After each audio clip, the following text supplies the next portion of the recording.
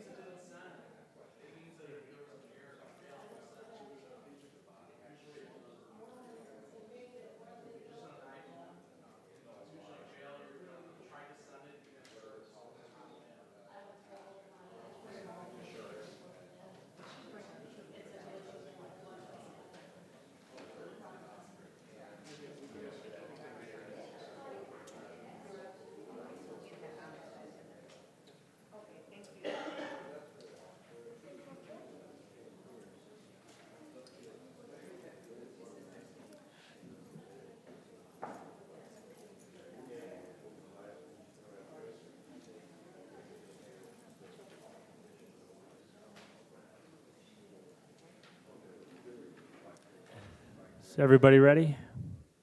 Ready. All right. Okay, the time is now 5:01. It's now time to call the Community Development Committee meeting for November 6, 2023 to order. May I have a roll call, please? Chairman Hayes, Present? Alderman Newsom, Present. Alderman Donenworth, Present. Alderman Florian, Present. Alderman Turner. Present. Present.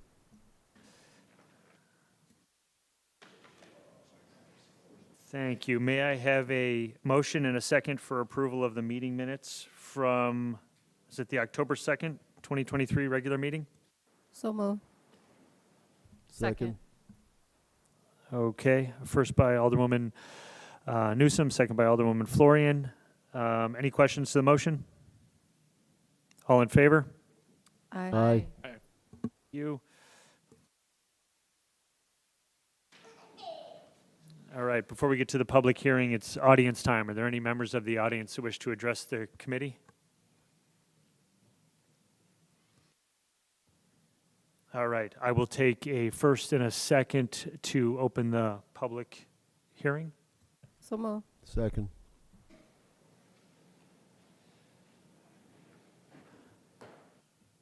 All right, this is a public hearing. Oh, sorry.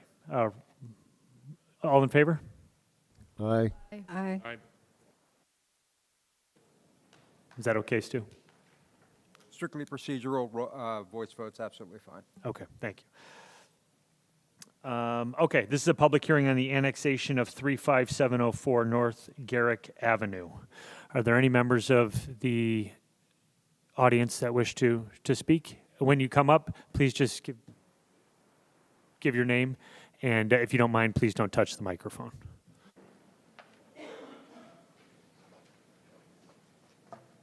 Hi, we Robert and Jackie Cooper. We're the ones that's building a ranch home on 35704 Garrick. Can you speak up, please? Oh. We're Robert and Jackie Cooper. We're the ones building the house at 35704 Garrick. It's a ranch home.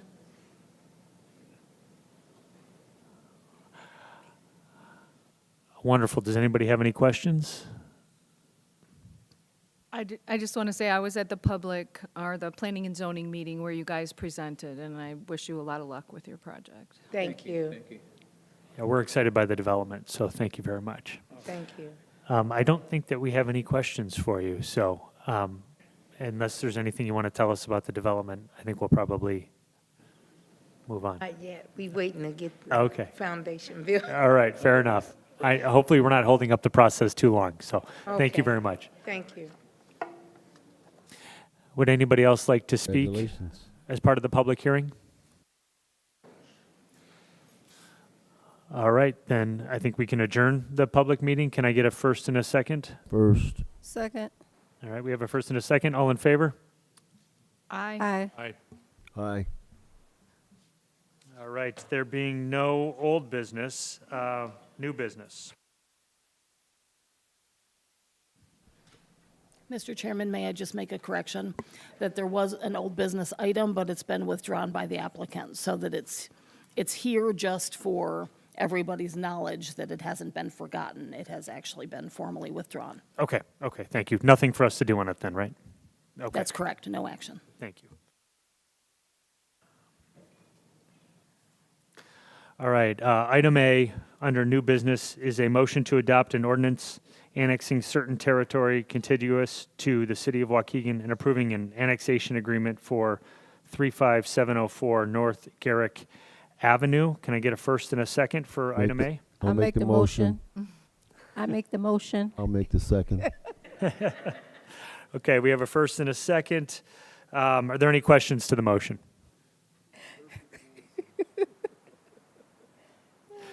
No questions. Roll call, please. Alderman Donenworth, Aye. Alderman Turner, Aye. Alderman Florian, Aye. Alderman Newsome, Aye. Chairman Hayes. Aye. Motion carries. New business item B is a motion to adopt an ordinance approving zoning calendar number 2731, a map amendment from CR Conservation, Recreation, Agriculture to R1, single-family residence at 35704 North Garrick Avenue. Can I have a So first? moved. I'll make the motion. So move. You second. I'll I already said so move. I'll second it. All right, we have a first and a second. Any questions? No. Roll call, please. I Oh, sorry.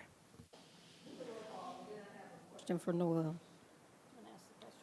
How do they determine the address? Is that after the house is built, or how would that be?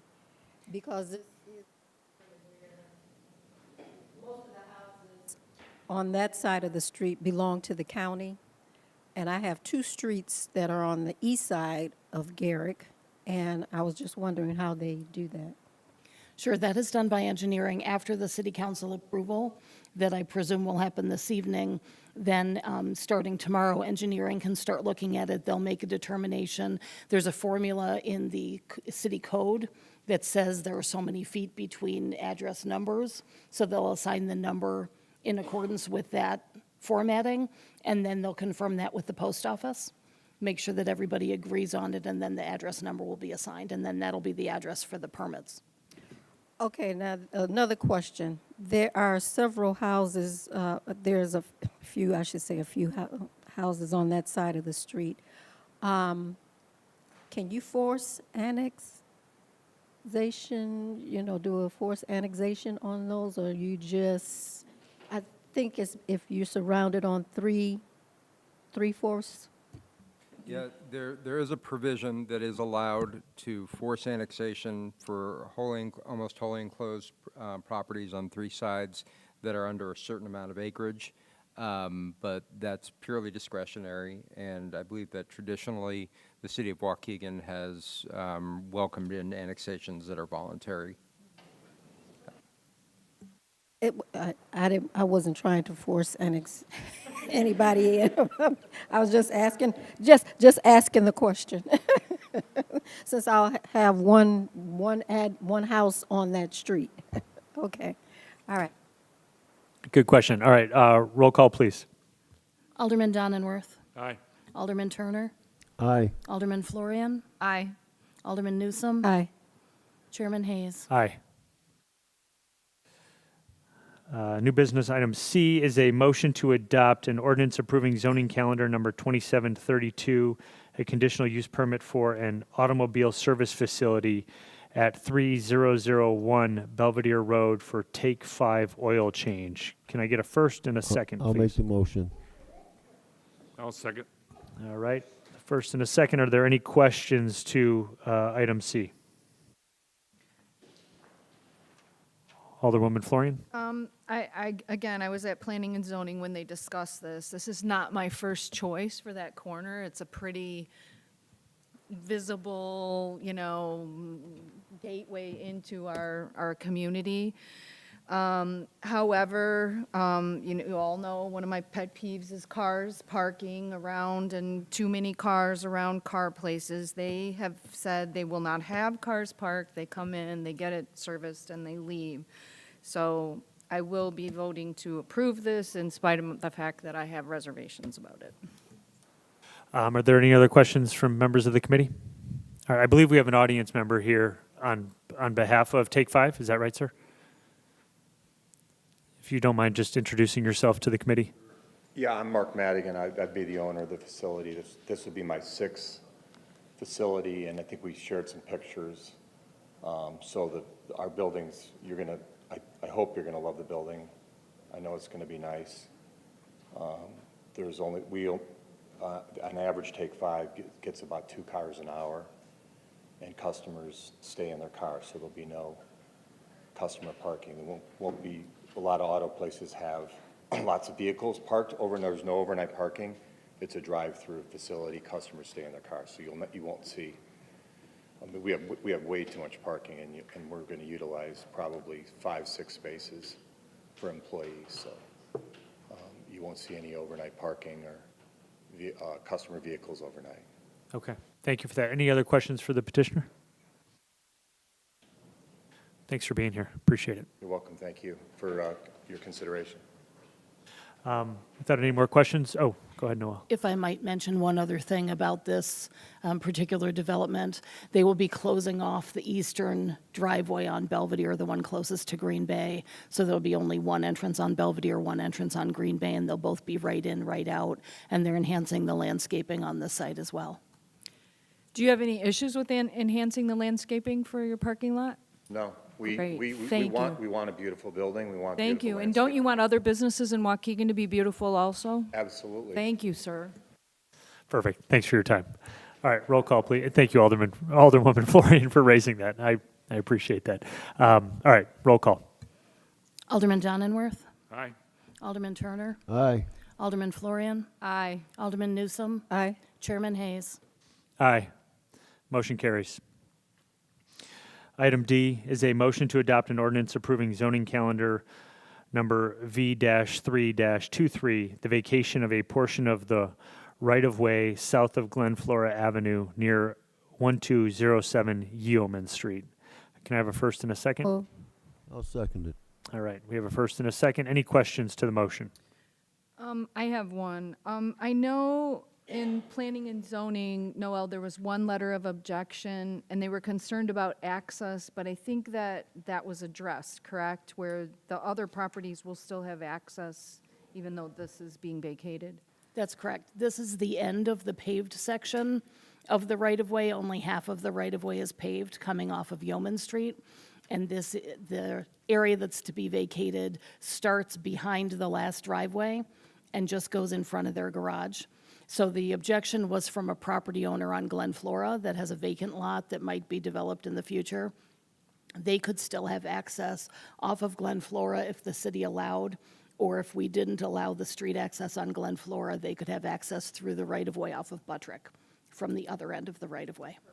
Thank you. I believe the petitioner's here, so if anybody has any other questions for him, if there are any.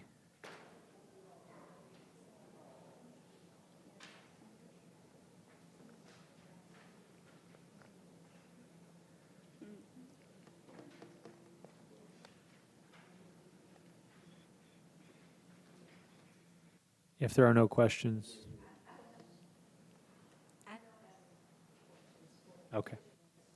I was asking about, on the other end of off Buttrick, actually, it's a grassy area, and there's a tree that sits in the middle.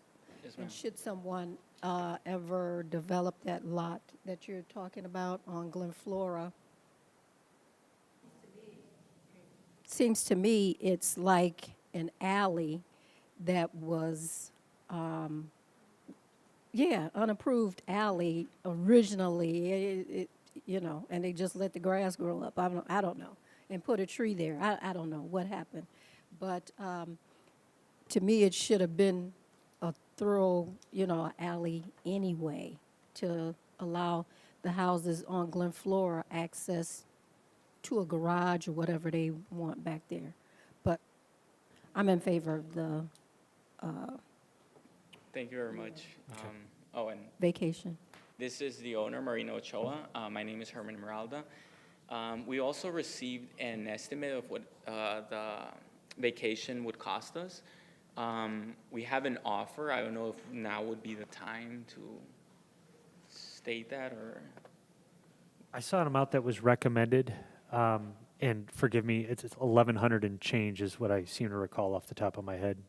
I don't know if you have the number. I believe that's correct, and I actually didn't bring the paperwork to. yeah, I think it was $1,142 with change. So our offer would be $850 if that's we can negotiate that. So when a public body decides to vacate a portion of its property to a member of the public, it can determine what it deems to be the appropriate value of that property to the city. Staff had recommended a price per square foot of $1.19 per square foot. When multiplied by 960 square feet, the total recommended by staff comes out to $1,142.40. There have been instances where the city council has decided to either increase or decrease the value. It would be appropriate for this committee to consider whether the recommended value is appropriate, whether it's high or low, and then to make a recommendation up to the city council tonight. The decision on the value is actually intrinsic to the ordinance, and so that's something that would need to be decided along with the decision whether or not to vacate.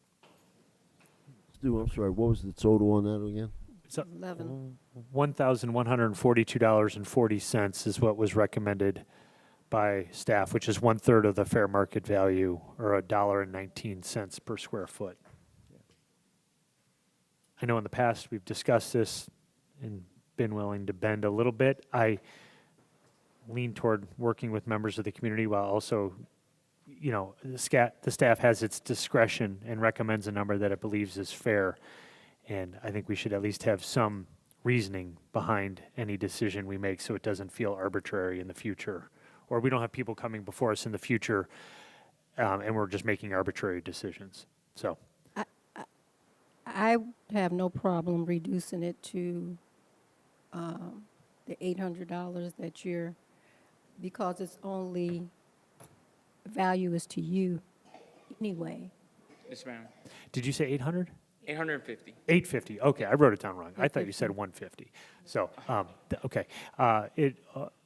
Alderwoman Newsom, it is in your ward, correct? Yes. Okay.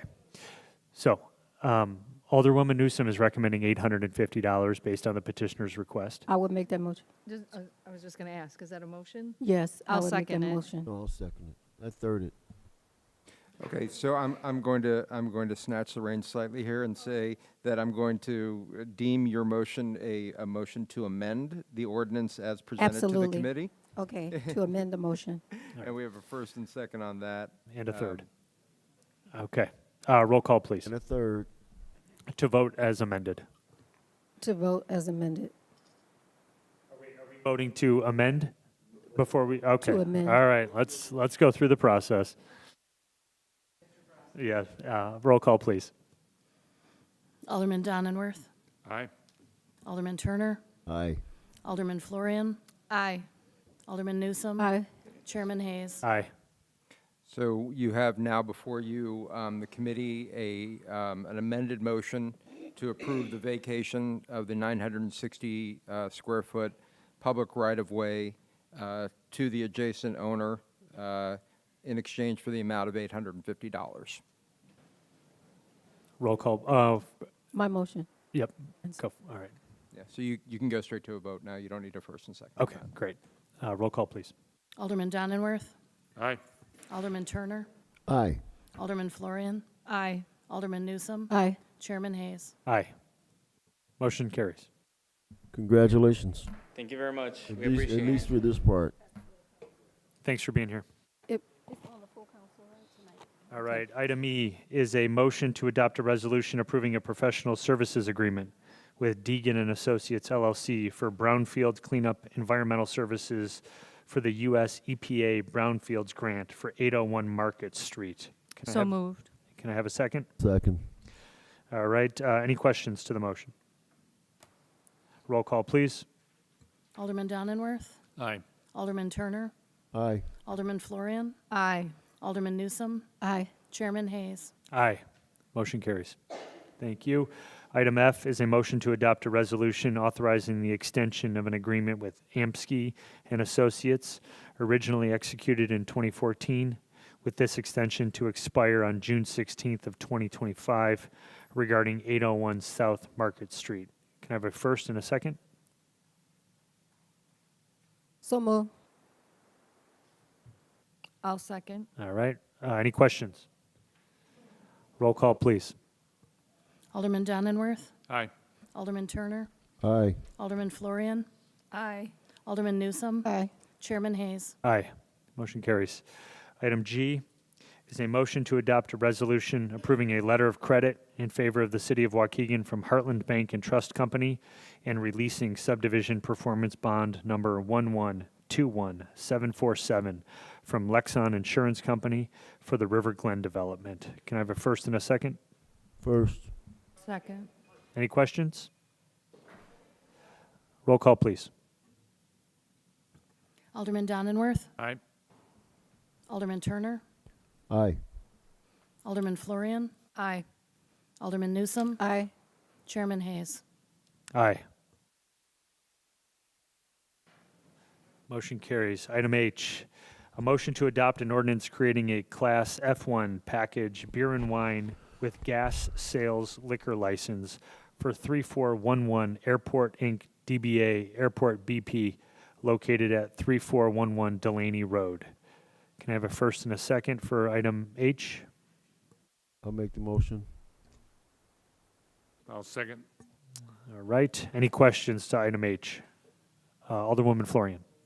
Yes, this establishment is in my ward. The owners have been cited previously for selling without a license. I'm assuming these are new owners coming in, unrelated to the old owners.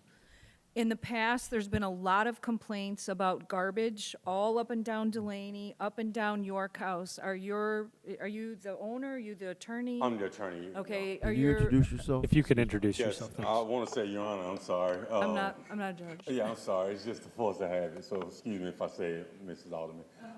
I am the attorney, Javar and Buckley, on behalf of the proposed new owners who is sitting over here in the gallery. Okay. I'm gonna say, Your Honor, again. So are they prepared to make sure they clean up and Yes, keep the ma'am. property looking nice? And, because I'm very reluctant to encourage alcohol sales there again, because I've picked up the garbage myself numerous times along Delaney Road, and it's all those little freaking airport liquor bottles, someone's pouring them in their Diet Coke or whatever, and then they whip this stuff out the window, and it's just really frustrating. I live in the community, and Yes, trash ma'am. is one of my least favorite things to see, so, I will say, Madam Alderman, these guys are a lot younger than the current owner. He has health conditions that has kept him in, part of the reason why he's selling it, Madam. It's because his health conditions and stuff has kept him in. But these guys are a lot more agile, younger, and with children above the age of 21 who are glad to get out there and clean up the neighborhood. Thank And you are you. correct that the complaints as far as the presentation and the sale of alcohol prior to having a liquor license has nothing to do with these guys. They, about as far as New Jersey is from California. Do they have other establishments? Yes, ma'am. They have 4 other establishments with liquor license. To be exact, they have one in Beach Park, known as Beach Park Gas Incorporated. They have one in Forston, Illinois. Excuse me if I mispronounced that, but it's Forston Gas and Food. They have one in Elgin, known as Elgin Convenient One Incorporated, and one in Crystal Lake. And no previous issues with any of those Correct. licenses? No Okay. previous issues, and all employees, including the ones at the new location they're trying to obtain, are all Bassett certified. They're what certified? I'm sorry. I'm sorry. What certified? Bassett, they had the Bassett certifications just to ensure, proper sales of alcohol, not selling to minors and anything of that nature. Okay, any other questions for their attorney? No? What was your name? Javarin Buckley. But Buckley, Buckley. All right, thanks for being here. I think that's all we have. Thank you. Roll call, please. Alderman Donenworth, Aye. Alderman Turner, aye. Alderman Florian, Aye. Alderman Newsome, Okay. Alderman Hayes, Chairman Aye. Hayes. Aye. Motion carries.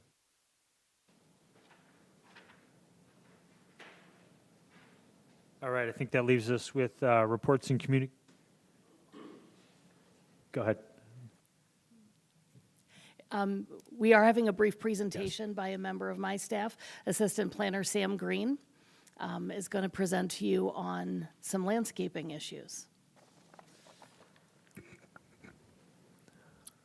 I'll give Ron a minute to get that up on the display.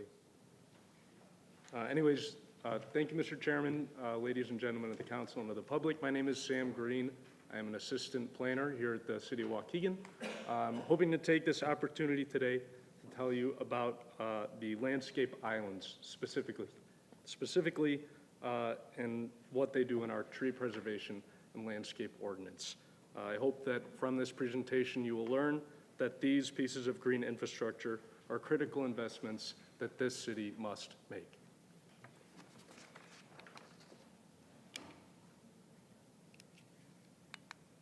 So on the screen, you'll see a map. This is the intersection of Green Bay and Grand Avenue.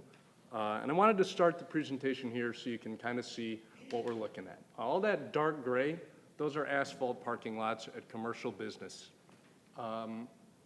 You'll notice in some of them, there are white stripes, there are white dots, there are white perimeters.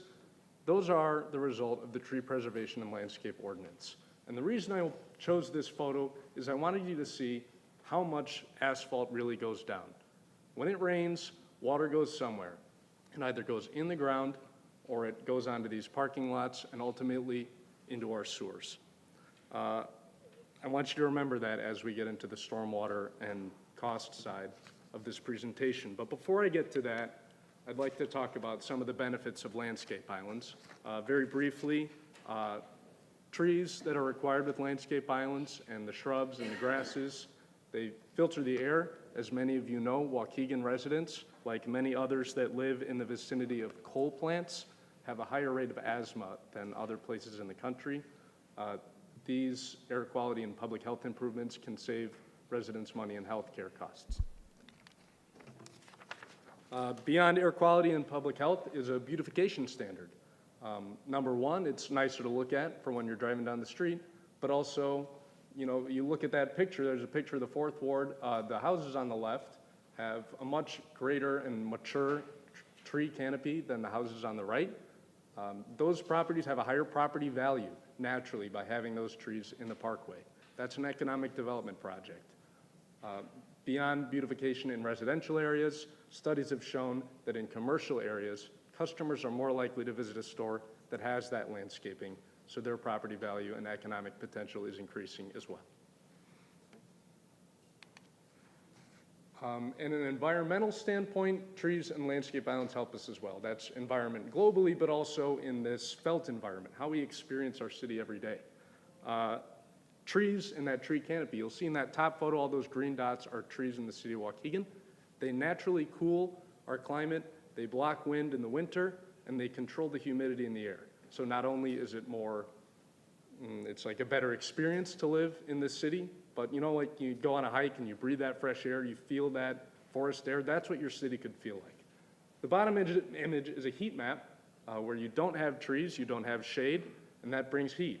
That heats the environment, humidity out of control. That's a less pleasant place to live. A colleague of mine created this animation. Here's our tree canopy a little closer up, and when you overlay the heat island map on top, you can see that it is very directly correlated. Another benefit of landscape islands that is deeply important to me and to my department is public safety. I hear countless times from members of this council, members of the public, that public safety is top of their minds. Believe it or not, this is a huge factor in increasing public safety. For little things, you'll see those cars on the right overhang the sidewalk when there's no perimeter buffers. That makes the sidewalk inaccessible to anybody in a mobility device. That's a wheelchair, a stroller, a cane, you name it. I believe it was Alderman Florian pointed out last meeting that, you know, if you have a landscape island in the middle of a parking lot, you can't be doing donuts. You can't zip across the parking lot. So it's a safer driving environment. And that bottom left image, this is a very interesting study I came across. Two University of Illinois researchers looked at the effect of landscaping and crime. They looked at the Ida B. Wells public housing complex, which is that image there. This is a 98 apartment buildings, and they're all surrounded by varying level of landscaping. When you look at crime in those buildings, this is shocking to me. Buildings with higher levels of vegetation had 52% fewer total crimes, both property and violent crime, than those without. All factors considered, very directly correlated. And of course, the biggest component I want to focus on today is stormwater and financial impacts. Like I said earlier, rain goes somewhere. It goes in the ground or in the sewers. That's it. That bottom picture is the Washington Street culvert. If you remember a few years ago, rains defeated that culvert beyond repair, and it had to be replaced in a feat of engineering. Those kinds of projects happen, and it's our job to make sure they don't happen again. Beyond the scary projects, this can help everybody individually. Those two pie charts on the right are for commercial businesses in the Midwest region, and you can see how much you can save by installing just one tree at a 6-inch diameter. That's not so large, or 12-inch. A red maple I picked because that's a common parking lot tree. As you can see, you save $115 a year as a business with that tree. A whole $30 of that is stormwater. Property value goes up $34. And those are just the quantifiable costs. You know, things like mood and lower crime. Those can't be counted in dollar values, but they sure should be considered as part of the value of a tree. That top graph is for a bur oak. 45 inches is as high as that calculator goes. At maturity, those can be triple the size of that. I can only imagine what those savings must be like. When you look at it, Waukegan is a city that floods. I am sure that you remember these dates. I'm sure that you've had water in your basement. How many times has a constituent come to you and said, Alderman, my basement is flooded, my things are ruined, what can the city do to make sure this doesn't happen again? Well, landscape islands are one of those tools. And if you see that quote at the bottom, New York City's street trees all collectively drank 190.6 million gallons of stormwater, which saved over $35 million in stormwater costs. Think about what that could do for our city. So let's look at what other cities nearby have had to do for not acting on stormwater early enough. The village of Wilmette, just south of here, embarked on a neighborhood storage project in 2013. Essentially what they did is they dug up all their parks, they installed huge concrete tanks beneath their parks, buried them again, and all the stormwater flows into there. You can walk through those tunnels, they're huge. This is a $64 million project for a municipality that is less than a quarter the size in land area of Waukegan. Since this project, they have implemented a very strict tree ordinance and have started a grant program for installing green infrastructure at your home so that this kind of thing doesn't need to happen. Might I add, they also have a requirement to have landscape islands and landscape buffers in their parking lots. And this is also funded by a stormwater utility fee on your water bill, adds hundreds of dollars to your bill a month. On a larger scale, the city of Chicago has had a reckoning with their stormwater, and since the 70s has been working on a tunnel and reservoir plan. Essentially, they're big old reservoirs and tunnels to divert the stormwater there. The 17.5 billion gallon capacity is not enough, and the city still floods. So when the Metropolitan Water Reclamation District has been looking at what to do beyond this plan, in lieu of building more tunnels and reservoirs, they have resorted to green infrastructure at the source. Might I add, they also require landscape buffers and interior lot landscaping. So if the city of Waukegan is to embark on a project like Wilmette or like the city of Chicago, the planning and zoning staff recommends a funding source of 4 casinos, 50 dispensaries, and $200,000 of lottery tickets. If you can see through my sarcasm, my point is, it's gonna be a new tax. It's gonna cost us a lot of money. Thankfully, we're not asking for this today. I don't want to be up here asking you to approve a $1 billion stormwater project. Instead, we are asking for permeable green infrastructure at the source. We acknowledge that if you're starting a business, if you're building up from the ground, it's going to have that slight increase in an upfront cost. But that cost is counteracted by more customers at your business, a higher property value, a beautified environment, reduced crime, and economic development as far as the eye can see, all resulting in a net lower cost for residents. I don't want to come back here and ask for that stormwater project, so please keep this one. I hope that you understand that we deserve the best environment we can give us, and that this ordinance is critical for ensuring that current and future potential of Waukegan is the best place it can be. As always, the Planning and Zoning Office is open to any questions or comments. Any of our staff can help you out with this. This is a part of our Unified Development Ordinance project, and we hope you can make it to our meeting on Thursday with the Morton Arboretum. But if you have any questions in the meantime, I am happy to answer them. Thank you, Sam. That was amazing. Thank you. Yeah, thank you very much. Does anybody have any questions for Sam? Even if you're not on the committee, I'd open it to other questions that anybody might have. Thank you for that. Okay, so the new ordinances, as projected or revised, I thought it was going to be only for the landscaping to apply for new businesses, not existing. Like if you have a parking lot and you want to get it redone or something like that, you're not going to lose 3 or 4 parking spaces to get that done. So any new businesses that come into the city, anybody that comes into the city has to follow that ordinance with the islands and everything else you want in on it. That I have no problem. I have a problem with the existing grandfathered in businesses that just want to do small improvements. Sure. So if I can clarify, we require you comply fully with the ordinance if you're doing development activity. So if you're seal coating, if you're patching, that is not development activity. You're welcome to do that work without meeting this ordinance. In the same way, we're not going to knock on your door tomorrow and say, hey, you need to build these landscape islands just for being a business. If you're completely redoing your parking lot, we see it as imperative that this is followed. And we work with applicants, we work with business owners to relocate some of that square footage. You can apply for a variance if you're unable to meet any of it. We have a number of ways that we can work around it and get to the best equilibrium. To my acknowledgement, this is how this whole brouhaha actually started, because of people rebuilding their parking lots or something like that. And I think there was like 2 or 3 of them, and the prices went outrageous. They started losing parking spaces and everything like that. So that's why the new revised revision of the ordinance would stipulate only to the new businesses, new construction. Sure. So we can workshop those kinds of things with the UDO, talking about what definitions things should have, when those requirements should go in.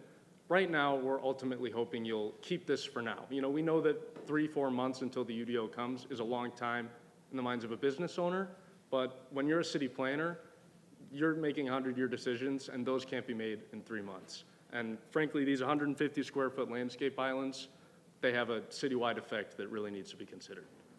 Well, and how much construction really happens in December, January, February? Not much. And we're talking about the UDO coming out sometime early next year. I think all of what we've talked about should just wait for the UDO. It's all going to be addressed then. He just explained why it's so vital we keep these for everyone.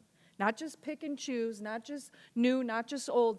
Everyone needs to do it. You just heard this gentleman who's starting a brand new business say he's happy to do it. Well, you may not have heard it, but he was here saying he's happy to put this landscaping in, and he would love for every business in Waukegan to do it, because then all the businesses are going to look the same. Of all And the, exactly what I'm saying, he's a new business, so he would be required to follow the ordinance to the T. Right, but why shouldn't the old businesses have to do it too? We have a lot of them. If they're redoing their parking lot, they should bring it up to today's standards. Okay. Alderwoman Bolton? Yes, so with that being said, am I hearing that we maybe should hold this over?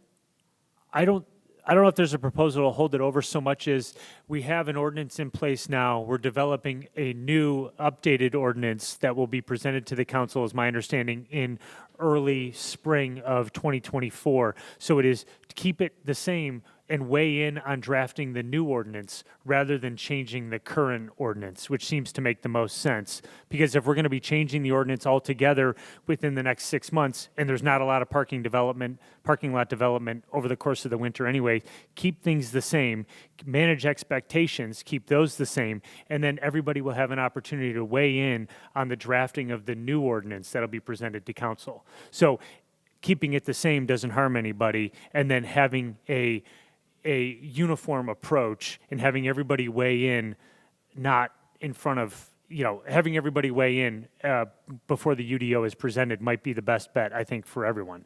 And then everybody gets to have their say, and then it'll be presented to the public. The public can weigh in, and then we can make revisions, and we can go through the process that way. That makes sense, yeah. Alderman Turner. so how many city-owned parking lots do we have? I'm trying to picture them all in my mind, and if I'm correct, I think the only one we have that has landscaping is down at the metro station. Is that accurate? Most of them don't have sufficient landscaping, that's for sure. I can't say that they don't have any, but they don't have sufficient. But they also haven't been developed, and they are planned as development sites. But if we're going to force the citizens and businesses to expend that cost to develop their land the way we want them to do, shouldn't we do our own the way that we want them to do? When we do something on those lots that meets the same threshold of development activity, we would also do landscaping. We would follow our own laws. I know we'll have to, I want to make sure we have sufficient time to discuss this before city council. Maybe we can streamline the city council decision, but I know we have to move on. Does anybody else have any other questions? Alderman Guzman, you got another question? Yes, Sure. because during the committee of the whole and the previous talks about this whole ordinance issue, wasn't it towards the end of 2024? Now you're saying it's at beginning of the spring. Go ahead, Noel. Sorry, Director. So we are working with the Chicago Metropolitan Agency for Planning. They're our consultant developing it. They've had some staff changes and delays on their end, and we're waiting for their finalization of a procurement process to bring on a new consultant to keep working with us. So we don't have an exact time frame for when they'll be able to finish performing the work, but it's a project that if we were paying a consultant directly would be probably between $300,000 and $400,000, and we've paid $15,000, and they're covering the rest of it. So it's a small trade-off for the benefit of having the regional experts helping us with the project to have a little bit of a delay. Definitely, I totally agree. Okay. one last point that I would just make on this, and I think we're going to move on, is we know that the people in the city want landscaping, because when you drive through the neighborhoods, everybody has grass, and they have bushes, and they have trees. The residents want landscaping, and I've never heard anybody say, these trees are ugly, these flowers are ugly, these shrubs are, well, okay, Keith, hold on one second. And it is, maybe something needs to be taken down, maybe it's overgrown, maybe there's a issue that's being caused, but it's not a beautification issue. We've heard all of the reasons here tonight why the landscaping is so critical to our infrastructure. But if for those of you that want to save the city money, I didn't even know that was a possibility as well. It actually saves the city money to do this.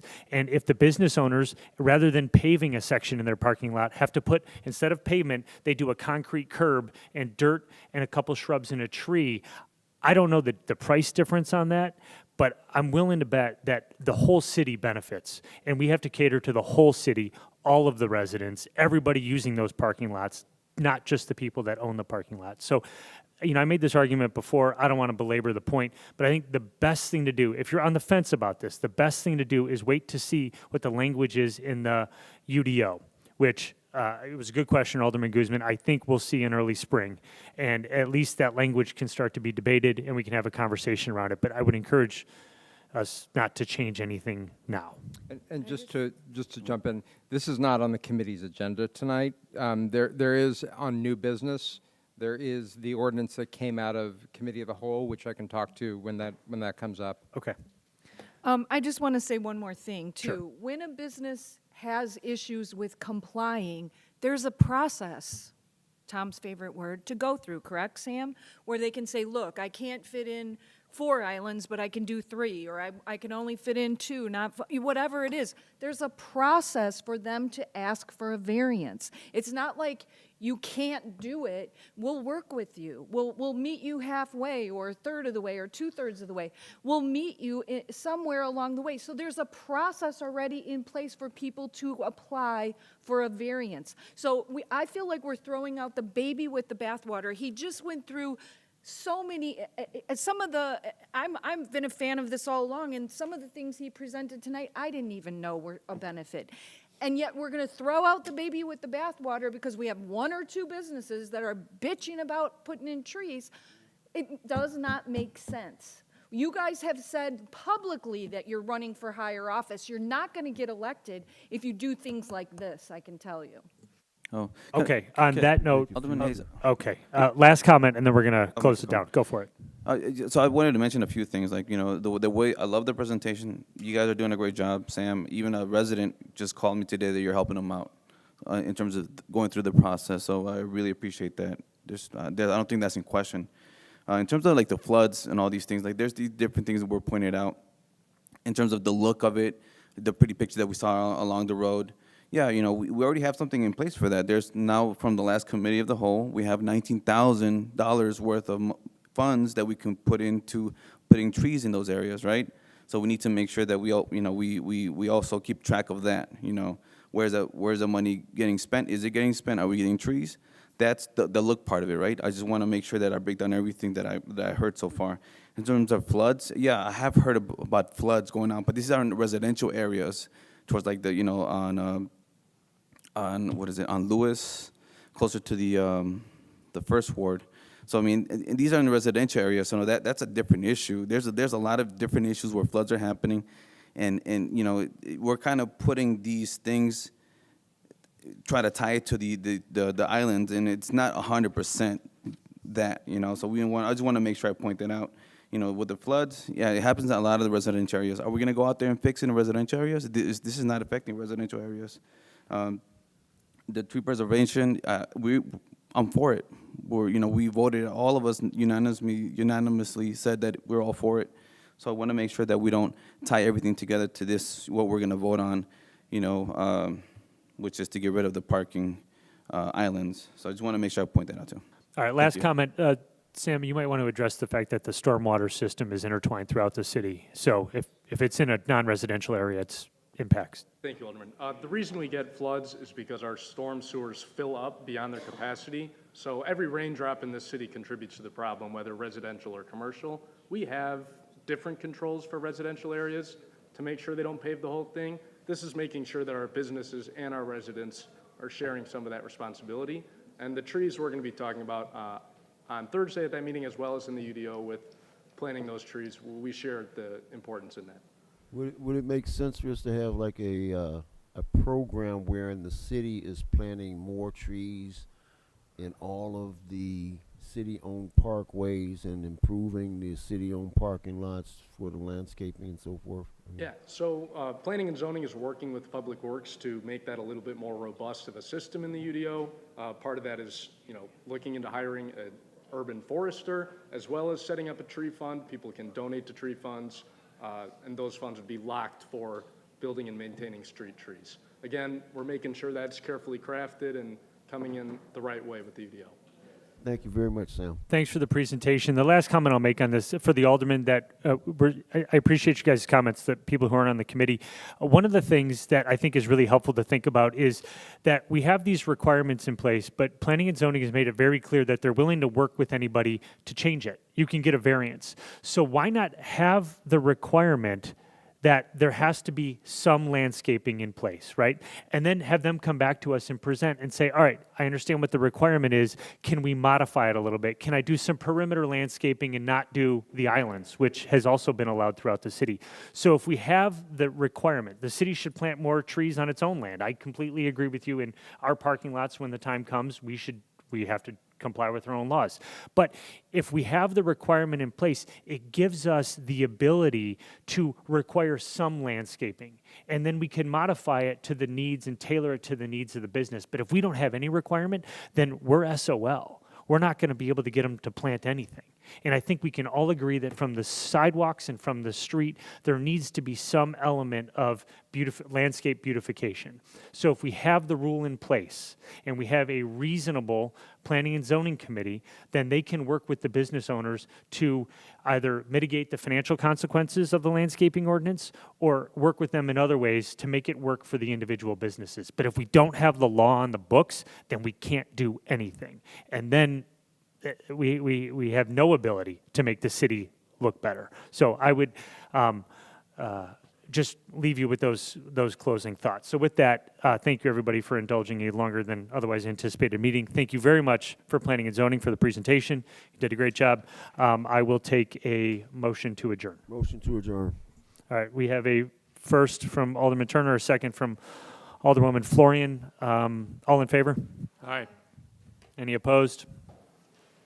All right, the Community Development Committee meeting is closed at 5:52.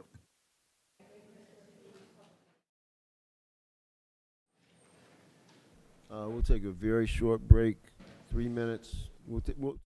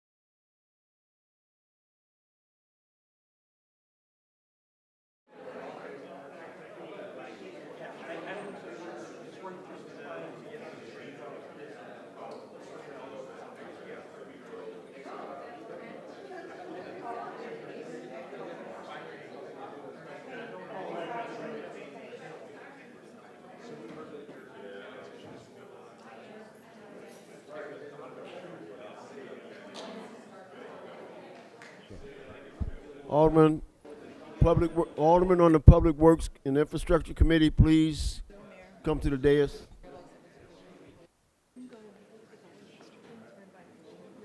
Alderman Martinez in the building.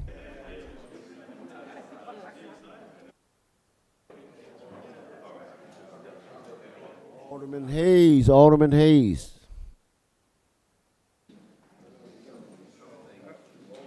You need Martinez and who else? Newsom, Alderman Newsom. Alderman Felix.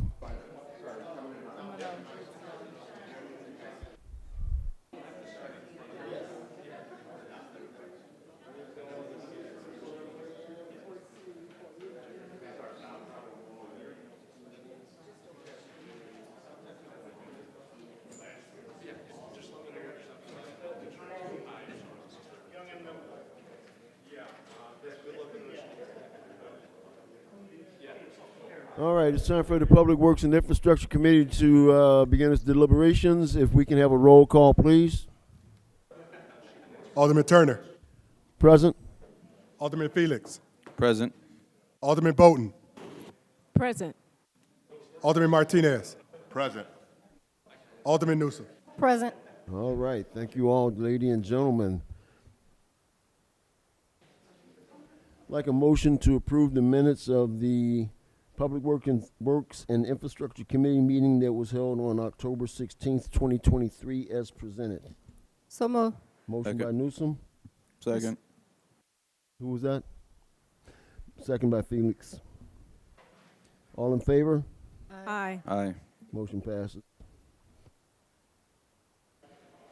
Audience time. Does anyone in the audience have want to make commentary or have questions regards any item on the agenda for this meeting?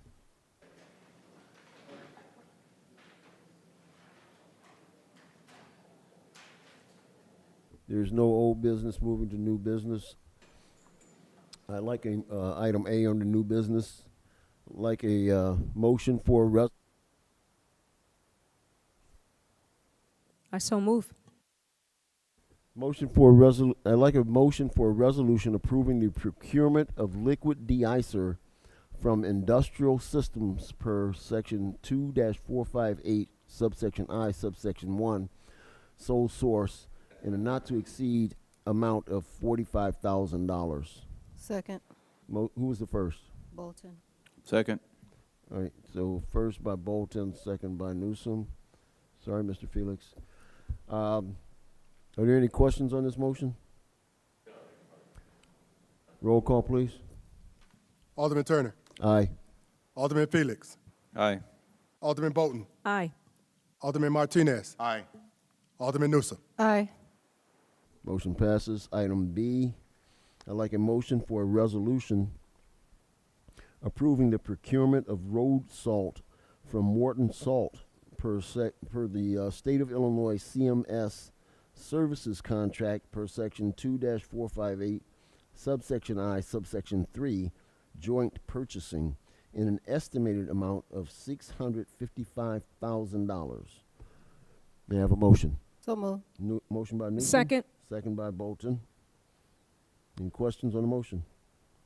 Roll call, please. Alderman Turner. Aye. Alderman Felix. Aye. Alderman Bolton. Aye. Alderman Martinez. Aye. Alderman Newsom. Aye.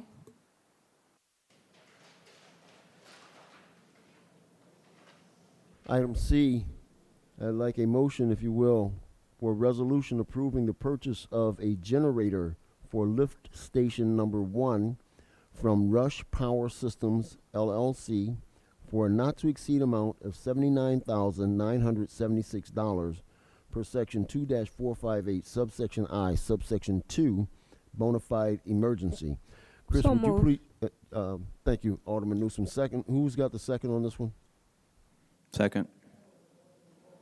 Alderman Bolton was the first, and Felix was the second.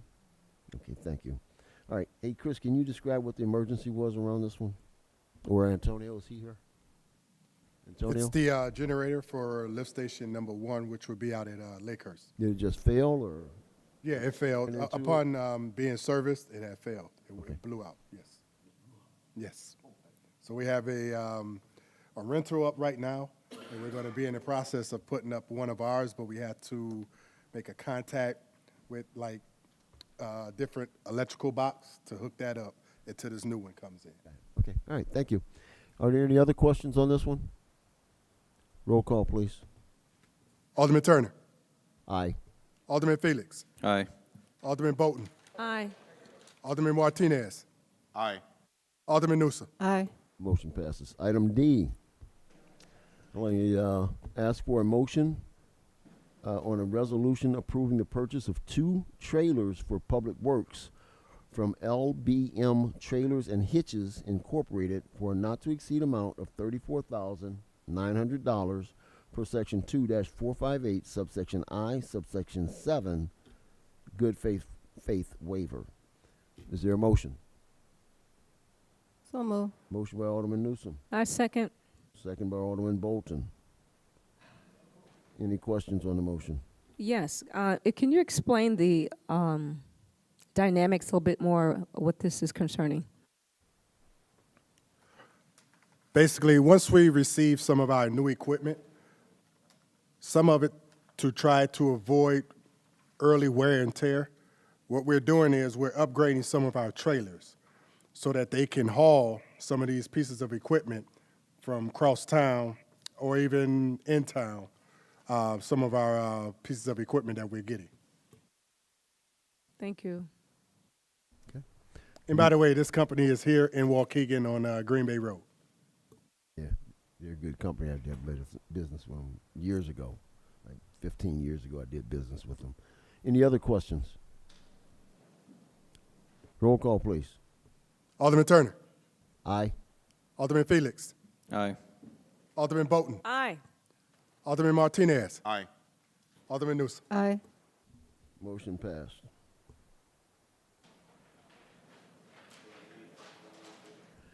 Item E, like a motion for a resolution approving Baxter and Woodman to perform engineering services for the 2023 STP project per section 2-458, subsection I, subsection 4, professional services for a not to exceed amount of $82,638.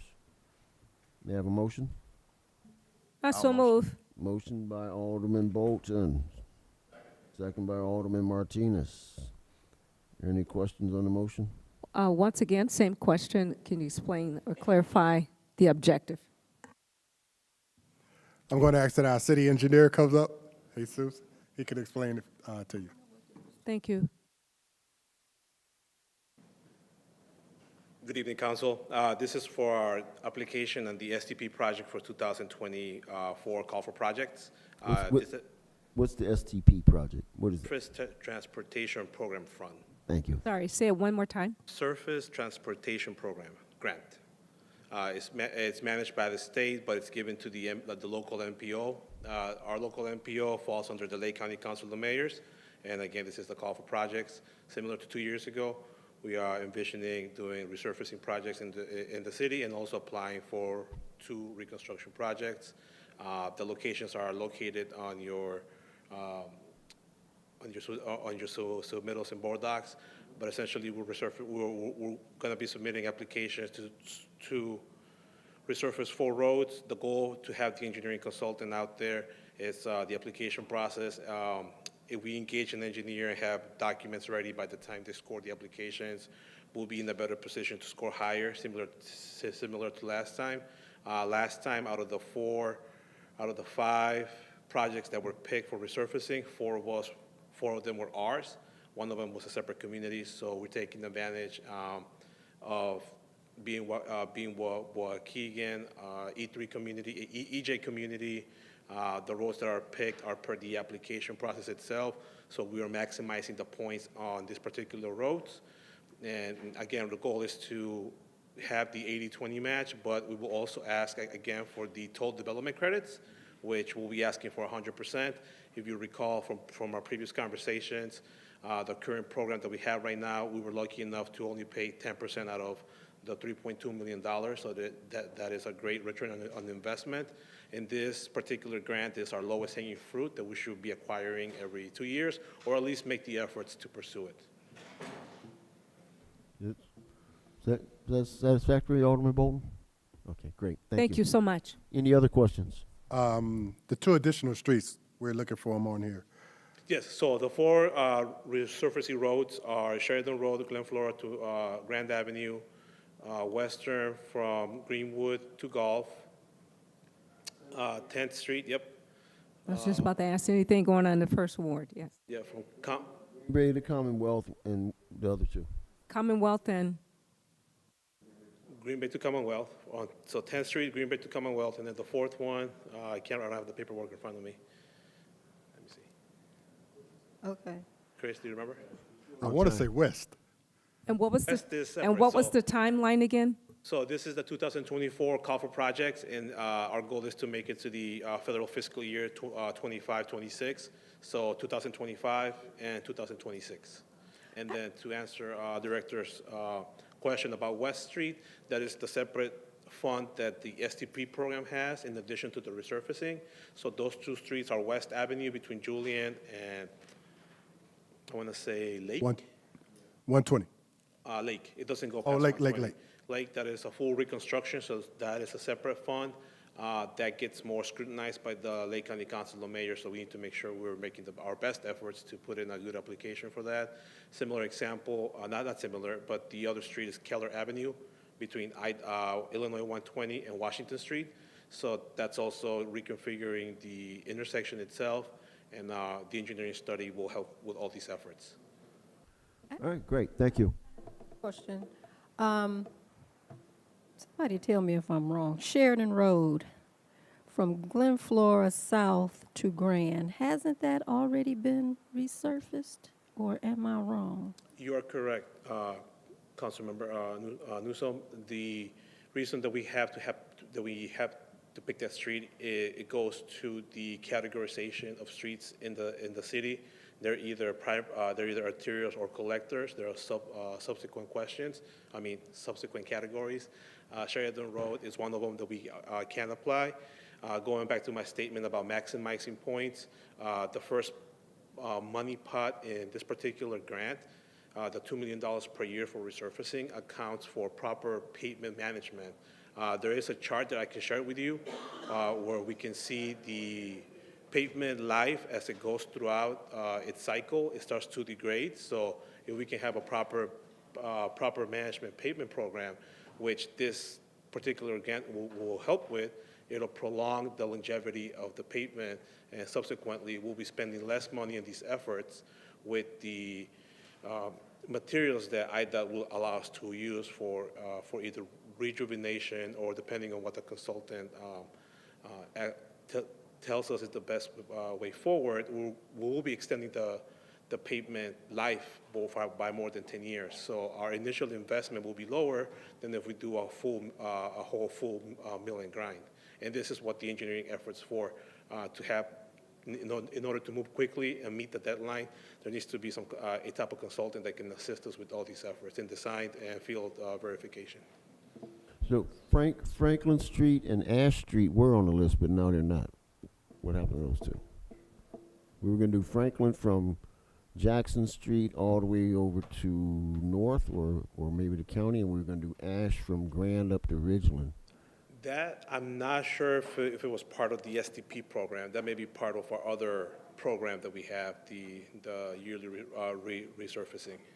All right, I'd like to get that. I have a question. Well, That's part of the lead service program. I'm sorry? Oh, it's part of the lead service? Yeah. So now that they've completed those streets, they'll come back next year and resurface them? Correct. Okay, great. Thank you, Chris. Alderman Felix. You asked I just wanted to make sure that's how it was. All right. Okay. Wait, Alderman. Yeah, I'm sorry, I have a question. Thank you, Alderman.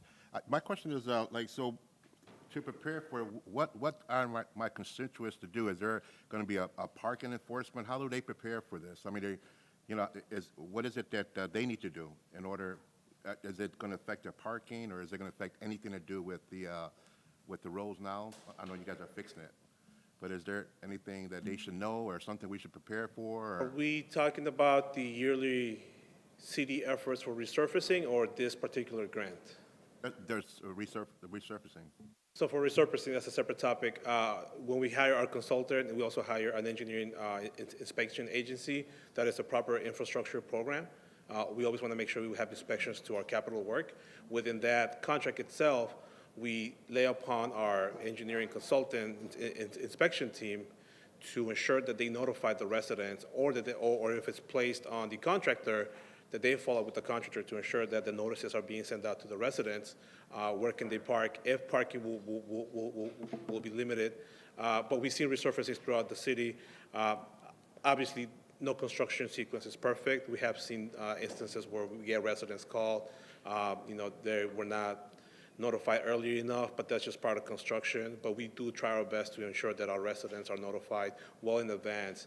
And going back to the inspection team, it's in our safeguard to always have the inspection side with every contract. Otherwise, our offices, we get calls, and then we can't advance the day-to-day tasks. Okay, thank you. All right, okay, thank you. Yep. Roll call, please. Alderman Turner. Aye. Alderman Felix. Aye. Alderman Bolton. Aye. Alderman Martinez. Aye. Alderman Newsom. Aye. Motion passed. I'd like a motion for a resolution to retroactively approve spending authority per section 2-458 subsection I, subsection 2, bona fide emergency to Campanella and Sons for sanitary sewer repairs in an amount of $45,118.09. So moved. Motion by Alderman Newsom. Second. Second by Alderman Martinez. Any questions on the motion? Roll call, please. Alderman Turner. Aye. Alderman Felix. Aye. Alderman Bolton. Aye. Alderman Martinez. Aye. Alderman Newsom. Aye. Motion passes. There are no reports or communications. And may I have a motion for adjournment? Oh, go ahead, a motion?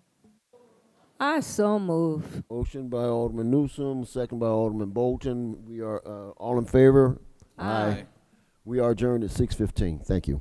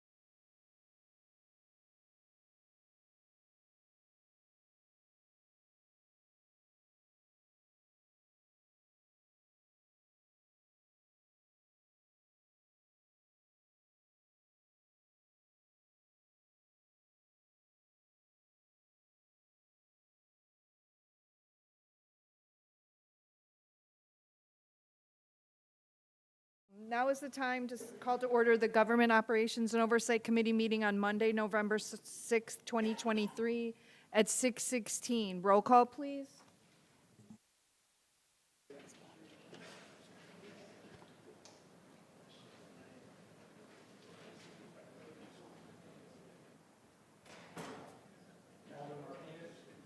Aye. Alderman Felix.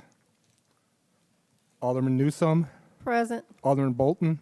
Present. Chairman Florian. Present. Are there any public comments for this committee? Okay, hearing none, we'll move on to item D. I need a first and second motion to approve the minutes of the Special Government Operations and Oversight Committee meeting held on October 16th, 2023. So moved. I so move. Second. Thank you, ladies. All in favor? Aye. Aye. Aye. Any opposed? Can I have a motion to seat Alderman Felix? I second. Okay, thank you.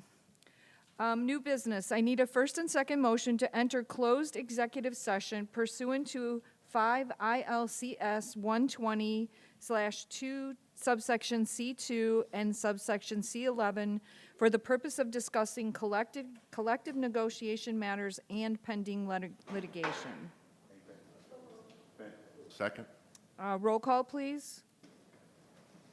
Alderman Bolton, Aye. Alderman Martinez, Aye. Alderman Felix, Aye. Alderman Newsom, Aye. Chairperson Florian. Aye.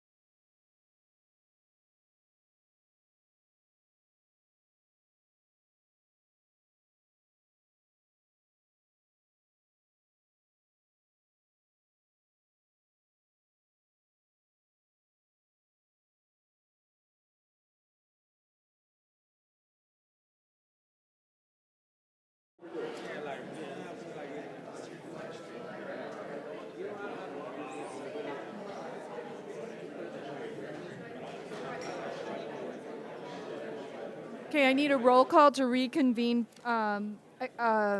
public session. Alderman Martinez.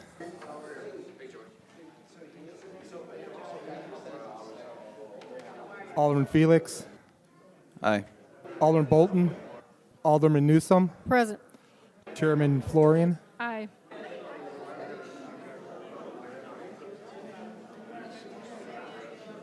Item B, we will now have a presentation on bargaining agreements from our labor attorney.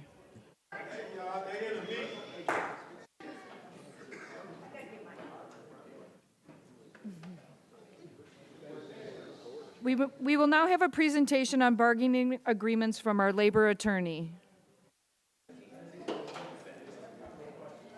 Move on to item C. I need a first and second motion to approve a resolution approving a settlement and release of all claims for Public Works Workers' Compensation Claim Number 210831W002 for an amount not to exceed $120,000. I so move. Second. Thank you, ladies. Roll call, please. Or any questions to this motion? Okay, roll call, please. Alderman Martinez. Aye. Alderman Felix. Aye. Alderman Bolton. Aye. Alderman Newsome. Aye. Chairperson Florian. Aye. Motion passes. Item D, I need a first and second motion to approve a resolution approving a collective bargaining agreement and memorandum of understanding between the City of Waukegan and Local 150 supervisors. I so move. Second. Thank you. Any questions to this motion? Roll call, please.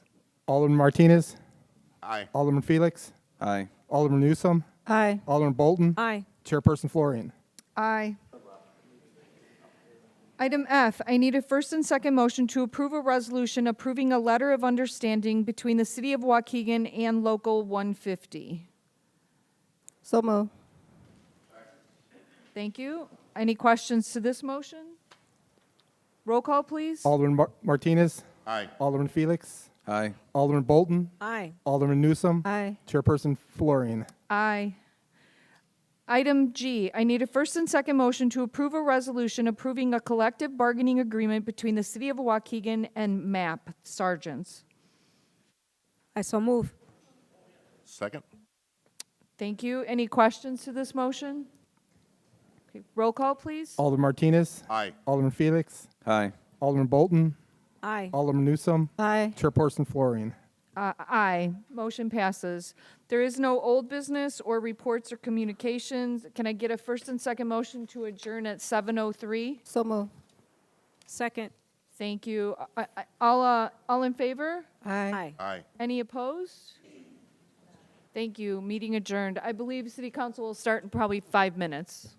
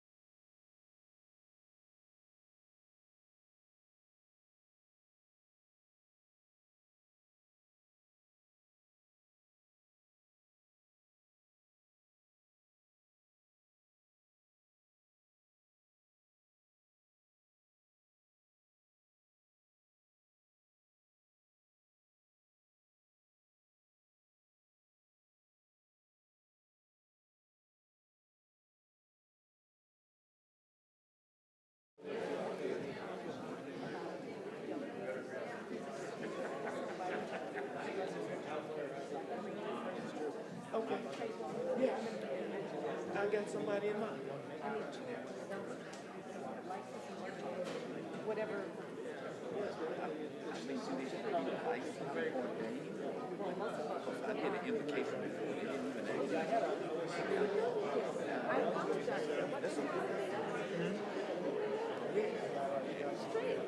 Thank you. I would take you up on that. Do you all need anything? You're good? Can I have all the aldermen seated, please? Can you text the number? Alderman, last call.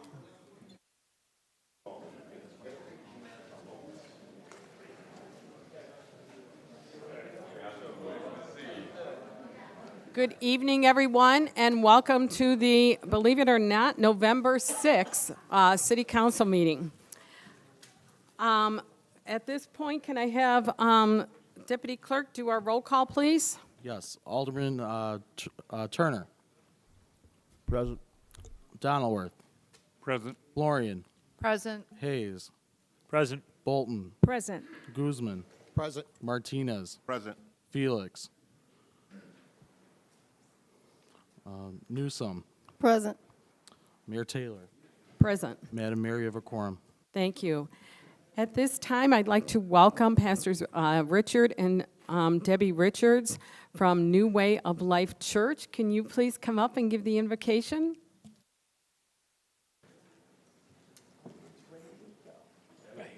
Okay.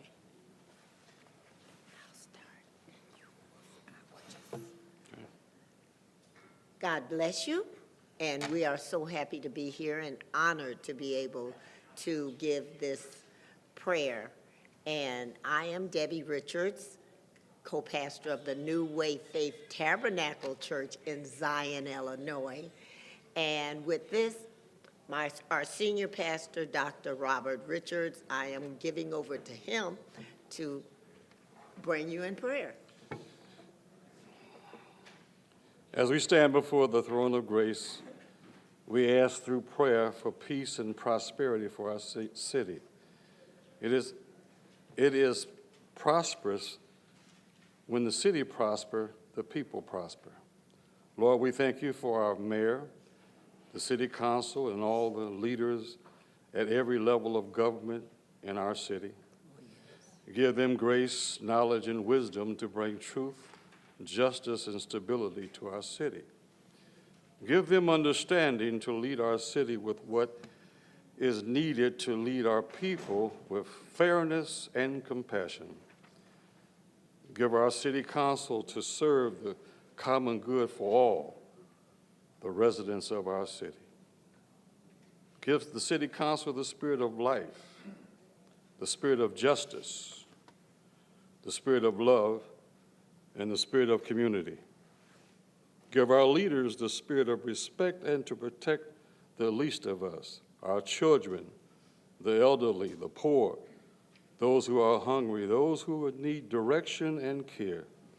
This we pray in the name of all we hold dear and sacred and holy.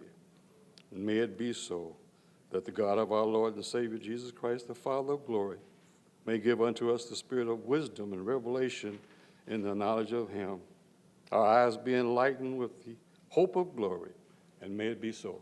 Amen. Amen. Please rise for the Pledge of Allegiance. Thank you so much.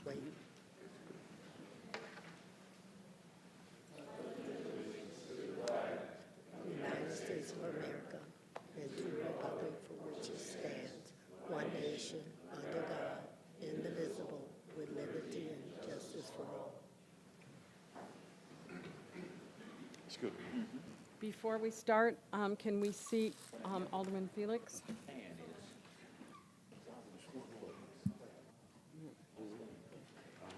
I need a second, right? I need a second for seating. Second. Okay, I sec- Alderman okay. Turner. Okay, so it's Newsome and Turner. Yep, all in favor? Aye. Aye. Thank you. Again, I want to welcome all of you to the November 6th City Council meeting.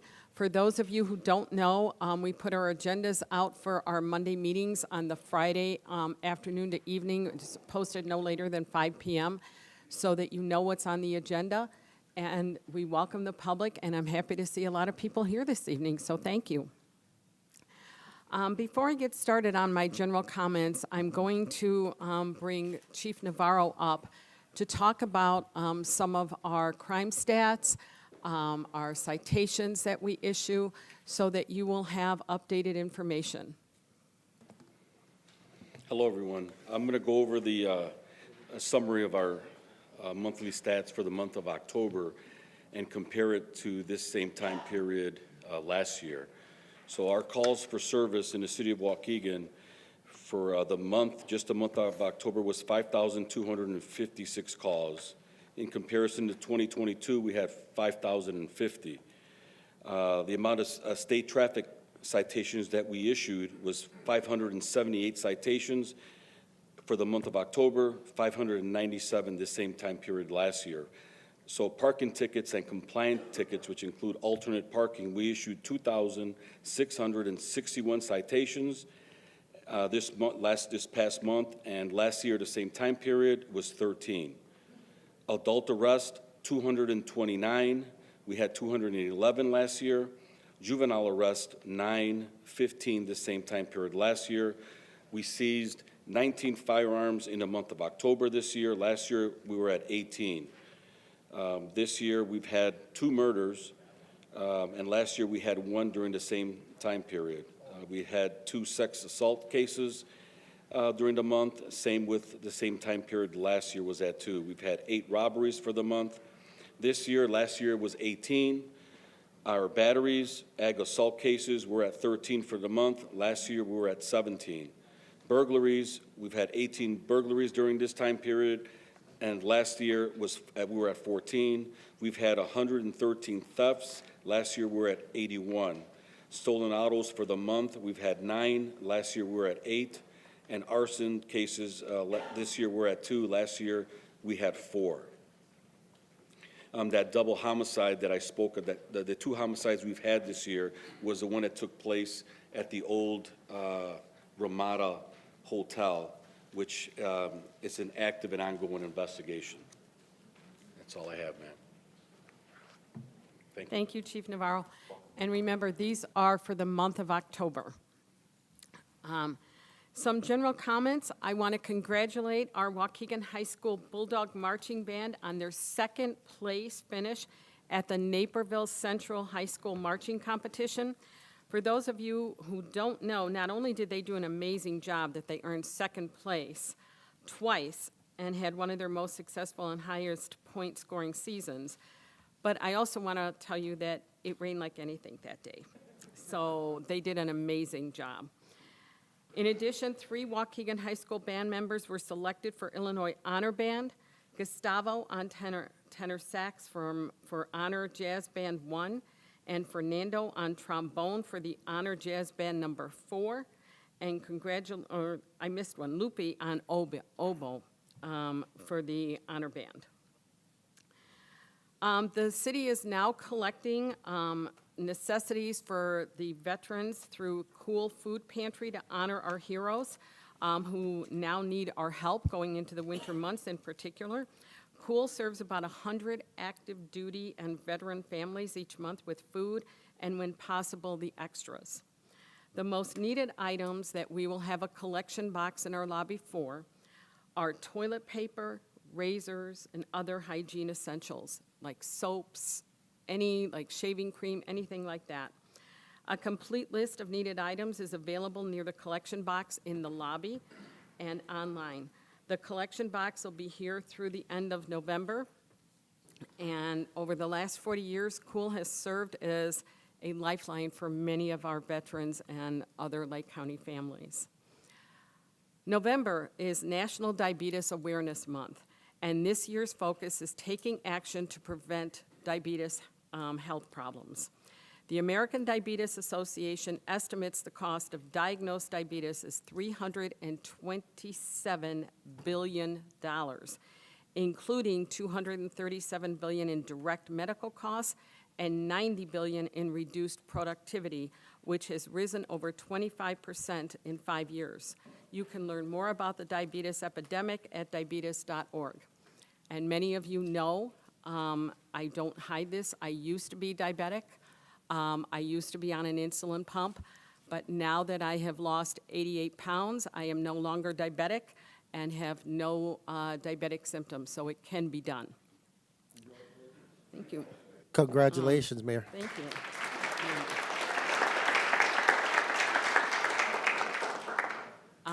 I say that not to, I really want people to know that it can be done because, again, when my doctors first said it to me, I was like, no, it can't happen, and it can. So I want that to be a motivation to everybody. November is also National Alzheimer's Awareness Month, and it's set aside to understand the impact on individuals, families, our healthcare system, the economy, as over 6.7 million Americans have the disease. Alzheimer's costs the United States economy an estimated $321 billion a year, in addition to an estimate $271 billion in unpaid caregiving. You can find out more about the symptoms, care, and more at alz.org. Lastly, November is the time to honor and celebrate Native American Heritage Month, a tribute to the rich and diverse cultures, traditions, and contributions of indigenous peoples in the United States. Throughout the month, communities come together to recognize the resilience and achievements of Native American Indians, and in addition to educate and raise awareness about their unique history and ongoing struggles, fostering understanding and respect of their vital voices and our nation's tapestry. Let's use this month to acknowledge, appreciate, and learn more from the rich heritage of the Native Americans. Today was the start of the LRS garbage and recycling cart delivery. Here's the latest information. LRS started having special crews delivering carts, and I think most of them were done in the second ward today. Carts may arrive on different days or at different times. You may notice neighbors receiving carts at different times. Please note carts are delivered based on sizes and material type. All carts will be delivered curbside. All residents will have trash and recycling cart by the start of service on December 1st. And here's a date that I want you to really remember. If you do not have trash and recycling carts by November 21st, please contact the LRS customer service. That's something that they want individuals to call on. We can't call on an individual account. So please mark that November 21st as an important date.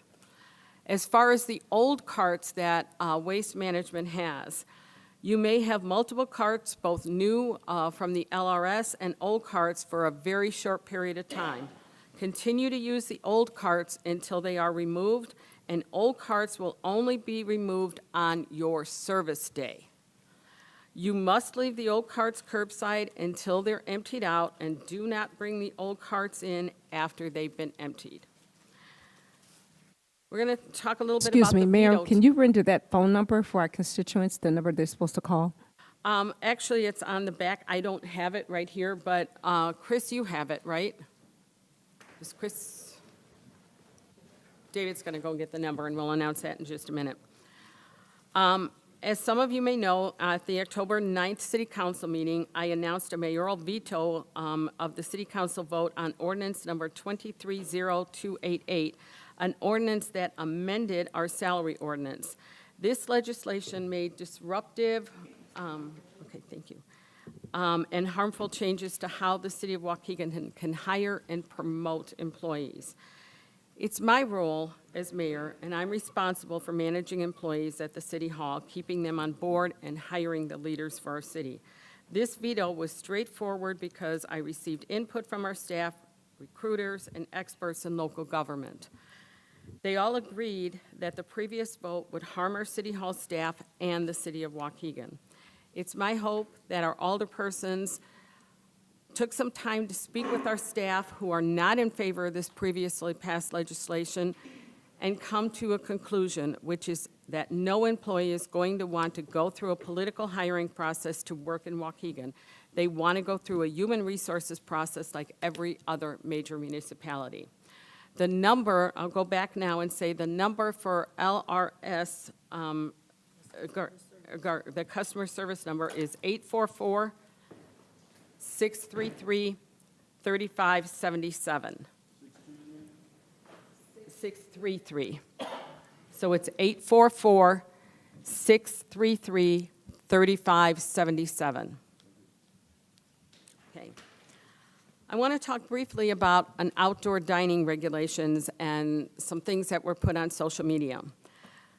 I want to update everyone in the room and those of you watching online about some false information that was put out on social media regarding the City of Waukegan's outdoor dining regulations.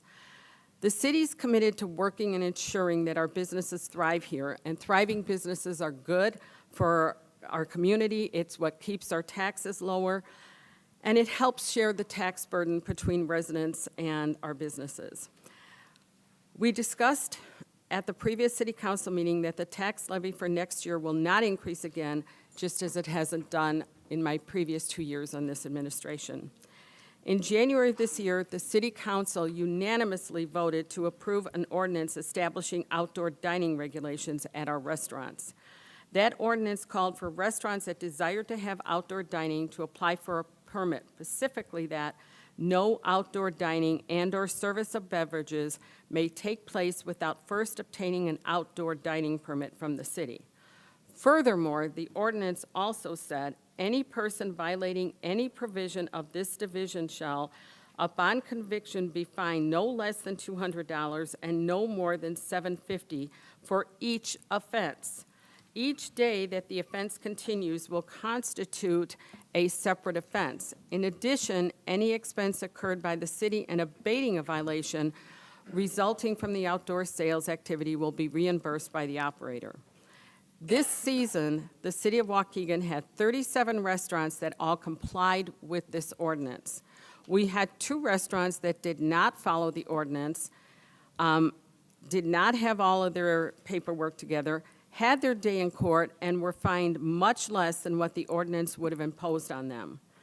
I'd ask you, just as Alderman Felix said it best a couple of weeks ago, don't listen to the nonsense on social media.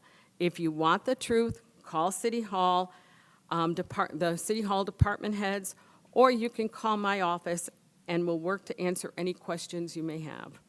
Specifically, there is no business that the City of Waukegan illegally fined, and anyone saying so isn't telling you the truth.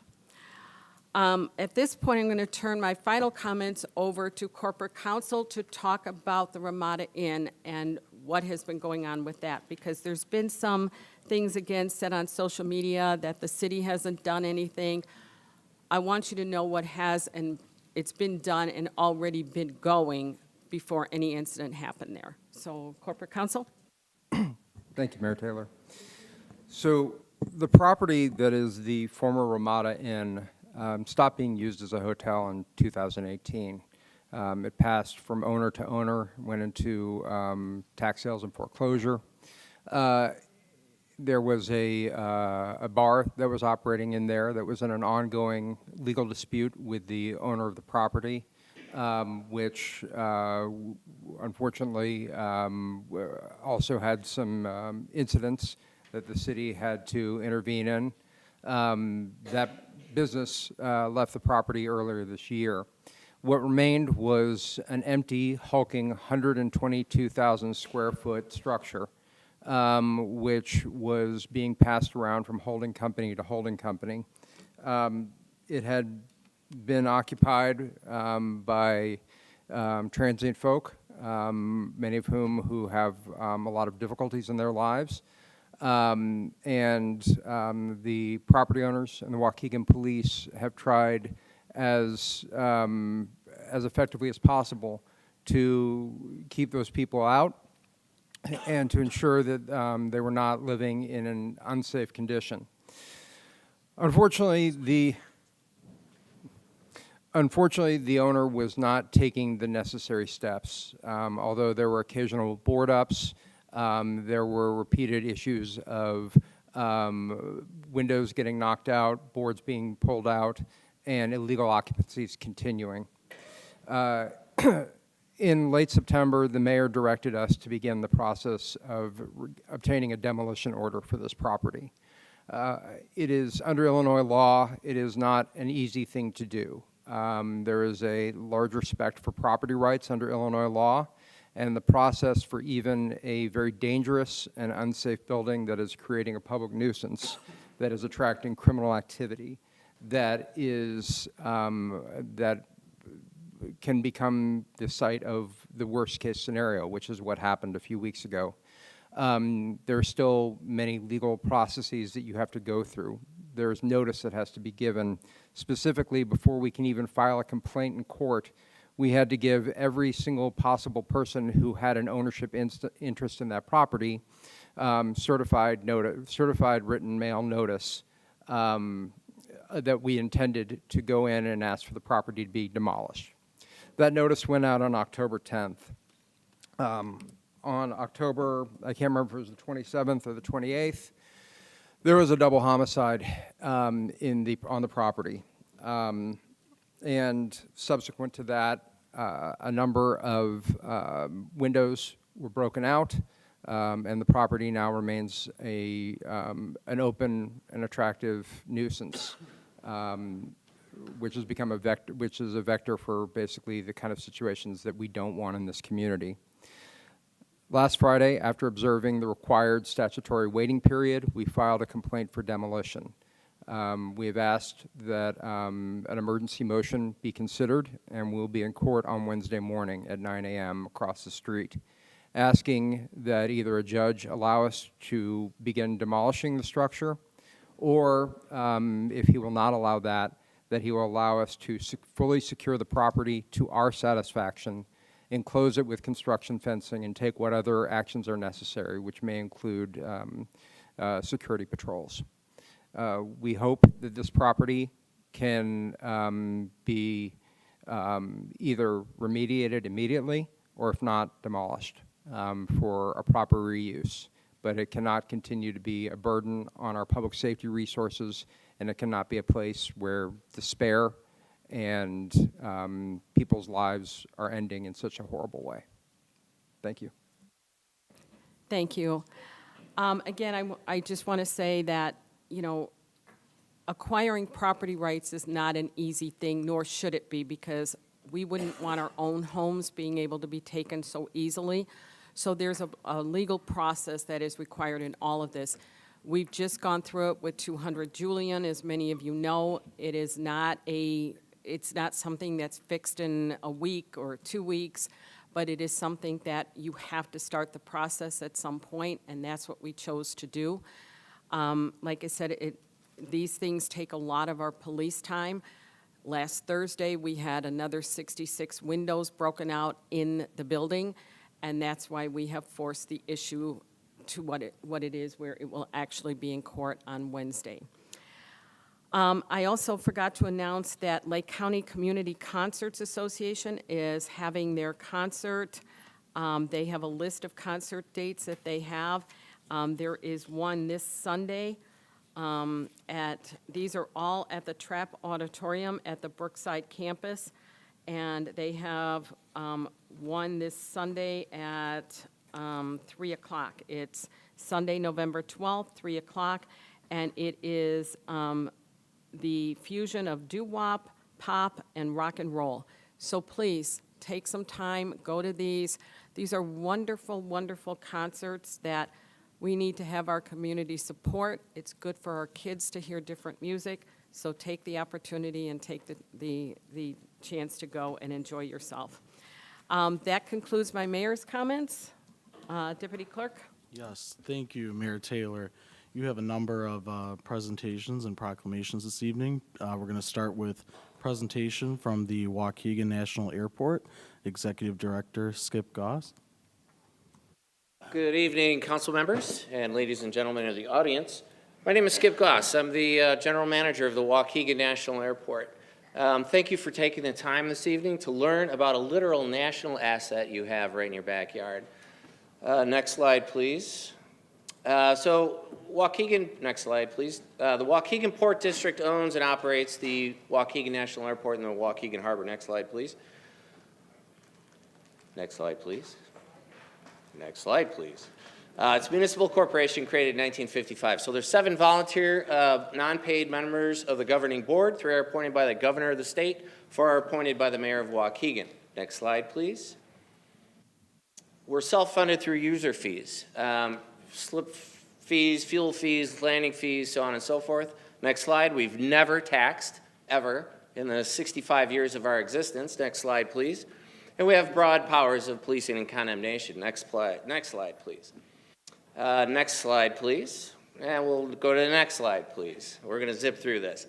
Here's the political boundaries of the Waukegan Port District, which encompasses all of Waukegan, portions of Beach Park, North Chicago, and Park City. Next slide, please. So, again, Waukegan Port District has two critical transportation assets, Waukegan National Airport and the Waukegan Harbor. Next slide, please. Their infrastructure improvements are supported by the federal government, the airport being the Federal Aviation Administration, and the harbor being our Army Corps of Engineers. Next slide, please. Next slide, please. We'll go to the airport. So let's talk about the Waukegan National Airport. Next slide, please. So there's 5,000 public use airports in the country, and they're broken into three broad categories. There's commercial service airports, which only comprise 10% of those 5,000 airports. O'Hare, Midway, Milwaukee. The rest of them, 4,500, are general aviation airports, and they're subcategorized in a national, regional, local, and basic. Of those 4,500, there's only 90 national general aviation airports. Waukegan is one of those. So it is very important to the national aerospace system. And a quick side note that little known, that the aviation system, back in the dawn of aviation, the FAA said those who use the system should pay for it, just like the tollway. So those who use aviation should pay for it, not the general taxpayers. So there's taxes on airline tickets, fuel, aircraft registration, so on and so forth. So it's all funded by the users of the aviation system. Next slide, please. There's many services serving the public at the airport. I won't go into detail here, but some are emergency preparedness and response, community access, aviation functions. There's a lot of businesses there. Next slide, please. So the big thing here is the economic impact of this airport is $182 million annually put into the local economy here. This was an IDOT study done 2 years ago. So it's a significant economic driver in the community here. Next slide, please. Next slide, please. Next slide, please. Recent developments on the north end of the airport. We had a $30 million private development for corporate flight departments, essentially. So, in just this area of the airport, there's $1/3 $1 billion worth of aircraft. So you can imagine when aircraft are sold and bought, the taxes that are generated from that, many of which come to the city. Next slide, please. We support the military. Naval Station Great Lakes, just 5 miles south of here. So we have the Coast Guard patrolling the South Lake Michigan, navigable waters of northern Illinois. We've got military aircraft in and out of the airport all the time. We've hosted the president, the vice president, Secretary of Defense. Recently, the Secretary of Navy was in. We have a lot of military coming and going into our airport. Next slide, please. We do a tremendous amount of flight training. Hundreds of pilots are trained at this airport. Next slide, please. We've recently dedicated the Lake County Veterans Memorial featuring a Air Force F-111. It's a wonderful destination. Please come by and learn more. Next slide, please. Annually, we host an air show. This year was a fabulous success. We had 20,000 spectators. Next slide, please. The economic impact of this one-day show is $1 million into the community. So it's a family event. Kids 12 and under are free. There's no alcohol. It's a wonderful event, and I encourage you. It's always the second Saturday in September. Please come. Next slide, please. We support youth activities at the airport. We support Young Eagles. Hundreds of kids have flown for free at this airport. So if you go Google Young Eagles at Waukegan, you'll see that any one of your kids can fly an airplane for free. So we do tours of the airport all the time. We have Civil Air Patrol, cruise and aviation programs, and so on. So we support the community. Next slide, please. We have 2 elementary schools touching the airport, and we do STEM programs. They march up to the airport and learn about reading, writing, and arithmetic surrounding aviation. Next slide, please. We've recently dedicated a customs building. We are an international port of entry. You can fly anywhere on the planet into Waukegan, clear customs, and go about your business. Now, this was a private partnership. There is not a single dollar that goes to the public taxpayer with this. We paid for the building. We pay for the customs officer in there. We pay 100%. Everyone who uses that system pays for it. Not one penny of taxpayer dollars goes into the service. Next slide, please. Another public-private partnership funded by airport users is this is an aircraft rescue and firefighting vehicle. It's a $700,000 vehicle that we bought and donated to the Waukegan Fire Department. So not only does the Waukegan Fire Department provide aircraft rescue services, but this rig can also be used in chemical fires and industrial fires throughout the area. Next slide, please. So what's happening at the airport right now? Next slide, please. Currently, our existing runway condition is not meeting FAA minimum safety standards. Next slide, please. So the three things happening here is runway safety areas off the end of the runway, the condition of the runway itself, and the taxiway. Next slide, please. Reconstruction of all these areas will close the airport for 3 construction seasons. It could potentially shorten the runway, and tenants made it pretty clear that they will abandon the airport if we cannot provide a facility to meet their needs. So, next slide, please. Here's a longitudinal profile of the runway, which obviously a runway should be flat. The type of aircraft landing here should not have to land on something like that. So it needs to be completely rebuilt and regraded. Next slide, please. So the proposal is to have a new runway built in parallel to the existing runway. So this will be a modern 7,000-foot runway that meets all FAA safety standards. It keeps the airport open while it's being constructed. Next slide, please. So what would change at the airport? Well, we get a new runway, new taxiways, and new safety areas. Next slide, please. What would not change at the airport is no commercial passenger or cargo operations, no significant increase in flights, and no change in the type of aircraft that are currently using the airport today. Next slide, please. So what is needed to achieve the project? We need to acquire some land. We own most of the land right now, but in order to have these clear zones off the either end of the runway, we need to purchase 52 acres of forest preserve land, 34 residences, and 6 businesses, and most of it's vacant land. So the 52 acres from the forest preserve would remain open space. There would be no pavement on the forest preserve land as it stands now. It would just be there for clear zones. It'll be cleared of all invasive species. That's the Waukegan savanna throughout that area. It'll be a catalyst to begin rehabbing the area and creating a forest preserve out of it, because right now it's really not usable. So there's wetland mitigations, and part of the mitigation would be building a trail. Next slide, please. So here's a depiction of the homes and the property that needs to be purchased. Next slide, please. Community benefits. They're widening Green Bay Road. That's been funded. So we are ingrained in the design with IDOT. So Green Bay Road is going to be widened to 4 lanes with a turn lane in the middle from Sunset Avenue up to Wadsworth Road, and eventually it'll go up to the Wisconsin border. So essentially what will happen is the roadway will be offset and suppressed like a grade separation at a railroad crossing. The runway would go over the top and the taxiway would go over the top. Next slide, please. So community benefits, multi-use trail will connect the eastern portions, the eastern underserved portions of the trail system to the western portions. Next slide, please. So here's a proposed trail. You can see on the upper right, there's a proposed runway. We'll clear all that area of invasive growth, and it'll just be open area. There's a trail, it goes underneath York House Road and connects past Green Bay Road into Lion Woods. So it connects the Des Plaines River Trail to everything over to the east. Next slide, please. So the Waukegan Savanna today, it's really choked with buckthorn. It's not being used at all, and this will be, again, a catalyst to get the forest preserve moving on the Waukegan Savanna. Next slide, please. So how will the project be funded? This is a $182 million project. It'll be mostly funded by the federal government. The FAA considers this a national airport. It's very important for the national aerospace system. So they will be paying for most of this as part of the Aviation Trust Fund. The state has contributed significantly to this project because they know how important this airport is. And the remainder will be paid for by airport user. There will be no taxes to the general public. Next slide, please. So there is a local funding gap, and the local users are going to have to pay for it again. No taxes to the citizens. Next slide, please. So learn more about it. You can visit our website. There's a tremendous amount of information on there. And what's happening right now, we have been waiting 5 years to get through our environmental assessment, and we are at the very, very end. Fingers crossed, we might be able to release this draft environmental assessment to the public on Wednesday and have a public hearing in December. We want to have the public hearing as soon as possible.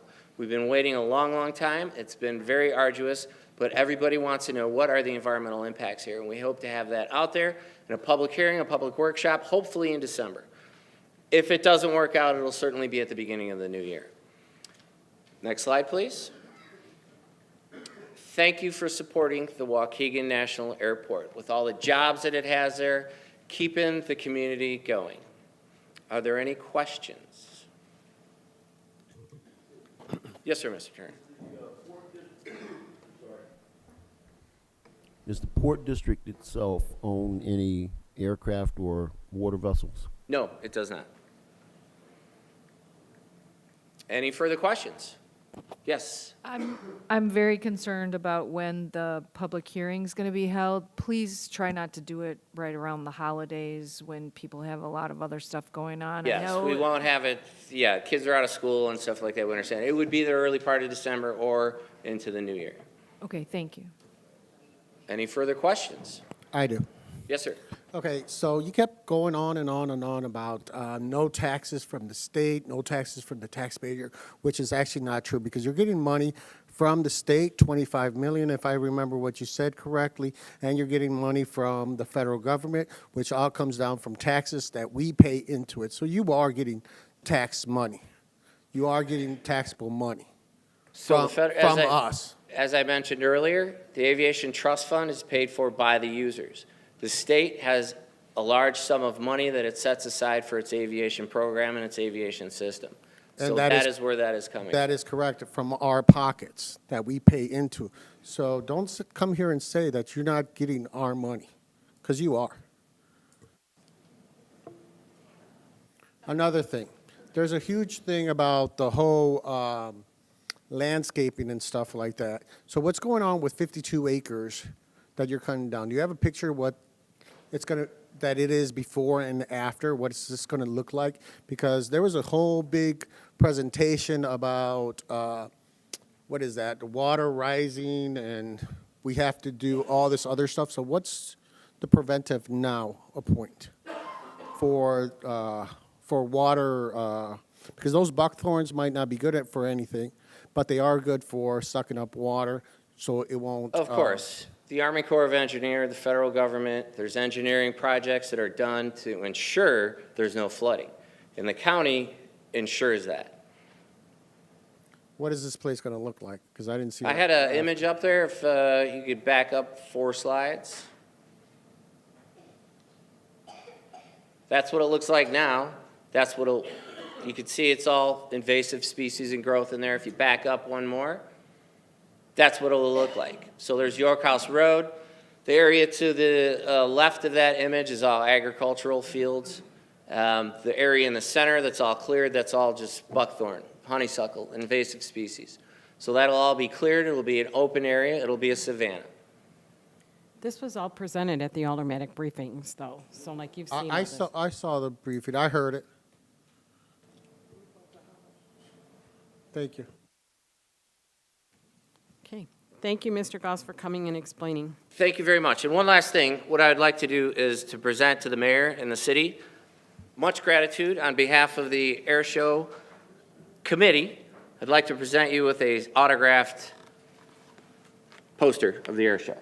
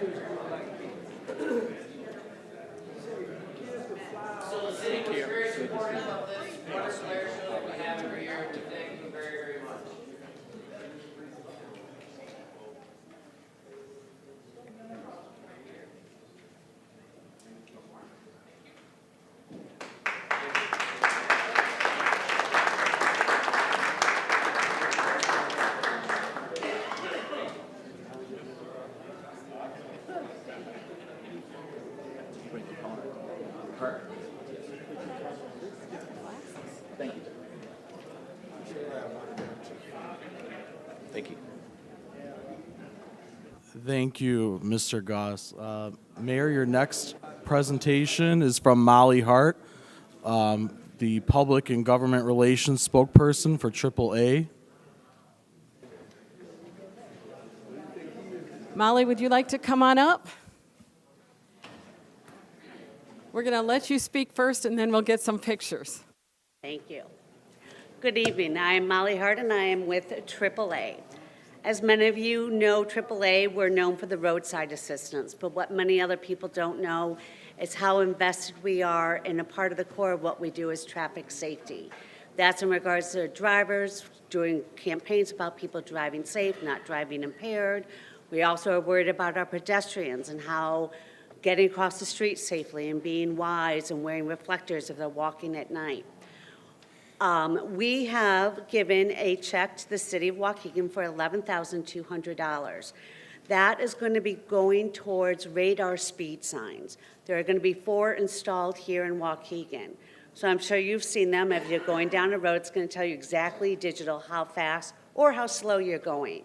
And these have been selected in areas where there have been speeding issues or there's been pedestrian safety concern. So I have the clunky check right here. For $11,200 for the city of Waukegan.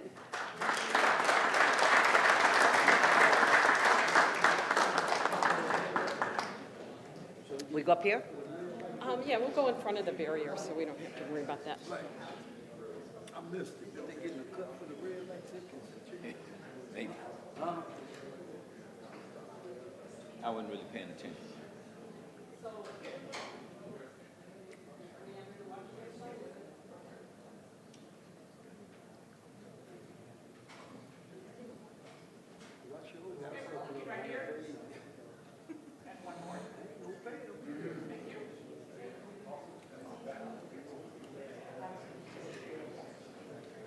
For those of you who don't know, we've talked about speeding in our city and everything going on with it.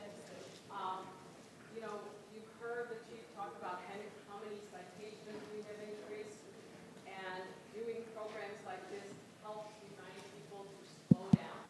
We've got to get back to between our drunk driving and our speeding. It's got to stop in our community. So these are some of the things that we're doing to try to make things better. Thank you. Can you hear me? Thank you, Mayor. Next, you have a proclamation for November is Native American Heritage Month. Whereas Native American Heritage Month is observed by honoring the cultures, traditions, and contributions of Native Americans long before the formation of the United States, those that shaped our country and are woven into its history. And whereas Native American Awareness Week began in 1976 and recognition was expanded by President George H.W. Bush in 1990, designating the month of November as National American Indian Heritage Month. And whereas all indigenous people are respected and celebrated as part of Waukegan's history, land that was inhabited by Potawatomi known as the Firekeepers, among other Native Americans, knowing that our city started as Potawatomi settlement and French trading post known as Little Fort. And whereas Waukegan also acknowledges our nation's history of colonialism that inflicted discrimination and deprivation on indigenous people, and we seek to increase our recognition of important and ongoing contributions that Native Americans make in our community and state and across this country. And whereas in celebrating the traditions, cultures, and accomplishments of Native Americans, we are aware of the historical importance of local and national tribes, the way Native Americans continue to enrich our heritage and add to all aspects of our society by sharing their customs and traditions. And whereas we honor our Native people, their ancestral homes, their religion, and recognize their contributions historically and currently and in the future of our city. And now, therefore, be it resolved that Mayor Ann B. Taylor and members of the City Council do hereby proclaim November Native American Heritage Month in Waukegan and urge all of our citizens to celebrate the diverse and rich cultures of indigenous people, honor their sacrifice, acknowledge the unique challenges they face, and recognize their continued significance in our community and across the country. adopted this 6th day of November, 2023.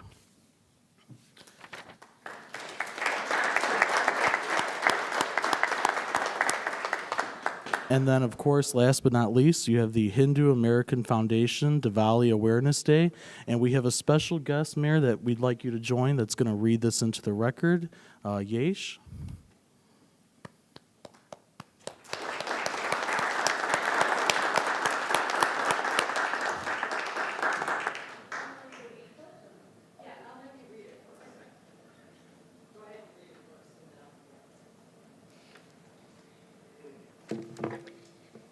Good evening, Ms. Taylor and Mayor here and executive staff.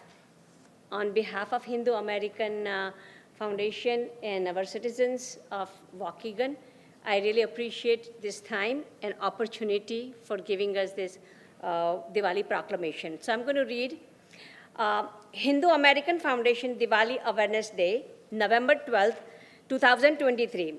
Whereas Diwali, a festival of great significance, is celebrated annually by millions of Hindus, Sikhs, Jains, and Buddhists throughout the United States and across the globe, and whereas the Hindu, Sikh, Jain, and Buddhist communities, which are comprised of mostly Indian and South Asian Americans, as well as other diverse races and ethnicities, constitute a vital part of Waukegan's diverse ethnic and social fabric, and whose languages, cultures, and religious beliefs have enriched our communities.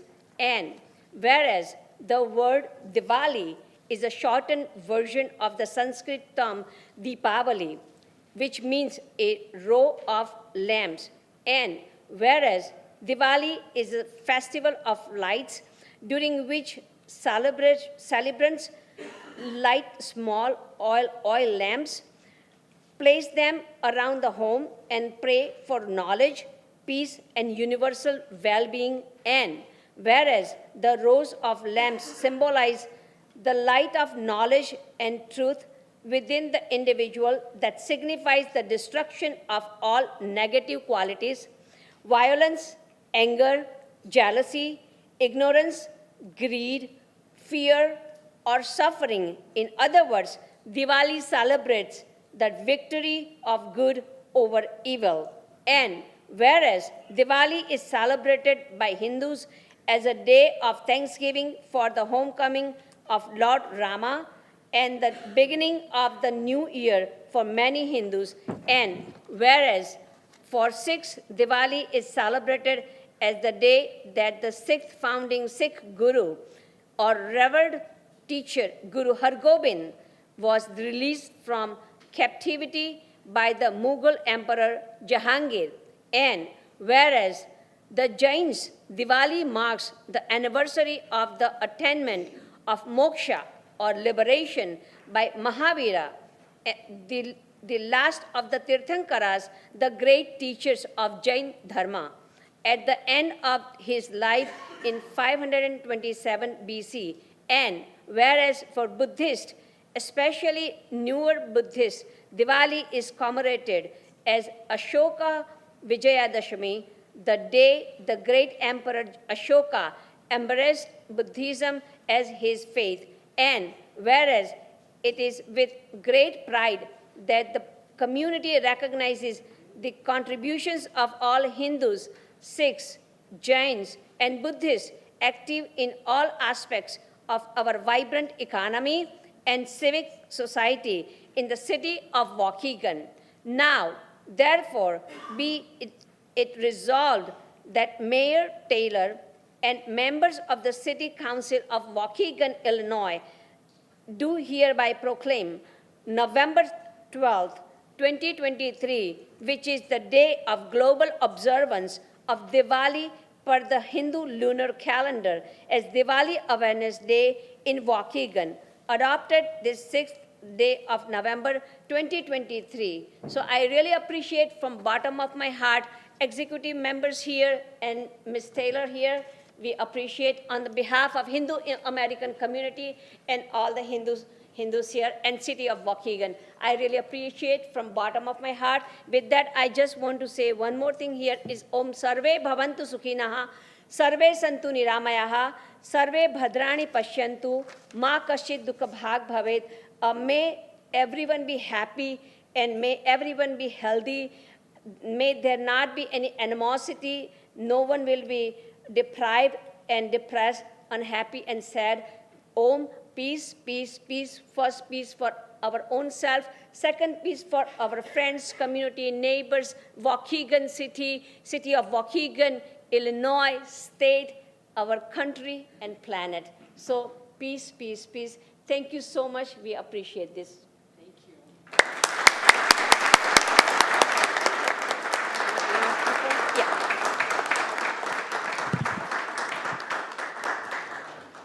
I want to say, I wish we could celebrate this day every day so that we could do the victory of good over evil. So thank you for being here. Anybody who would like to be in the picture, how about we do one small with this first, and then we'll have everybody come up. How's that? Okay.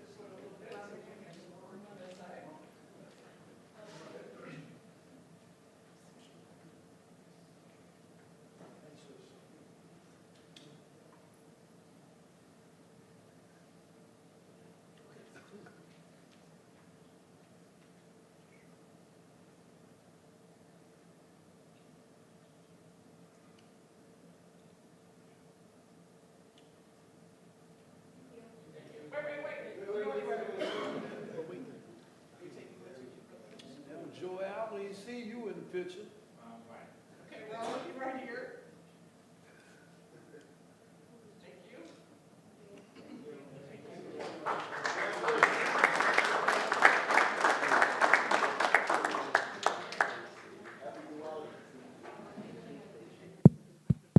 Yeah.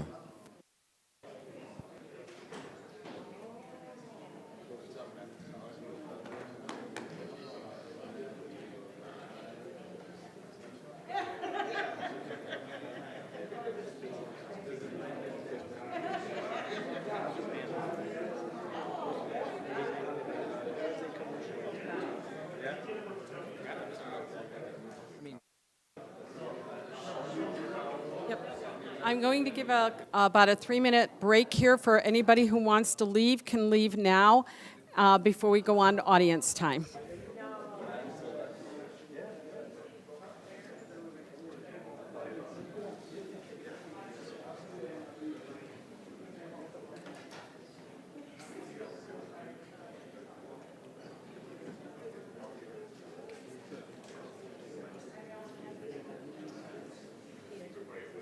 Okay. Why?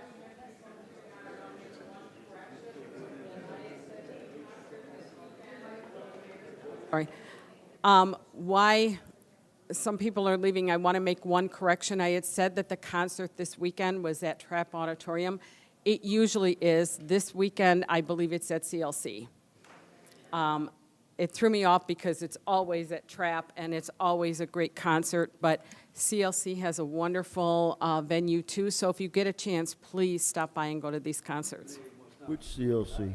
Here in Waukegan or in Grays Lake? I believe it's Waukegan. Is it Grays Lake? I'm sorry. This one is an exception to the rule, but it is at, else is Waukegan.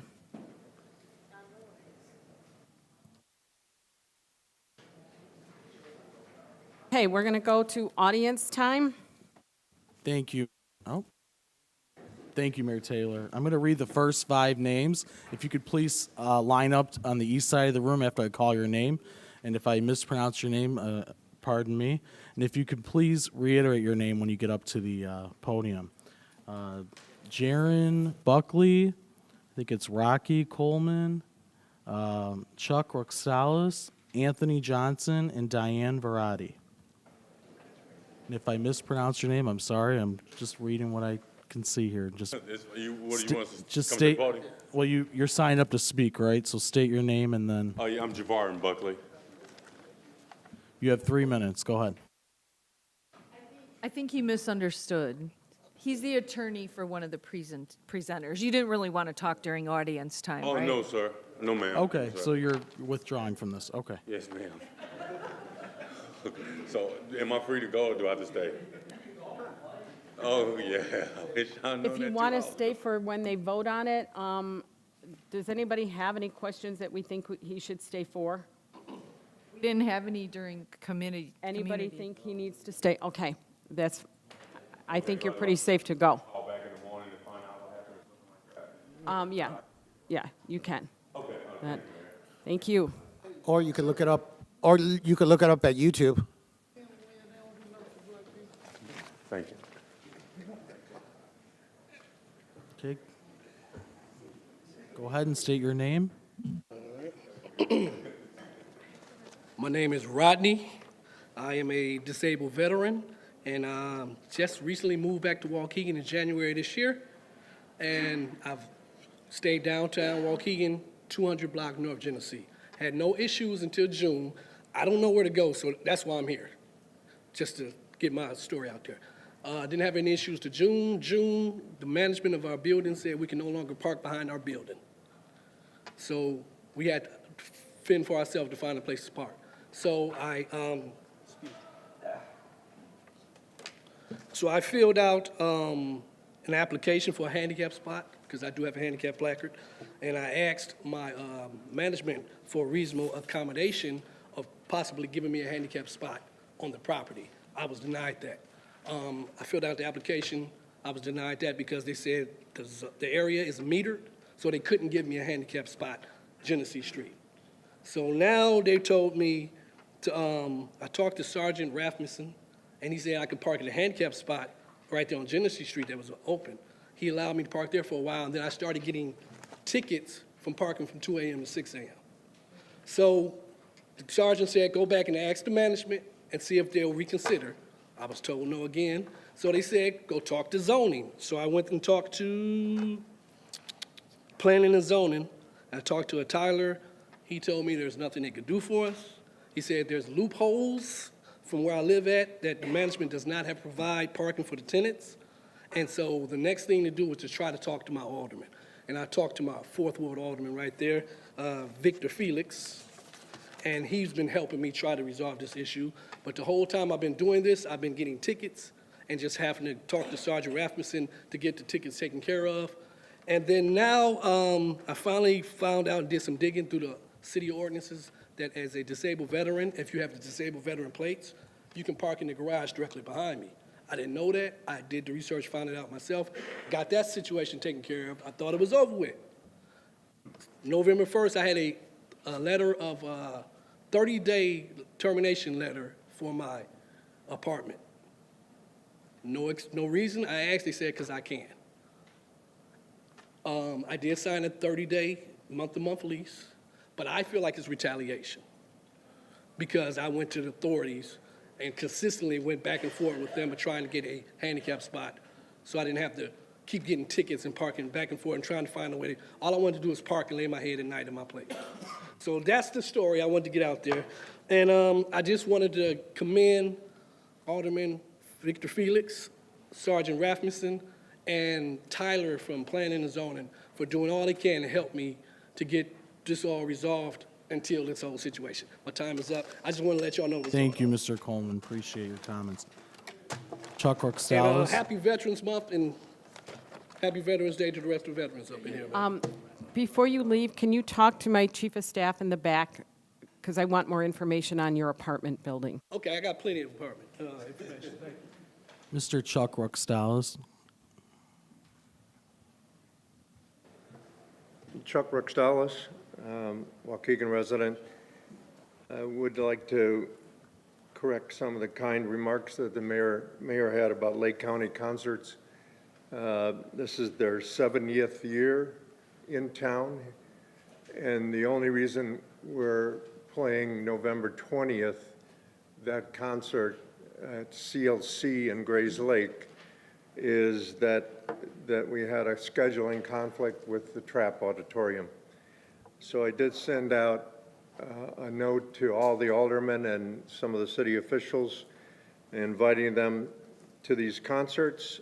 And we understand that they've been in the city for 70 years. They're in the 3rd Ward in the Trapp Auditorium. It would be nice if the aldermen of the ward would be there as well.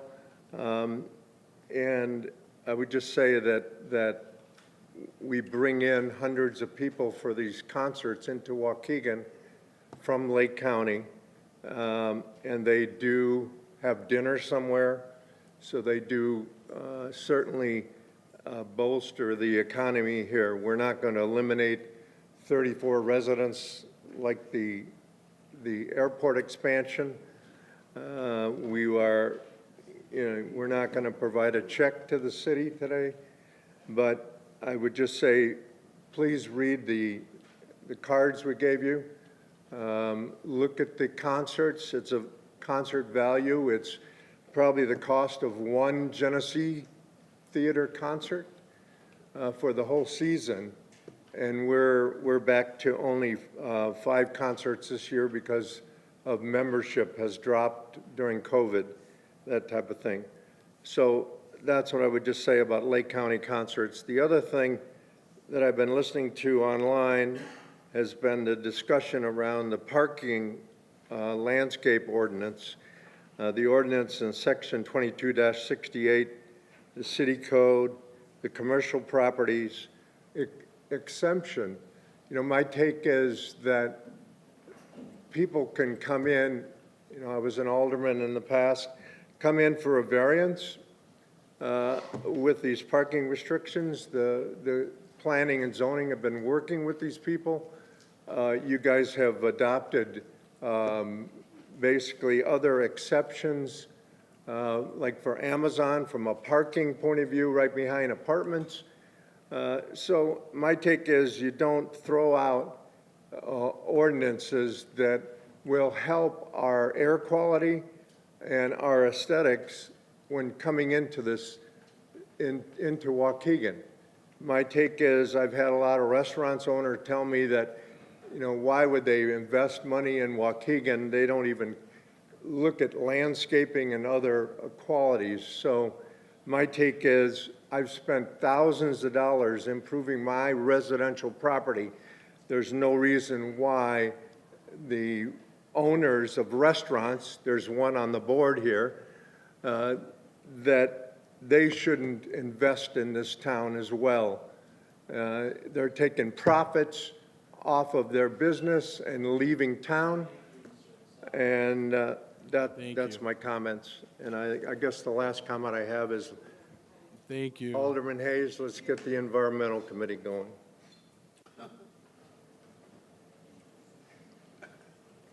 Next, we have Anthony Johnson. Good evening, everyone.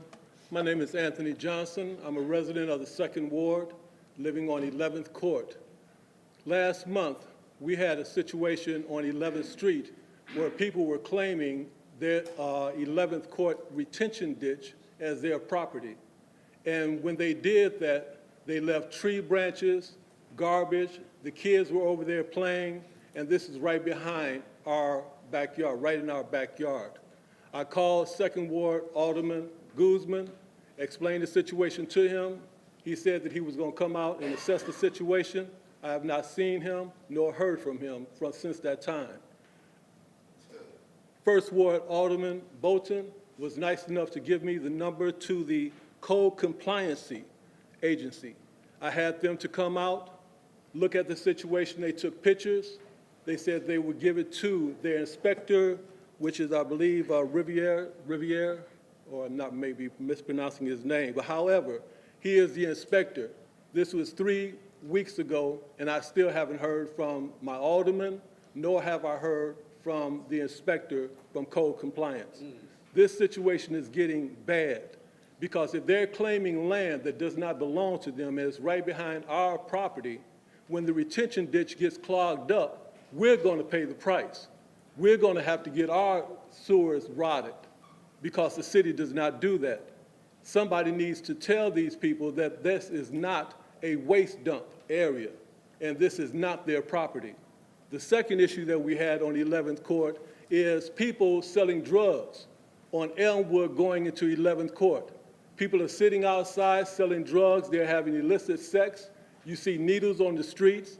The sidewalks have not been paved since I've been there, and I've been there for 12 years. No curbs, no ADA compliant sidewalks in that area. This is a disgrace, or should be a disgrace, to the city of Waukegan. If I show some pictures to some engineers back there, and they said they would look at the situation. I'm hoping that somebody does something about this, because this is a situation that is unsafe and also very, very unfair to the residents of 11th Court. Thank you.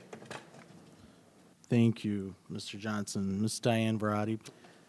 I'm Diane Verratti. Good evening. I've been attending these meetings for a couple of decades under the leadership of 7 mayors, including Mayor Taylor. That's a lot of meetings. I've observed, taken notes, paid attention, and learned a great deal. I've known and admired many former aldermen as well. John Balin, Ray Vukovich, Tony Figueroa, Larry Tenpass, Rick Larson, Tom Conkin, Raphael Rivera, Pat Needham, Lisa May, several who have served more recently. Our elected officials have not always agreed with each other, not by a long shot. However, I've never before seen the level of dysfunction and chaos that has been apparent since the last election. Aldermen have always argued, discussed, and taken sides when voting. The difference I see today is that they came prepared to deal with issues and arrive at consensus. I believe that every alderman is afforded regular opportunities to meet with a staff member for briefings on agenda items. You're also able to ask questions and receive explanations of matters you don't understand before city council meetings. That's why it's so hard to watch, as time is wasted on asking for more information, for a more complete answer, for clarity on an agenda item that has been published for days and was addressed in a meeting. And then, I'd like to hold this matter over. It's a joke. Who attends city council meetings? Department heads, city residents, spokespersons from various organizations, lawyers and other professionals representing clients, and idiots like me.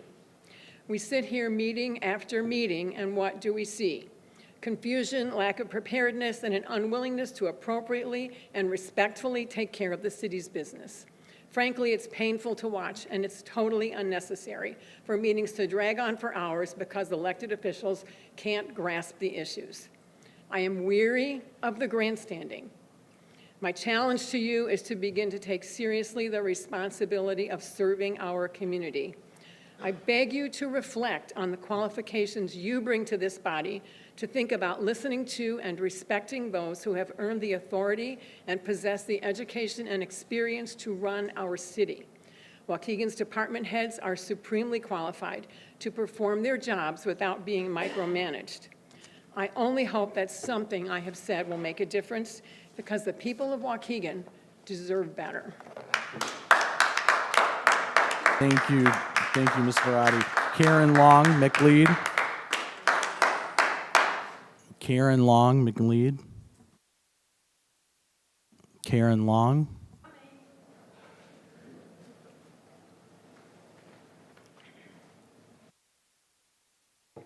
Let's see if I can get this any closer. My name is Karen Long McLeod. I have lived in Waukegan's 6th Ward for more than 15 years, and I am a member of the Clean Power Lake County Steering Committee. I'm here tonight because I'm concerned about the upcoming vote on a proposal to allow parking lot landscaping exemptions for commercial properties. As I said during the October 19th Committee of the Whole meeting, we must not gut the Tree Preservation and Landscape Ordinance. The Tree Preservation and Landscape Ordinance, as stated on Waukegan's official website, is intended to balance the property rights of individual property owners with the overall health, safety, and welfare interests of the city of Waukegan by minimizing erosion and stormwater runoff, minimizing the visual and environmental impacts of paved surfaces and buildings, and ensuring landscaping in conjunction with new development and redevelopment in a manner that preserves native vegetations.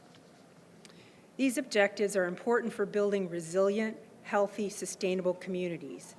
These objectives are vital for Waukegan, a community long overburdened by pollution, a community at risk of flooding under high water conditions, a community facing increasing health, safety, and economic challenges due to extreme weather.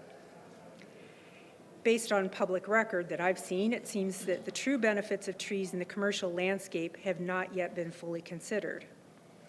Here are some of the economic benefits of trees in the urban commercial landscape, courtesy of the Texas A&M presentation.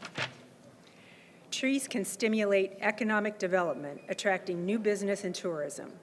Treed commercial retail areas are more attractive to shoppers. Apartments rent more quickly. Tenants stay longer, and space in a wooded setting is more valuable to sell or rent. Shoppers are willing to pay about 10% higher prices for products in a shopping area with trees as opposed to a comparable shopping district without trees. Shoppers will travel further to visit a shopping district with high-quality trees and spend more time there once they arrive.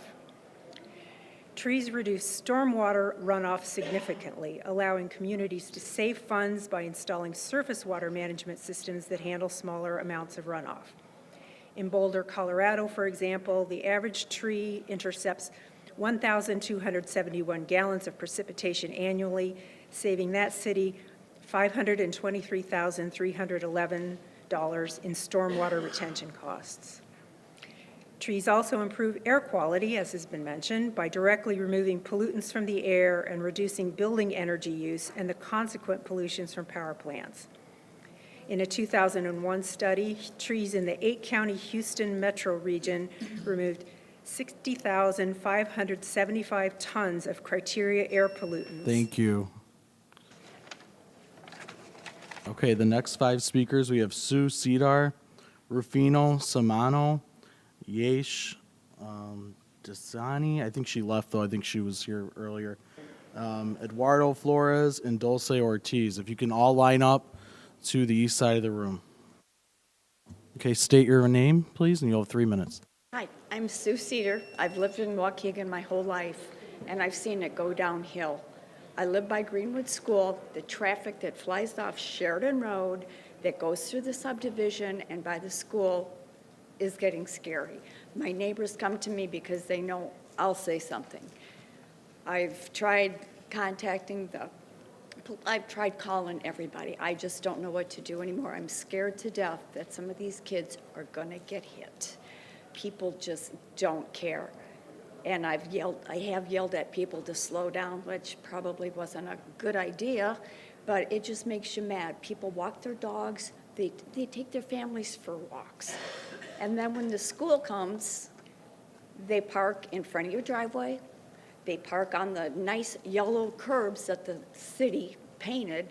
I don't know why they bothered putting up signs because nobody stops. It's only if you want to.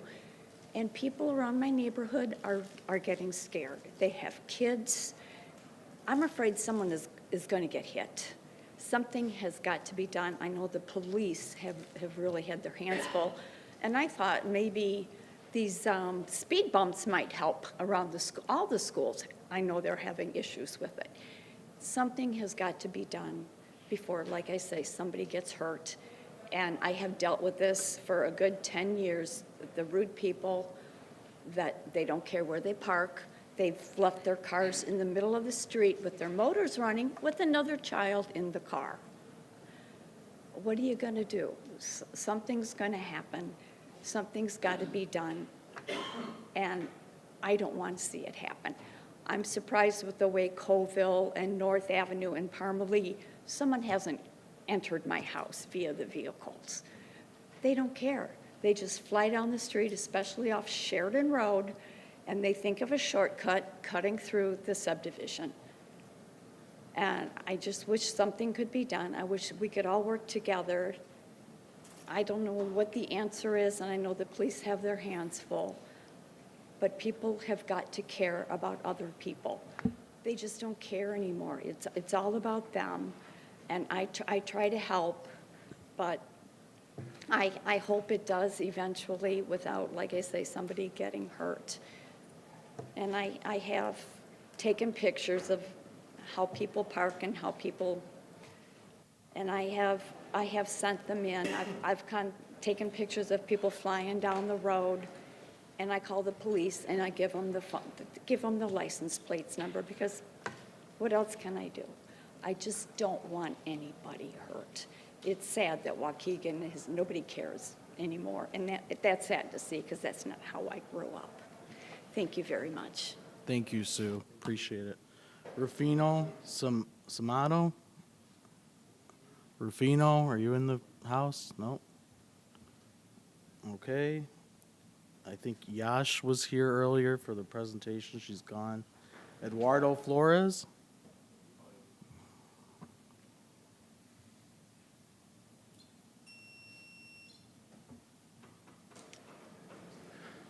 Hello, my name is Eddie Flores, and I'm a Waukegan resident and co-chair of Clean Power Lake County. I am disappointed in the way the process for attempting to make changes to the tree ordinance and landscaping ordinance has been handled. The fact that decisions are being made on this issue before hearing out all the information is a reckless move, especially in this situation where a process to address these changes has already begun. Making a decision on these ordinances before hearing out what the benefits and side effects of these changes is counterproductive, especially when these changes will have negative impacts on our environment, public health, social well-being, and negative financial impacts for both community members and the city. Changes like this will impact the community and our city for a long time, at least for the next few years and potentially decades. Rushing this process and trying to bypass the UDO, which is going to address this issue, is reckless. We cannot ignore the potential financial burden placed on the city and its residents on the increased flooding resulting from the reduced greenery and inadequate landscaping. Flooding can lead to costly property damage, increased insurance premiums, and the need for expensive infrastructure repairs, which the community and local businesses would bear. As part of Clean Power Lake County, we have fought for more than a decade to ensure our families and children live in safe and healthy environments. What we've learned along the way is to ensure there is dialogue and open communication. Review and feedback from community members is crucial when drafting and finalizing policy. As the effects of climate change increase, such as flooding, what we do matters more than ever to try and reduce its negative impacts on our communities. In this case, it means doing all that we can to reduce the chances of flooding in our communities by preserving and requiring green space and islands that can help alleviate flooding in large non-permeable pieces of land such as parking lots. Green space also helps improve the look of our city. Access to green space is another issue that Waukegan faces. Requiring a tree here and there might not seem like much, but when only 19% of our city is covered in green space, any increase is a huge difference. Access to green space has also been tied to better mental health, healthier lives, cleaner air, as well as better test scores for kids. All changes that can help our community thrive. I am requesting that you oppose the ordinance amending the parking lot landscaping requirements for commercial properties. Work with the staff and the UDO. I ask that you let us continue working together to create a sustainable and resilient city that benefits current and future generations. Thank you. Thank you. Next list of speakers, Dulce Ortiz, Angel Gonzalez, Clyde McLemore, Jorge M. Evening. I'm speaking on behalf of Dulce Shisek. So my name You is... say your name? Oh, sorry, you're going to go ahead. My name? Yeah. Celeste Flores. Thank you. So I'm going to be reading Dulce Ortiz's remarks. She emailed them to me. My name is Dulce Ortiz, longtime resident of the city of Waukegan, member of Clean Power Lake County Steering Committee, and commissioner on the Illinois Environmental Justice Commission. I wish I could be here today, here in person, to give public comments, but I'm dealing with respiratory illness. For someone that suffers from asthma, clean air is vital. Therefore, trees play a very important role in my health. I'm deeply disappointed how the council has approached its policy making without due process. The ordinance amending the parking lot landscape requirement for commercial properties will have detrimental effects on the environment and, most importantly, negatively financial impacts on the city and its residents. The aldermen that voted for this amendment not only rushed this process, they are also not taking into consideration the negative impacts their amendments will have on our city for years to come.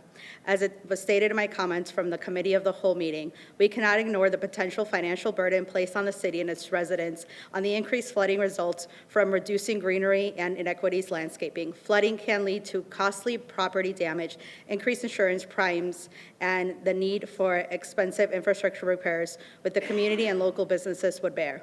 This body questioned and heard from its Director of Planning and Economic Development and the city engineer, the experts in their field, about the negative impacts of amending the parking lot landscaping regulations. And although both recommended for changes to be done through the Unified Development Ordinance process, which will place the zoning, subdivision, tree provisions, and landscaping, as well as sign codes into a comprehensive law, they were ignored. There's still time to ensure this process is not rushed and continues to take in feedback from community members and continue educating yourself on this topic with the upcoming presentation, Benefits from Trees and Community Infrastructure from Mortem Arboretum. This presentation will cover topics such as economic benefits of trees, impacts of trees on our environment, and how trees improve our health and make our lives better. It's very unfortunate this presentation set place on Thursday, 3 days after your vote for the amendment of this ordinance. I respectfully request that you oppose the ordinance amending the parking lot landscaping requirement for commercial properties. We are experiencing more devastating climate disasters, more flooding, and increasing insurance costs. Our community cannot continue to bear the cost. The negative environmental, health, and social impacts of these proposed changes are evident. Our community values a high-quality life, which includes green spaces and healthy urban environment. These changes compromise our shared vision for a more livable, vibrant, and inclusive city. Thank you. Thank you. Angel Gonzalez. Angel Gonzalez, go ahead and state your name for the record, and you'll have 3 minutes. Hello, my name is Angel Gonzalez, and I want to thank you for the opportunity today.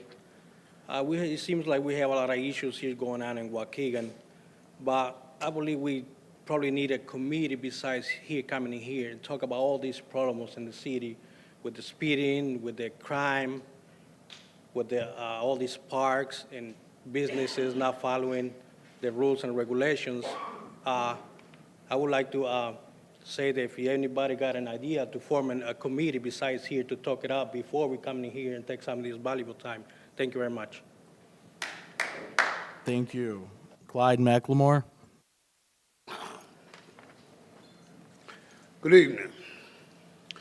Why is it that this mayor is such a bully?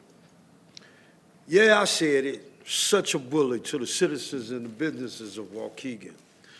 Now, you was the deciding vote for the wraparound center, so the district paid $750,000 for that building. But you want to charge them $650,000 for permits.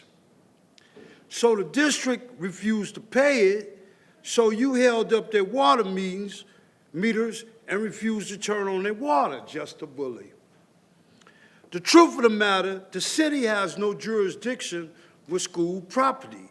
That's regionals of schools. That's what they for. The city attorney should have known this. But the regional attorney had to tell you they don't owe you nothing, so you had to release the meters. SROs are 2 police officers who work at the schools. The last 2 mayors charged the district $30,000 for those officers. But this bully wants to charge the district $250,000. Big Ed's a small business who was a black man trying to keep his business. He fined for some picnic tables on his property. Now, we see what you did with Stretches. He's gone, and now you want to go after another black man, black business. What's going to happen is the same showdown in Montgomery on August 5th, 2023. Most business don't come downtown because there's so many tickets. I bet you have to stop. And like everybody say, speeding gotta stop. Bullying gotta stop. Stop bullying these businesses. Thank you. Jorge M. Is there a Jorge? Jorge M. Yeah, I couldn't read the last name on here. Thank you. Just state your name for the record, okay? You have 3 minutes. We can't hear you unless you're approaching here. I'm not sure if this is for audience time or this is based on... This is audience time, yeah. Okay, Mr. Mariaga actually has a map amendment. Yeah, I know. Right, yeah. But Jorge, I'm past him, so I'm not sure if it's the right time for it. Okay, thank you. All right, the last two speakers, Rayon Edwards and Margaret Carrasco.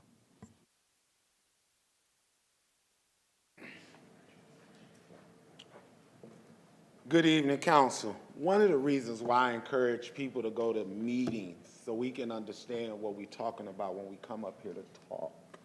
Okay, what I'm disappointed in the city in, we gave the district, we voted to let them have this wraparound center. And we allowed them to start working without getting permits. So I want to see this district find the same way y'all find these residents of this city, because they started working before they had permits. We know that, okay? We talk about, I wish the lady from the AAA was still here, because when we talk about speeding, and y'all talk about the residents should stop speeding, well, leadership got to stop too, right, Alderman Turner? Speeding ticket, $300-some, October the 12th. It's sad when residents call me and send me pictures of our sitting aldermen sitting in traffic court because they've gotten speeding tickets. Thank you, Diane, for speaking tonight, talking about how aldermen come here unprepared. And we want people to come here and do business with this city. I'm talking about the 2nd, 3rd, 4th Ward aldermen, 6th, 7th Ward aldermen. Y'all coming up here and y'all want to bust open all of these city ordinance. And ain't neither one of y'all sat through and actually read the ordinance. Maybe y'all should go back and look at that meeting, because y'all made this city look like a fool. Like, seriously. And we talking about all of the issues in the city. You know what's disgusting to me? That we got 3 Latino aldermen and y'all ain't talking about none of the issues that y'all community has faced. We got signs all around the city and ain't none of them in Spanish, but y'all ain't talking about that though. I'm trying to understand what you guys are here for. You got one who ain't been an alderman not even 6 months, and now you want to run for another position. You ain't even got the concept of this job. And you rude as ever. What I'm saying is this is a circus. The Soul Circus didn't have to come to Chicago. All I got to do is come to the 1st and the 3rd meeting of the city of Waukegan. And I get to sit in the audience and watch a bunch of clowns make decisions about where I live, how we live. I don't even think y'all making the good ones for yourself. What I'm saying is get it together. Y'all got time, and if you want to talk about something, talk about alderman's time. How about we shorten that to 3 minutes? Because as Ms. Diane said, y'all have more opportunity and more access than we do. Y'all can call department heads and things of that nature. And it ain't nobody's job to tell y'all constituents what's going on. The people voted for y'all. Y'all should be the one communicating with them. Try doing the same thing you did when you asked for their vote. Go knock on their doors. Thank you. Thank you. Ms. Margaret Carrasco. At a time when our country is in battle with 2 wars, Waukegan residents got 3. The spiraling war of crime and killings on the streets of Waukegan every single day. But instead of our mayor doing something to protect us, as if she cared, but she doesn't. Her primary goal is to generate money, revenue. You see, she sees us as a cash register, ching, ching, ching, ching, as source of income for her. She relies on this revenue of fining us, ticketing us, fees. And data proves that this only happens in communities where there's a high population of minorities. To compensate for her foolish, stupid spending on luxurious things for her office and stuff for her staff, like the $90,000 cars that they drive. She is violating Waukegan residents and small businesses' civil rights and potential constitutional concerns, such as the ability to pay, intentional racism in the practice, disproportionate ticketing, or how about political targeting on residents and businesses that don't support you. And then we have that resident that was fined for trees that were cut down 3 years ago. And then the picnic table. She's more concerned about a picnic table than about our safety. So as you come up in the elevator, there's a sign, and it says about, we want to hear from you, the residents. Oh, that's a joke. There's no phone number where to call, first of all, okay?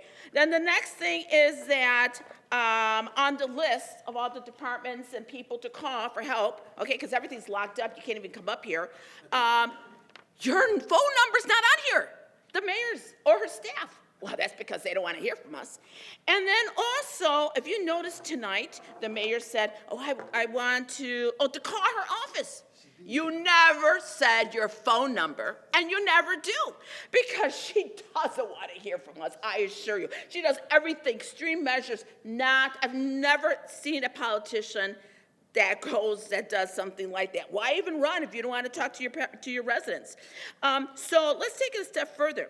So I applied for a new business, okay, about 2 months ago, and nothing. I called then, left a message, nothing. I emailed, nothing. Thank you, Ms. Carrasco. How can you apply for your grants? Oh, hell no.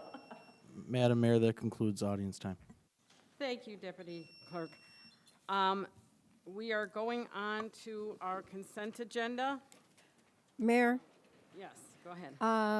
I'd like to make a motion to bring up 3 items from new business to the consent agenda. These residents have been here since 5 p.m. in the Community Development Committee, and hopefully I can get a second motion to bring second those that. 3 items up. Which 3? Items. Item F, H, and I from new business. I second that. Roll call, please, on that. So Newsom and Florian, right? Yes. Okay, Roll call, please. sure. Alderman Turner. Aye. Alderman Donaldworth. Aye. Alderman Florian. Aye. Alderman Hayes. Aye. Alderman Bolton. Aye. Alderman Guzman. Aye. Alderman Martinez. Aye. Alderman Felix. Aye. Alderman Newsom. Aye. Motion passed. Thank you. Okay, so we will, I will get a first and a second for the consent agenda, including those items I'll now. make that motion. Second. Okay. Excuse Turner- me, Mayor, are we allowed to pull items at this point? No, No. not from the consent agenda. We moved certain items up to the consent agenda. Thank you. Okay? Get the second, I'm sorry. So it was Turner and Newsom, I believe, that were the first and Yes, second. that's true. Okay. Item A, a motion to approve the regular meeting minutes from Monday, October 16th, 2023. Item B, a motion to approve the Committee of the Whole meeting minutes from Thursday, October 19th, 2023. Item C, a motion to approve the regular payroll dated October 20th, 2023 in a total amount of $1,854,086.76. Item D, a motion to approve miscellaneous payroll, holiday, or PD holiday buyback and cash out. All of them are listed there, dated October 20th, 2023, in a total amount of $27,127.20. Item E, a motion to approve the regular payroll dated November 3rd, 2023, in a total amount of $1,866,642.79. Item F, a motion to approve miscellaneous payroll dated November 3rd, 2023, in a total amount of $26,918.94. Item G, a motion to approve vendor payments dated November 6, 2023, in a total amount of $2,782,307.80. Item H, a motion adopting paid leave policy in City of Waukegan employees. This matter was discussed and unanimously recommended for approval by the Committee of the Whole at its October 19th, 2023 meeting. Item F, an ordinance approving zoning calendar 2731, a map amendment from CR Conservation, Recreation, Agriculture to R1, single-family residence at 35704 North Garrick Avenue. This matter was presented at the Community Development Committee meeting on November 6, 2023. Item H, an ordinance annexing certain territory continuous to the City of Waukegan and approving an annexation agreement for 35704 North Garrick Avenue. And again, this matter was heard at the Community Development Committee tonight. And item I, an ordinance approving zoning calendar number V-3-23 for the vacation of the portion of the right-of-way south of Glen Flora Avenue near 1207 Yeoman Street. And this matter was presented at the Community Development Committee on November 6th tonight. And I will say for item I, that is as amended, because we amended it in committee. Okay, can you read the amendment? So does that still have to be, can it still be added on since it's not on there, or does it have to be separate? With the consent of the board, the city council, the amendment that was recommended in the committee was to reduce the compensation to be paid for the vacation from $1,142 down to $850, I believe. Yes. Yes.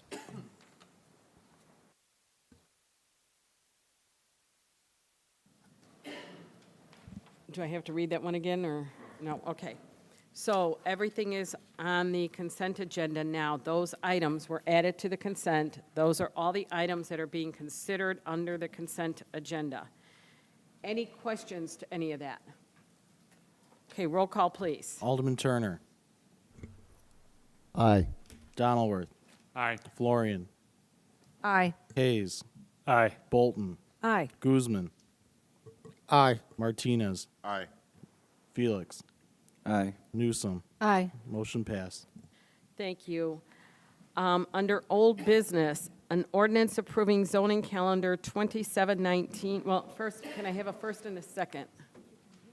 Okay, you can leave because you've already been heard. And that's why we moved it up for you. So you can go home and get a good night's sleep. Yeah. Congratulations, folks, and good luck with your project and your new home. Thank you. Okay, can I have a first and a second under old business for item A? Make the motion.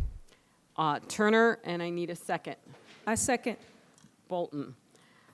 Okay, it's an ordinance approving zoning calendar 2719, a map amendment rezoning for 2226 North Northern Avenue from CR Conservation, Recreation, Agriculture to R1 Single Family Residence, and this matter was presented to the Community Development Committee on August 7th, September 5th, and September 18, 2023. Any questions to the motion? Alderman Florian. So this is in my ward, as you know. There have been some issues with permits and some, I know there's a lot of issues with neighbors, and I'm going to recommend we approve this tonight so that we can allow him to properly do the improvements he wants to do to his property, but I want him to understand that there is a process for everything, and once you get a permit, you have to follow the steps of the permit. He got a permit for his fence, and one of the steps was get your post holes inspected, and he didn't do that. It's been rectified, and the property is currently up to code, I'm told. Yes. But he needs to understand, the permit doesn't just give you carte blanche then. You still have to follow the steps of the permit. So does he understand that? I can try to translate to him. Cuando tiene permiso, necesita hacer todo que las instrucciones del permiso. Ya está todo hecho. Yeah, he's done that. Yes, everything. Yes. Okay, it's, nobody's holding anything against him or making him do anything that everyone else isn't held to the same standard, so. I will say you've heard about fines here tonight because we are enforcing our ordinances. So if you annex into us, you need to understand that when you do this, there will be consequences if you don't follow the ordinances. It's just a rezoning, I'm sorry, not an annexation. But though, as long as those are understood, and the alderman, do you have any other questions? Okay.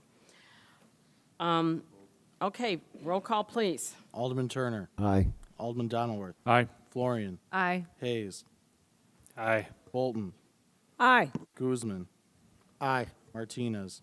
Aye. Felix. Aye. Newsom. Aye. Motion passed, Mayor. Thank you. Thank you. A motion to override the mayoral vote regarding amendments to salary ordinance 230288. This was held over from the October 16th, 2023 city council meeting. Corporate counsel, do you have anything you want to clarify on that, or? Yeah, just the only point, procedural point is that a vote to override the mayor's veto requires a 2/3 majority of the sitting aldermen. We have 9 sitting aldermen, so it requires 6 votes to override the mayor's veto. And this is the ordinance involving the staff. Any questions to the motion? Oh, I'm sorry, did I? Oh, I'm sorry. Can I have a first and a second to the motion? So moved.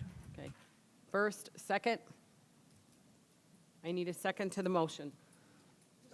Second. Who did second? I'm sorry, Hayes. Yep. Roll call, please. Alderman Turner. No. Alderman Donilworth. Aye. Alderman Florian. No. Alderman Hayes. The no is to reject the override, right? I just want to be clear. Okay. No. Alderman Bolton. No. Alderman Guzman. Aye. Alderman Martinez. No. Alderman Felix. No. Alderman Newsom. Nay. Okay. You got 2 ayes, motion failed. So with the failure of the override, that ordinance does not come into effect and has not been signed by the mayor, and basically the previous ordinance that it was amending stands as passed. Item C, an ordinance amending the Waukegan Code of Ordinances regarding the Waukegan Municipal Beach. This matter was presented in the Public Works and Infrastructure Committee on October 16th and was held over at that city council meeting. Can I have a first and a second to this? So moved. Seconded. Florian and Bolton. Any questions to the motion? Yes, ma'am. Can you restate for everyone's edification what is in in this ordinance? What do you want restated? Whatever it is we're voting on. I know it's raising the entry fee on weekends from $10 to $30. I think it's 20 to 30. 20 to 30. Okay. Wait a minute, I don't have the copy of it in front of me, but you should have it on your computer and all your paperwork. I can summarize if you'd like. Okay, so this is a summary of the memo that was provided by Lakefront Coordinator Lisa May. These are amendments to Chapter 11, Article 4 of the, entitled the Waukegan Municipal Beach. Beach hours are amended to read from dawn to dusk, which allows in summer months when the sun is rising earlier, folks to legally visit the beach for sunrise, for viewing and photography, and then it allows the Waukegan Police Department to clear the beach upon darkness, which happens earlier this time of year, but also allows the beach to remain occupied later at night in the summer. There are definitions for dawn and dusk, which are standard and comport with what the dictionary, how the dictionary defines them. The ordinance also talks about, clarifies where motorized watercraft can actually come ashore, so as not to endanger beachgoers, and set specific places where that would be allowed, and larger areas where it's specifically not allowed. It also increases the parking fee charged on weekends and holidays to vehicles that do not display the current city sticker. So this is non-resident vehicles, increasing the fee from $10 to $20 and from $10 to $30 on holidays. This does not apply to Waukegan residents displaying a current city sticker. The amendment also includes veterans on the list of parking fee waivers. So that's the summary of the exemption, of the amendments. Thank you, Councilor. So basically, there was concern that this was going to shorten the hours at the beach. It does not. It actually lengthens the hours. And it does not affect residents whatsoever. It's for non-residents using our beach. Any other questions to the motion? I do. I'd like to amend it to just put $20 period, holidays and weekends or whenever we charge. Due to the fact, I remember when this whole thing started, I mean, they were saying that we have non-residents that occupy the beach more than residents, but we got to remember here, we receive state and federal funding for this beach. So they're actually paying into this with their property taxes, into their taxation. So we're actually receiving money for them. To raise it up 300%, I think is kind of wrong. Maybe $20 just to even out of what we pay in employees or refuse, but I don't feel that we should be gouging. You're not taxing your residents.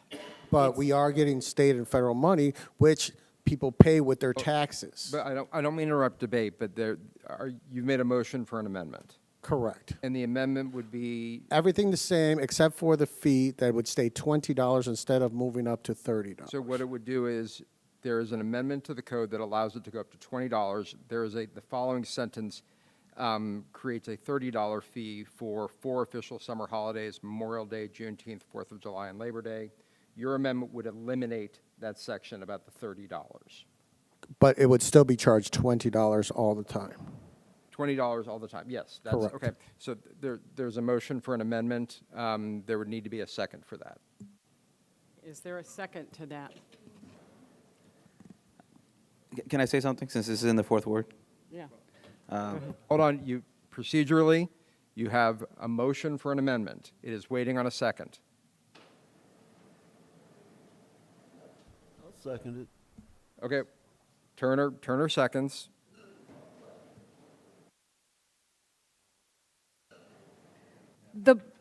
Can I talk now? Well, wait.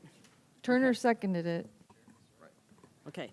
So the order will be, Alderman Felix wanted to talk first. You'll be second.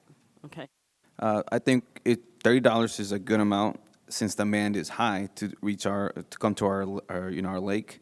If it were to go down, then yeah, we'll bring it down or whatever. But I think right now at this time we're seeing the increase of people wanting to come into our lakefront. I think $30 is not bad. Alderman Florian? In my conversation with Lakefront Coordinator May, the police were the ones that requested this. Because of the overwhelming demand on these holidays, they wanted to kind of curtail the demand a little bit to avoid these long lines and that sort of thing. So I agree with Alderman Felix that we need to leave it at the $30. I will say this is the one really good thing that happened during COVID is our beach became very popular as a destination. And now, if we don't do something to curtail the amount of people we're getting, particularly on holidays, it will ruin the beach that we say is so sacred to us. So that's the reason that we're doing this. And like I said, I don't know, I mean, do we take a vote on the amendment then, or? That is the motion that is currently on the table. It has, Okay. it had a second. If there's further debate, if there's not, a roll call would be appropriate at this time. So, everybody understands you're asking for it not to be increased, correct? No, that's incorrect. Amend it. I want it to increase 100%, so that would go to $20, not 200% to $30. Yeah. The proposed ordinance, the amendment contains two sentences regarding fees. One increases the base fee for non-residents from $10 to $20. Alderman Guzman is okay with that staying the same. What the issue that the line that he's taking issue with and would like removed, I'll read it as follows.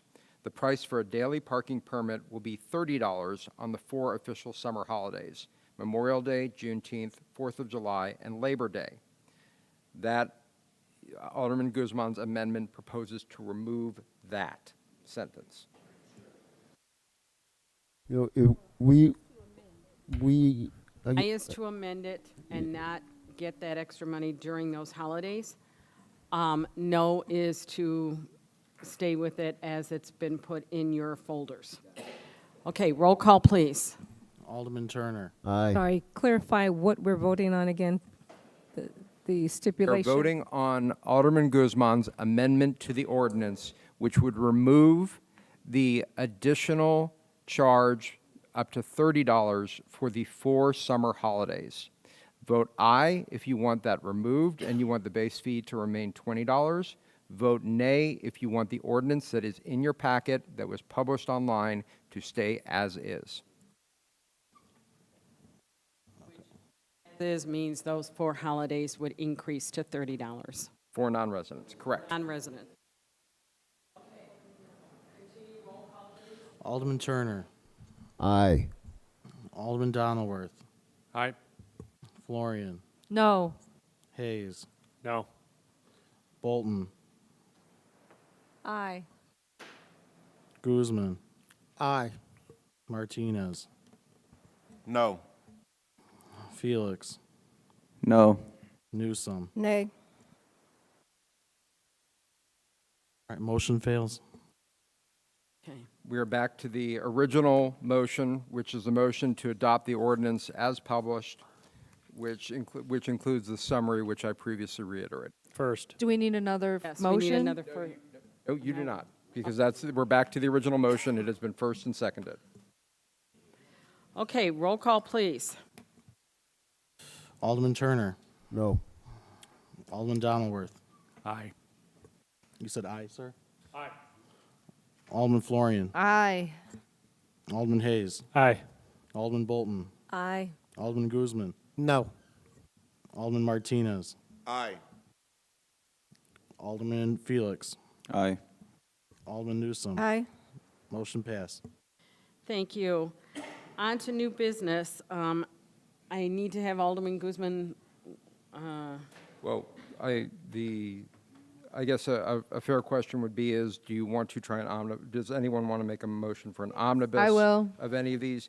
Omnibuses cannot include any of the items involving liquor sales, and which would be A, and I believe that item S, the ones that we already voted for should be excluded. And then item S, which is the noise ordinance, I believe, Alderman Newsom, you had an amendment that you wanted to add to that?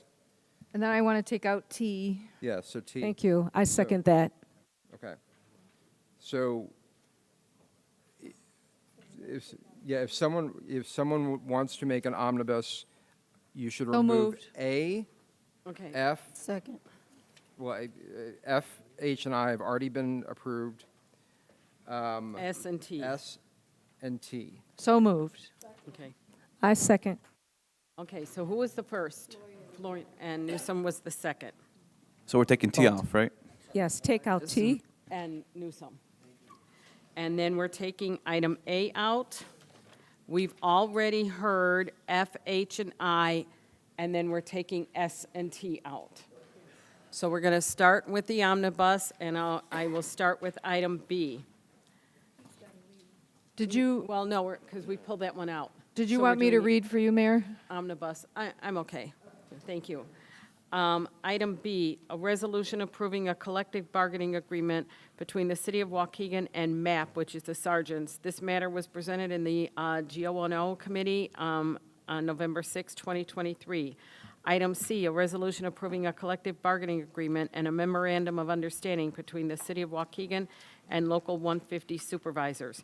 This matter was presented at the GO&O Oversight Committee on November 6, 2023. Item D, a resolution approving a collective bargaining agreement between the City of Waukegan and Local 150. This matter was presented at the GO&O Committee on November 6, 2023. Item E, a resolution approving a letter of understanding between the City of Waukegan and Local 150.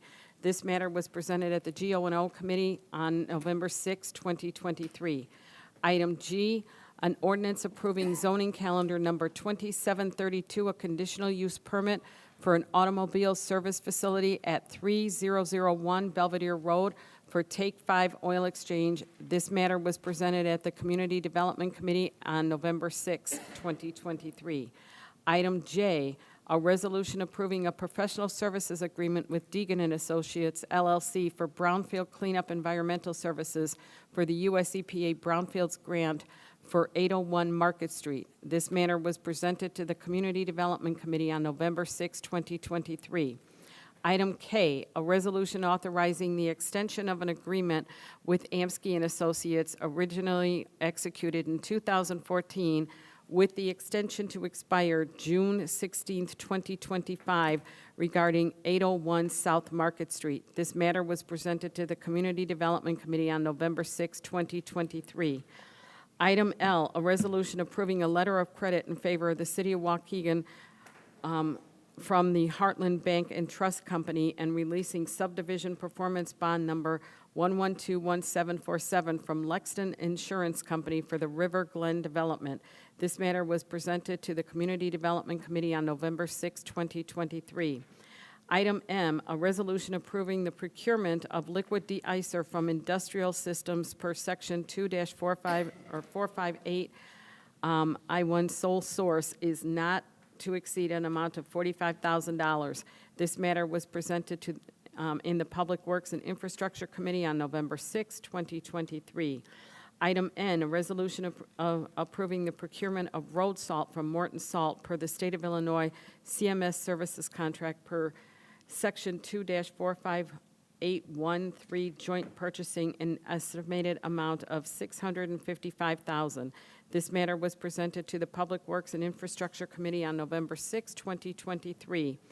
Item O, a resolution approving the purchase of a generator for lift station number 1 from Rush Power Systems LLC for a not-to-exceed amount of $79,976 per Section 2-458I2 bona fide emergency. This matter was presented to the Public Works and Infrastructure Committee on November 6, 2023.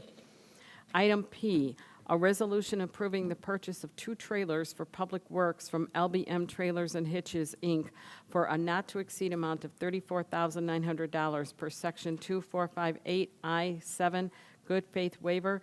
This matter was presented to the Public Works and Infrastructure Committee on November 6, 2023. Item Q, a resolution approving Baxter and Woodman to perform engineering services for the 2023 STP project per Section 2-458I-4, professional services for a not-to-exceed amount of $82,638. This matter was presented to the Public Works and Infrastructure Committee on November 6, 2023. Item R, a resolution to retroactively approve spending authority per Section 2-458I2 bona fide emergency to Campanella and Sons for sanitary sewer repairs in an amount of $45,118.09. This matter was presented to the Public Works and Infrastructure Committee on November 6, 2023. Item U, a resolution approving a settlement and release of all claims for Public Works Workmen's Compensation Claim Number 210831W002 for an amount of not to exceed $120,000. This matter was presented at the Government Operations and Oversight Committee meeting on November 6, 2023. Any questions to any of those motions? Okay, roll call, please. Alderman Turner. Aye. Alderman Donilworth. Aye. Florian. Aye. Hayes. Aye. Bolton. Aye. Guzman. Aye. Martinez. Aye. Felix. Aye. Newsom. Aye. Motion passed. Thank you. Item A. Alderman Guzman, I'll have you leave. Make the motion. Alderman Turner is the first to this motion. Second. Second is Alderman Donenworth. It's an ordinance creating a Class F1 package beer and wine with gas sale liquor license for 3411 Airport Inc., DBA Airport BP, located at 3411 Delaney Road. This matter was presented to the Community Development Committee on November 6, 2023. Any questions to the motion? Okay.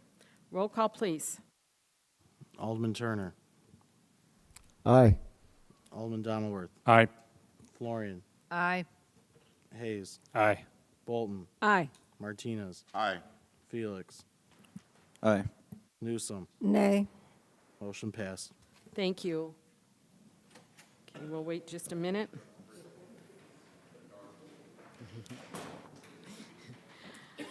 Item S, can I have a first and a second? So moved. Alderman Second. Newsom, second was Alderman Turner. Item S is an ordinance amending Section 11-34 of the Code of Ordinances regarding the noise control. Well, actually, we wanted to amend this, right? I wanted to amend it to add live bands as well. No. So just for clarification, there is, we did include, because Alderman Newsom requested this right after the Committee of the Whole meeting, we did prepare an alternate version that was uploaded to board docs, but you have to approve that. If you want more information on this, I'm happy to say it, but it's pretty intuitive. So we're doing $500 max fine and no warnings, right? No, we're not doing $500 max. $300 the first offense, $500 the second offense, $1,000 the third offense, and subsequent if it's done. All this is within a 12-month period, within a year. I remember now, thank you. I have total agreement. I have a question. Oh, has everybody heard the amended version? Alderman Martinez, yes. Yeah, I just want to know, how, when you say a live band, I mean, what constitutes a live band? I mean, it's such a broad, when you say band, are we talking about mariachi bands, or what is it that we are talking about here? Because I don't want to come back and say, well, so how are we defining band? So it may be useful for me to actually read the provision out loud, and so you can see how the addition of band fits into it. This is new language that is added to the existing excessive noise penalty section. So, no person shall play, use, operate, or permit to be played, used, or operated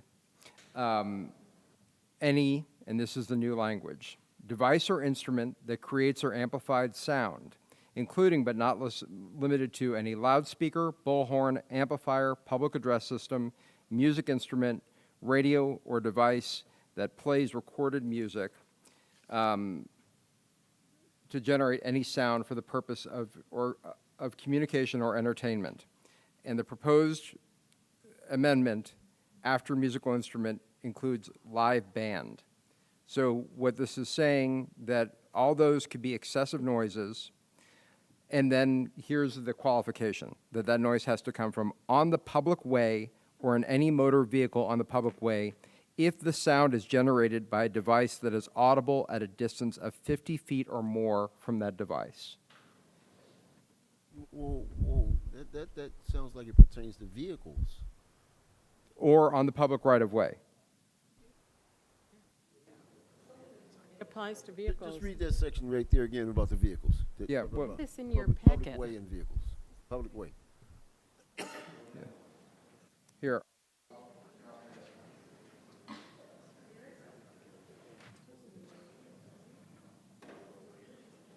Where's your tablet?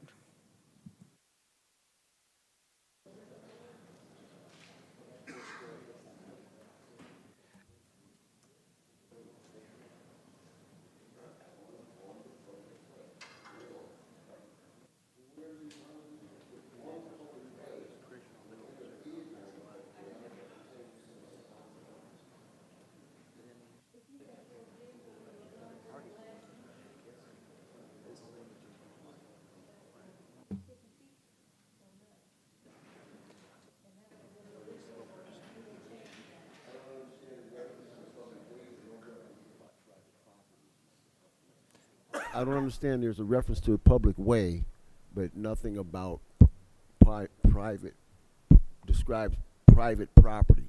So we get a lot of complaints about house parties. So that would be covered by, here, hand this back. That would be covered by subsection B, which is already in existence, which is that no person for purposes of entertainment or communication may generate any sound by any means if it is audible at a distance of 50 feet or greater from the point of generation. That's already on our books. Outstanding. Thank Yeah, you. so this is really dealing, this one subsection is really dealing with music coming from cars. That's it. Yeah. And I just wanna be clear. I mean, or if you're at like a party that is actually like a street party. That's So where that comes from. 50 feet, isn't like 50 feet from here to where like, Oh, 50 feet is the width of your house. Your lot is like 52, So you're 56, asking 50, for a 56 visual. feet. It's not that far. yeah, it's not that far. Yeah, so, but the key is that the excessive noise penalty only applies during certain quiet hours. So this is really clarifying existing requirements that happen during quiet hours. So if you're blasting music either out of a car or if you have like a street party and it's after the quiet hours. And what is which are that? already in existence. Oh, what is that? Like, what are the hours? Just Let's see here. Past, what, 10 p.m. or something? Yeah, I'd have to, let me pull it up.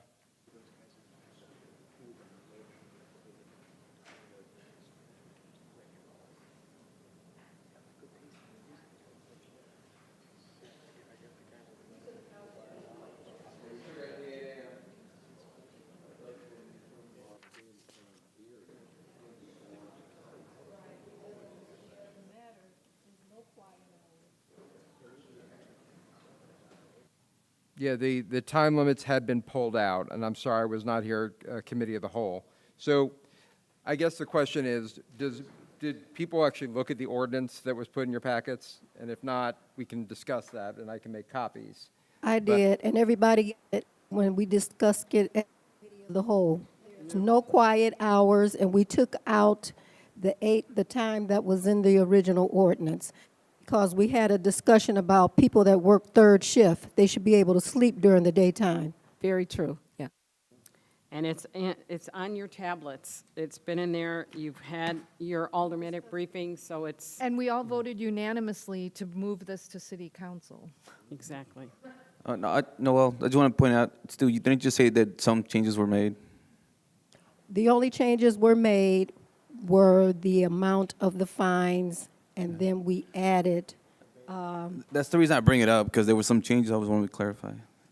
we explain what the devices of instruments that create an amplified sound, including but not limited to any loudspeaker, bullhorn, amplifier, public address system, musical instrument, radio, or device that plays recorded music to generate any sound. And what was originally in the ordinance is on the public way or in any motor vehicle in the public way if the sound generated by the device is audible at a distance of 50 feet or more from that device. The only changes that we made were the amount of the fine and what I just read. The rest of the ordinance stands. I'm sorry, Alderman Newsom, could you, how much are the fines again? I just want to make sure that everyone. The first offense is $300. The second offense is $500. And this is all within a 12-month period. And what is it now? And the third offense is $1,000. And if they come out a fourth time, it's going to be $1,000. The fifth time is $1,000 if it gets that high. That's within a 12-month period. Okay. Did we get a second on, I don't know if we actually got a second on the amendment. We did. Yes. Yeah. Okay. So there has not been a vote on the amendment to add live bands to the Okay. list of sound generating things that can Okay. emanate excessive noise. So if there's no further discussion, a vote would be appropriate on that. Okay. Roll call, please. Okay, 7S as amended. Alderman Turner. Aye. The amendment, okay, I'm sorry. Alderman Turner? Aye. Alderman Donilworth? Aye. Alderman Florian? Aye. Alderman Hayes? Aye. Bolton? Aye. Guzman? No. Martinez? Aye. Felix? No. Newsom? Aye. Okay, passes. So now you have the amended ordinance, which is as presented, and including the category of live bands in the sources of excessive noise. Okay. Can I have a first and a second for, who was the first? Me. Okay. Second. Newsom and second I'll for second. I'll second. Ms. Hayes. On item T, which is an ordinance amending section 22-68 of the city code regarding parking lot landscaping requirements for commercial properties. This matter was discussed and unanimously recommended for approval by the Committee of the Whole at its October 19th, 2023 meeting. Mayor, we need to Mayor, correct we'd like that. to hold this over. They didn't vote on the Yeah. amended ordinance. Yeah, so we Okay. need to have one more, we need to have one more roll call. Okay, I'm On the sorry. amended, that's Going what I back to thought. item S. Yeah. Okay. Item S or T? Item S, because we didn't have a amended. vote on the amended ordinance, which included the live bands. Yes. Okay, so that starts with Alderman Turner again. Alderman Turner. Aye. Donilworth. Aye. Florian. Aye. Hayes. Aye. Bolton. Aye. Guzman. No. Martinez. Aye. Felix. No. Newsom. Aye. Motion pass. Okay. We had a first and a second. Yeah, and remind me again, did, I'd like yep, to. Newsom, T? My second was for voting on the amended. oh, okay, I'm sorry. S? So item T, let's get a first and a second on that. Mayor, I'd like to, can we hold this over since we're looking at the tree ordinance? Well, me and Stu, we actually wanted to explain the changes that we wanted to do to it. I'll second the holdover, So, if well, it's being held hold on, over hold until on, the let me- Hold on. Pause. Okay. So there, we have a motion. Did we get a first and second on T? I did second it. Okay, so but I before second this- it. Yeah, okay, wait, hold on. Is there a first and second on the actual motion, on the, to approve the ordinance? Well, No. Alderman Bolton is saying she seconded it, but if you want to hold it over, it's not a second. We don't even have a Okay, first. I like, No, we had a first, didn't we? No, they thought you were doing S. Okay. Okay. Okay. So now we are on item T, which is the ordinance amending section 2268 of the city code regarding parking lot landscaping requirements for commercial purposes. Can't. This is an item that was previously recommended for approval by the city council as a whole on October 19th. Can we go over what Stu and Noel, what conversation was. So first, before we discuss it, we need to actually have a first and a second. We had a first and a second to hold it over. Okay, but No, First. this is just to hear the ordinance. I'll make the first. okay, there's a Second. first. I'll second it. Okay, there's a second. Okay, so Now, that's Turner and Guzman. now, there was a motion by Alderman Bolton to hold it over. That motion would hold it over for 2 weeks, because that's all you can hold it over for. There's no vote on that motion, but it can be overridden by 2/3. So, Question, what, can we hold it over until, for a date certain? That is a different motion. That is a motion to postpone to a date certain, and that would require 5 votes. But you already have the motion to hold over for 2 weeks, which is automatic. Okay. So I wanted to make sure. We could have do a holdover, which that was the plan before you guys, just jumped in there. We were planning to change a few things and vote on it in 2 weeks. But right now, it's being held over blank with nothing, just 2 weeks. So Well. the holdover, there's nothing. Yeah, so usually a holdover does not have discussion. The chair has the ability you can recognize, if you want to recognize Alderman Felix as kind of the original sponsor on this, but if not, then it will just be held over and will appear back on the agenda as it was written. Holdover is only ever for 2 weeks. A tabling you can do to a certain time period. Is there a reason that you want to hold it over for 2 weeks? Well, looking at the tree ordinance, as talking with my peers, we're going to be re-looking at this issue again. So we were trying to expedite time, but this is only for 2 weeks? Yeah, I mean, the UDO is not going to be ready probably until February or March timeframe, so then you can table it till that if you want to. Or if you want to hold it over, you can do that, but you're only holding it over for 2 weeks, So so then, nothing's going to really change. Yes, let's table it for further discussion. So, okay. You have to vote on. Hold on. So, are you withdrawing your motion to hold it over for 2 weeks? Yes, and I'd like to table it. Okay, so you would like to make a motion? I'd like to make a motion to table it. I prefer when we have a specific time that we'd like to set it to, a motion to postpone. Is there a specific date that you would like to propose postponing consideration to? Do you want to do like the first council meeting in March, or? That's a good suggestion, yes. Okay, so there is a motion to postpone consideration of this until the first meeting in March. That motion would now require a second. Second. Okay.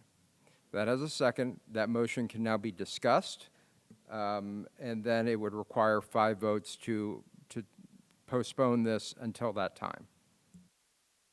Mayor, can I ask a question? Yes. So first of all, this says on the agenda, and I didn't catch this till just now, that this was unanimously recommended for approval by the Committee of the Whole. That is wrong. That is wrong, and that I'm going to take responsibility for that. Okay. Well, I just want that clarified. I think it was a split vote of 5 to 4. Yes. And those are listed on board docs. So that needs to be corrected somehow. It actually has been corrected, but not.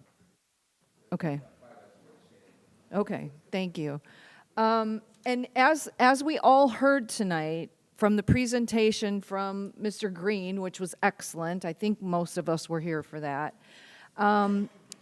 trees are vitally important for the city. I realize that there is sometimes extra expense involved in creating a more beautiful, more safe, more sustainable, more cool parking lot than if you don't put a tree in. The one map that stuck out to me was the heat map, if you guys paid attention to that. There was one particular section that had almost no trees in it, and when he showed the heat map, it was completely dark orange. That is on all of us up here to try to rectify those issues in our city. And I don't know how any of us up here can vote to change a landscaping ordinance when it is so vital to a community like ours, when we have an environmental justice community we're representing, and they're begging us, they've been up here begging us, don't change this. I have no idea how anyone could go against all of the people. There hasn't been one person up here saying do it. I can explain it. You're talking to me, right? I'm sorry.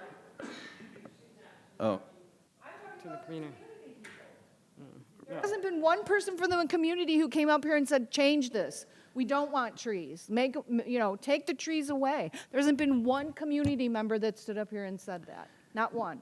The tree ordinance that was in question, we unanimously, the tree ordinance, we all voted that we don't want to take it away. The tree ordinance, there's a difference. This landscaping Hold on. ordinance is... Point of order, please. I'm talking now. So we were going to talk about something else before all of you guys just jumped in. Absolutely. So, Stu, if we may. So what we wanted to do is change it a little bit, right?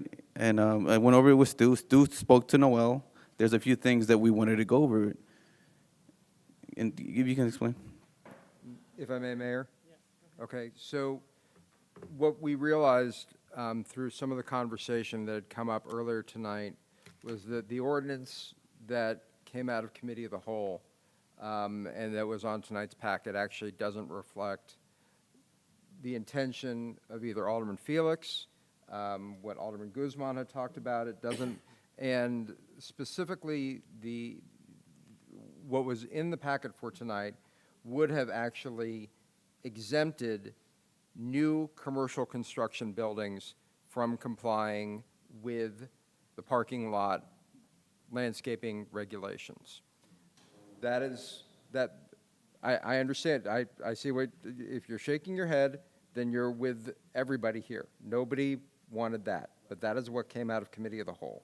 So at the very least, I talked with Alderman Felix, and his original intent was that there is a requirement under Section 22105 that any development activity on a property be required to submit a landscape plan that complies with the various types of parking lot landscaping requirements we've been discussing, islands, things like that.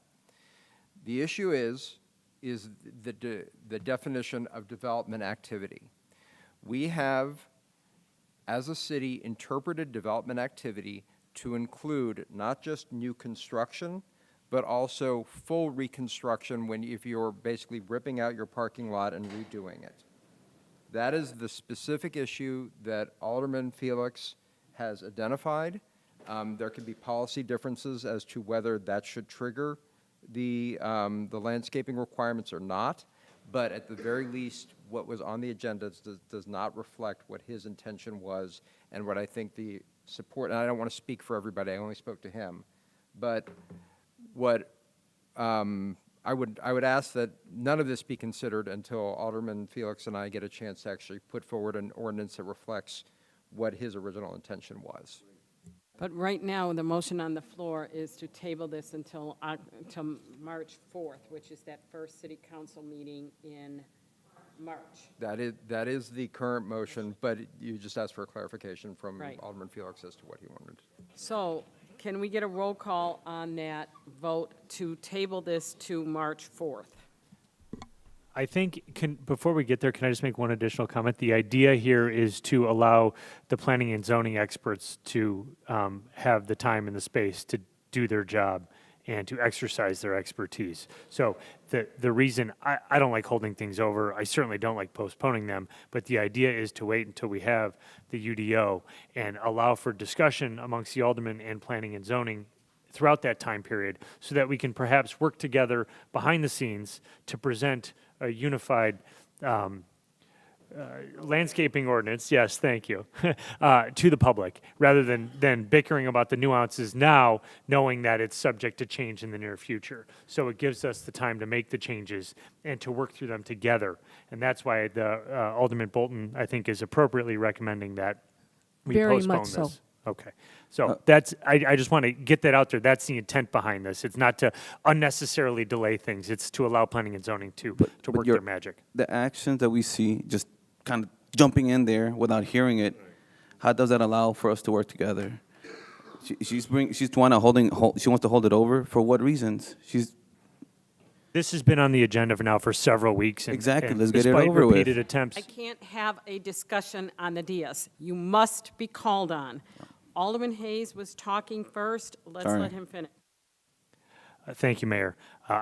This has been on the agenda now for several weeks, and it's been in a couple of different committees, Committee of the Whole. It's been before City Council. It's been discussed at length, and I think that we've had appropriate time to discuss it. I don't think anything's being sprung on anybody, but I think the most appropriate and measured response is to allow planning and zoning to do what planning and zoning does.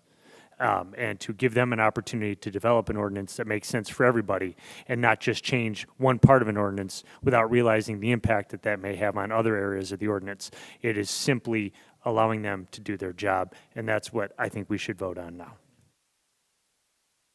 Oh, again, Alderman Felix, did you have something you wanted to add? Well, if we could just vote. What's on the table? It's the to hold it over, right? So I Till guess March we should just. 4th. That's Yeah. the first week. What I would want to do is in 2 weeks. That was the original plan. Hold it over to 2 weeks so we can get that fixed, and then we vote on it. Then that was my original plan. But right now, what's on the table is Okay. to vote. So let's take the roll call on that, please. Alderman Turner. Aye. Donaldworth. Aye. Florian. Aye. Hayes. Aye. Bolton.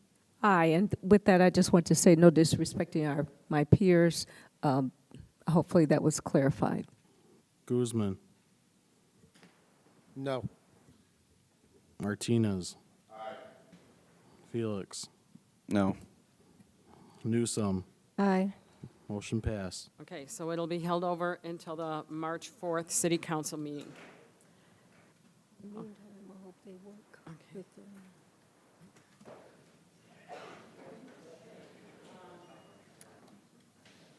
Closing, there being no new ordinances, closing time. Excuse me, Alderman time. Alderman Turner. All right, thank you very much. So the mayor in her comments mentioned about the trash carts, trash bins, whatever we're calling them. Issue was brought to my attention this morning in regards trash carts being delivered to duplexes, and it seems that there's some confusion that they're only delivering one set of trash carts, trash bins to duplexes. Talk with Chris, he's on it, working with LRS. It's an issue that will be resolved. So I say that for the benefit of all the aldermen who can convey it to our constituents, as well as those listening in the audience and on YouTube. And that, okay. So, this gentleman mentioned about public safety meeting. Again, Mayor, I ask that you establish a public safety committee. Someone again mentioned about speed humps, and I want to raise that issue again as well.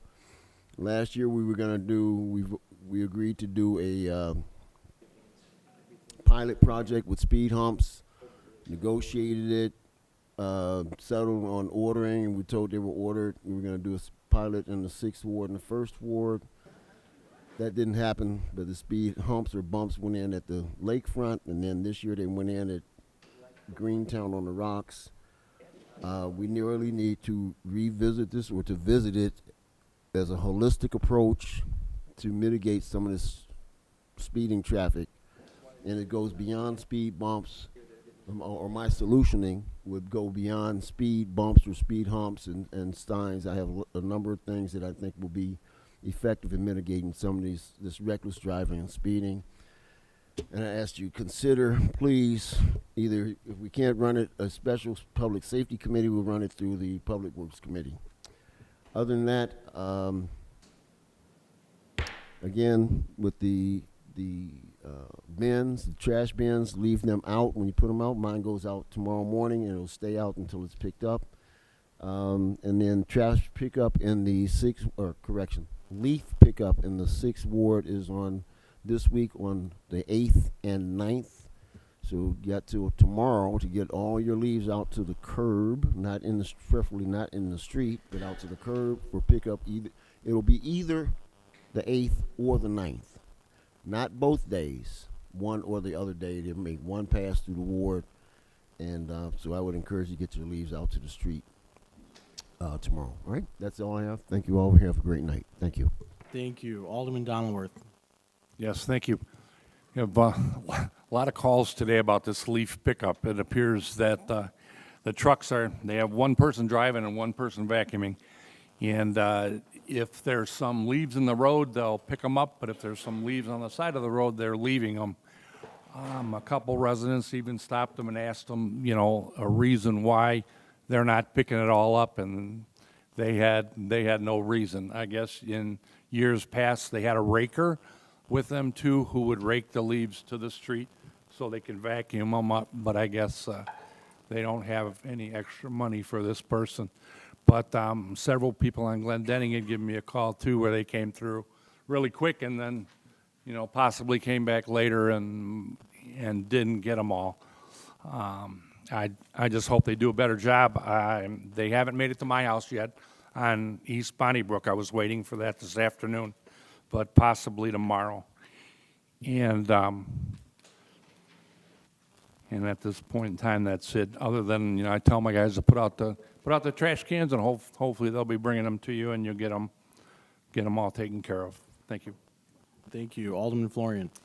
Thank you, Deputy Clerk. I just want to say I'm grateful to AAA for the grant they gave us tonight for the speed signs. I know I did some research, and speed signs are one of the few things that actually work to slow people down. I know it works for me. I tend to drive a little too fast, I'll admit, although I haven't had to be in court for a $300 ticket, thank God, but I always notice my speed when I see one of them, and apparently a lot of other people do too. So I'm grateful we got those 4 signs, and I hope that we can get some more. I got an email from Mr. Valco from the police department, and he gave me a very thorough description of where they were putting them and why they were putting them there. So I hope that they work in those areas they're going in, and that we can get more of them down the road. I spoke with the lady from AAA, and she said we can apply again for another grant. I don't know how long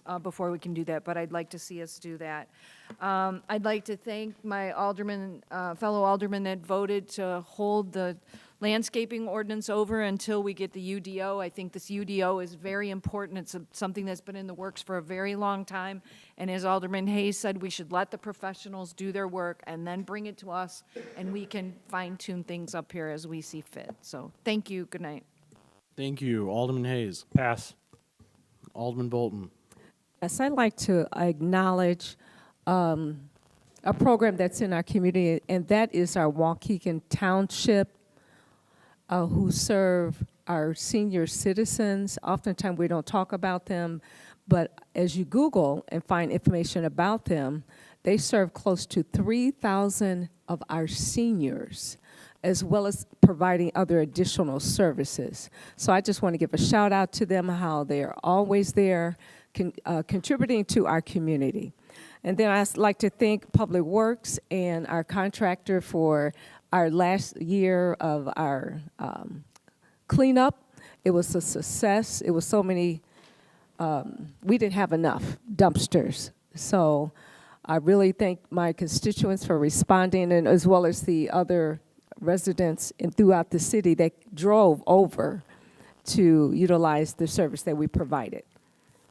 Then I like to say that there's a leaf schedule, and these are just, I understand, right, Mayor, projective dates. I think she stepped out. So in the first ward is the November 15th and projectively the 16th. And then I want to note that it says leaves will not be collected around parked cars. Do not rake the leaves into the street. So we want to maybe correct that directive. Do not rake the leaves into the street, especially around the drains. Do not put leaves into plastic bags, and leaf burning is prohibited. And then on the release flyer, there's a phone number, and that number is 847-623-3870. Lastly, I'd like to just make mention, and it's something which the city needs to look at, and that is rezoning for our Waukegan housing on Lake Street, because they're receiving numerous of tickets. I get numerous of calls and complaints. So, Mayor, hopefully down the road we can address that, how to rezone that area of Lake Street. I hear a great deal from the director and Waukegan Housing Authority in concerns to that. And that's all I have. Thank you. Thank you. Alderman Guzman. Good evening, all. Okay, for last month and a half, we were discussing this ordinance that just failed. Well, it went through city council. Mayor came and vetoed it, and it failed tonight. Okay, so I was listening to everybody's comments. I listened to Alderman Hayes saying that we should not be parading anybody in front of here. Alderman Florian said, let the professionals do what they do and move forward. That's never been my intention to parade. It's never been my intention to act like we're the ones hiring. That is not it. My main concern is the money, nothing else. The money and being transparent of what every city employee gets paid. We just approved 150. Anybody on collective bargaining, we just moved forward, and they're gonna vote on it and see if it moves forward from there. So you look at everybody else's pay, you'll see what they'll make in the next 4 years. Upper management, you don't know. You don't know. They could be hired today, say they hired at $5. Tomorrow, they're gonna be at 300 because nobody knows, unless you pay very, very close attention. So, that being said, I'd like to put a motion to freeze salaries. Second. Thank you.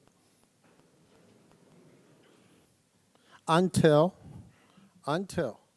April, until the tiers and the steps get fixed, and we are transparent with every taxpayer in the city of Waukegan, or anybody who wants to look at our records. So you are proposing that an ordinance be placed on a future agenda to amend the salary ordinance to freeze salaries? Yes, the salaries. Until April, until it is fixed, the tiers are fixed, and the steps, and everybody knows what there will be at. And there is no surprises. This is not political. I believe it's all on the website, though, of what people make. Every Yes, salary is Yes, there. but they could jump Even 2 or 3 our salaries steps. are there, notice on the website. Yeah. I Everybody understand knows. that, but It's disclosed. today it could be Theoretically- that salary, tomorrow could be a different salary. Okay? But it This would is now still be on the November. website. This is now November. Okay? 2 council meetings ago, I heard that a certain department wanted a 2-step raise. It is October and November. Every raise should have been done by now. I don't understand. I mean, I don't know the process. This is going to be my first budget coming up. But I look forward, okay, when a budget comes up here, okay, this is what you're going to make. This is what your raise is. But we are in November. And the previous was October. Everybody should have had their raise now for the whole entire year. No more. But you get step increases when you take on different duties, like when you increase your duties. Just like if you increased your duties at work, you wouldn't want the same pay. But then you're at a step program. That is why the tier program is situated there. If you move to a certain tier, you will go from there, and then you will go follow that tier. Chief of into Staff, the can step. you, Yes, there are steps. You're not just talking about the non-management. You're talking about everyone from the statement that you said. Oh, no. I'm looking at management only. Everyone gets their step increase on their anniversary. So they're not done in May when the salary ordinance, you only approve it in April for the coming year. Everyone on their anniversary date gets a step increase. That's an automatic. That's not something that they're done with in May. So my whole concern was that what was it, when this whole brouhaha started, was that a certain department came up and said they wanted a 2 or 3 step increase. So you're back I mean, on. here's the issue. I mean, we're already here. You already gotten your raise. So why am I going to give you a 2 and 3 step? Wait till next year. You get your I'll get you- raise on your anniversary date, and everybody's anniversary date is different. Now, if you're talking about if they increase their duties, I, as a mayor, can give them up to a 2-step increase. But that's not happening all that often, and it can only be no more than 2 steps within their tier. So I think maybe you need to learn the tiers and things first before we start putting on a massive freeze, any more than you would like your salary frozen. I did have my salary frozen for 4 years.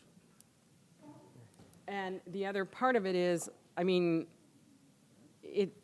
it's not fair to what other communities are doing, which makes you non-competitive. My concern is for the city of Waukegan and its residents. Well, I mean, not to I raise think their it's great we're taxes. saving money, but we're not worried about saving money when we hold all these additional meetings that cost videographers and everything else. We need to, if we're going to do that, we need to be fair across the board. Mayor, also, there shouldn't be any reason for a punishment. These salaries were already budgeted for. So you're not asking for anything outside of what was already budgeted to the employees here. And just to clarify, the city council approves a budget, and then there is also a salary ordinance that is approved. And what Alderman Guzman would be basically proposing would be an amendment to that salary ordinance to, I guess, would remove any scheduled step increases that would occur through November and that could not apply to anyone subject to a collective bargaining agreement. It would only so it would only apply to non-union. That would be, I mean. It's punishing employees who, some will have already gotten their step increase if they had their anniversary date. But those that haven't, now are being penalized.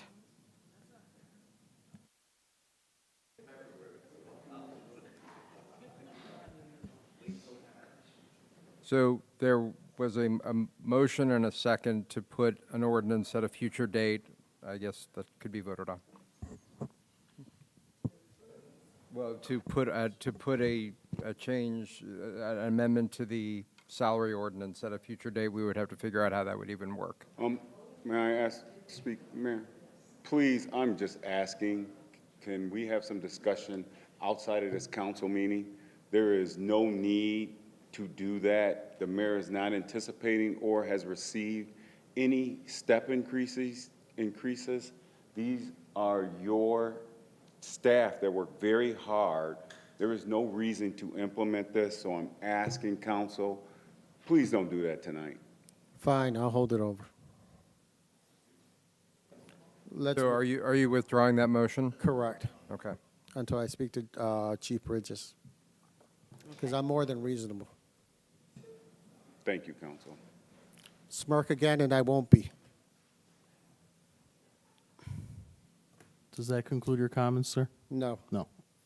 Okay, I also want to remind people, pretty soon, we have already had our first snowfall. Wasn't much, but we did have plows out there. Let's keep in mind, they have the right-of-way. Let's move out the way. Let's use the alternative parking, so your right-of-ways can be plowed and just move over. Again, same thing that Alderman Turner mentioned. I've had multiple residents speak to me about the speeders, speed bumps, speed humps, or rumble sticks to slow people down. I still would like to start the conversation up and see how we can move forward. One more thing, remember, kids are out, school buses are running around. Don't pass the, when a school bus stops and lets the kids out, don't go around them. Or just because it stopped and you think the kids are going to go through behind the bus, it could go in front of the bus. You just don't know. So please respect those stop signs so we won't endanger our future residents. And that's about it. Thank you very much. Alderman Martinez. All right, thank you, Deputy Clerk. First of all, I want to thank Pastor Richards for the beautiful invocation. One thing that they touched on was the spirit of respect. I think we can all learn from that. I think we saw some of that today exhibited. I just hope that it gets better, and I will do my best to try to work with everyone in this council to make the correct decisions and think of my constituents first and be responsible for every decision that I make. I'm also glad that the noise ordinance finally passed. Hopefully this will work. Over the summer, there was a lot of loud music going on, and I hope that when people host parties that they understand that they're responsible for their guests and what goes on and their behavior. So I look forward to implementing it, and the higher fines hopefully will make a difference. If they have any kind of scruple, I hope they get the message that this will not be allowed in Waukegan. It's been going on for long enough, so I look forward to this change. Also, just to remind everyone that the leaf pickup for my ward, Ward 3, is going to be November 13th, 14th, the 27th, and the 28th. I was out there today in my ward in LRS. They did deliver all the garbages. They were out there in full force. So please be diligent. I know sometimes when there's change, we get kind of stressed up, a little stressful. But please let the due diligence work. Please let them do their job, and it should all work out. If you have any questions, you know what my phone number is. If you need the customer service, you can call LRS at 844-633-3577. And also, let me see what I got here. Also, I just want to, again, welcome our new restaurant in the 3rd Ward, Master Sushi. Excellent food, excellent customer service. And let me tell you, although I'm not a seafood eater, I was very impressed how the chefs, how they prepared it for you. The restaurant is clean. They renovated it. I'm so proud, and they have them in our 3rd Ward. So I asked all of my constituents, if you get the opportunity, everyone in Waukegan, please, this is something out of the ordinary. So I just actually want to please solicit them and give them your patronage. All right. The address is on the corner of Macquarie and Grand Avenue, or right across the street from Quonset. All right, Quonset Pizza. And so let me see what else I got here. That's about it. Again, if you need to get a hold of me, my phone number is 847-390-2689. And I just ask everyone, like Alderman Guzman had just said, it is getting kind of dark out there. You got the students walking home at 4:30. It's pitch dark. Please, please be very conscious of how you're driving. All right? It's just really dark out there, so I stress safety. That's number one priority. That's all I really have. I just ask all my constituents in my ward, please be safe. Please be very mindful. But let's all be good neighbors. Thank you very much, and have a good night. Thank you. Alderman Felix. Thank you. I do want to say a few things in terms of the parking lot ordinance. I find it really unfair that they use the tree, like the environmental issues, to use it for this purpose. The tree ordinance, we unanimously agreed that we're all for the trees, and for whatever reason, we finally found out that there's 19,000 funds to use towards trees. Where was it before this whole year? Why not? Why now? Right? So you guys want to keep things the same, but then I don't see no new trees. I don't see anything on your end pushing anything forward. So City of Progress, I mean, you have to try things and move things along. You guys are not putting anything forward. And, you want to work together, but you guys, as soon as something is for vote, comes up to vote, you guys have a strategy where you say you want to hold it, table it, and then it doesn't go through. How can we progress when these things happen? How? No new tree was planted. So for all, all the people that are very environmentally, I'm for trees. I'm for more greenery in Waukegan. For the people that say they are for it as well, where's the proof? There's no new trees. So, I'm happy they announced that there's funds available. I want to see how many trees get planted. I'm all for it. So it's not that I'm against for the environment. I'm all for it. I want to grow up in a prosperous city, a safe city in terms of the environment. What I was trying to do, there has to be a balance. We have to have our city be full of trees and clean air. We also can't have no city without no business. I was trying to be pro-business in the least effective way that it doesn't affect the environment. And we're willing to make other changes, but these guys don't. They're not willing to talk. They just want to shut it down. How are we going to progress? How? Okay? I mean, and I find it unfair that you guys use it as a scare tactic to bring other people. And the tree ordinance already passed. We're for trees. You guys used it unfairly for the community, I believe. A few other things that I do want to mention in terms of the Ramada. That is a good example of how the city is, moving along, working towards things. But we can't just out of nowhere. There's a process, a legal process that we have to go through, and it's the best. It's in the best interest of you guys, of the city, to not just do things like that quick they can have legal consequences that will go to the residents. So as you can see, there are things that are going along.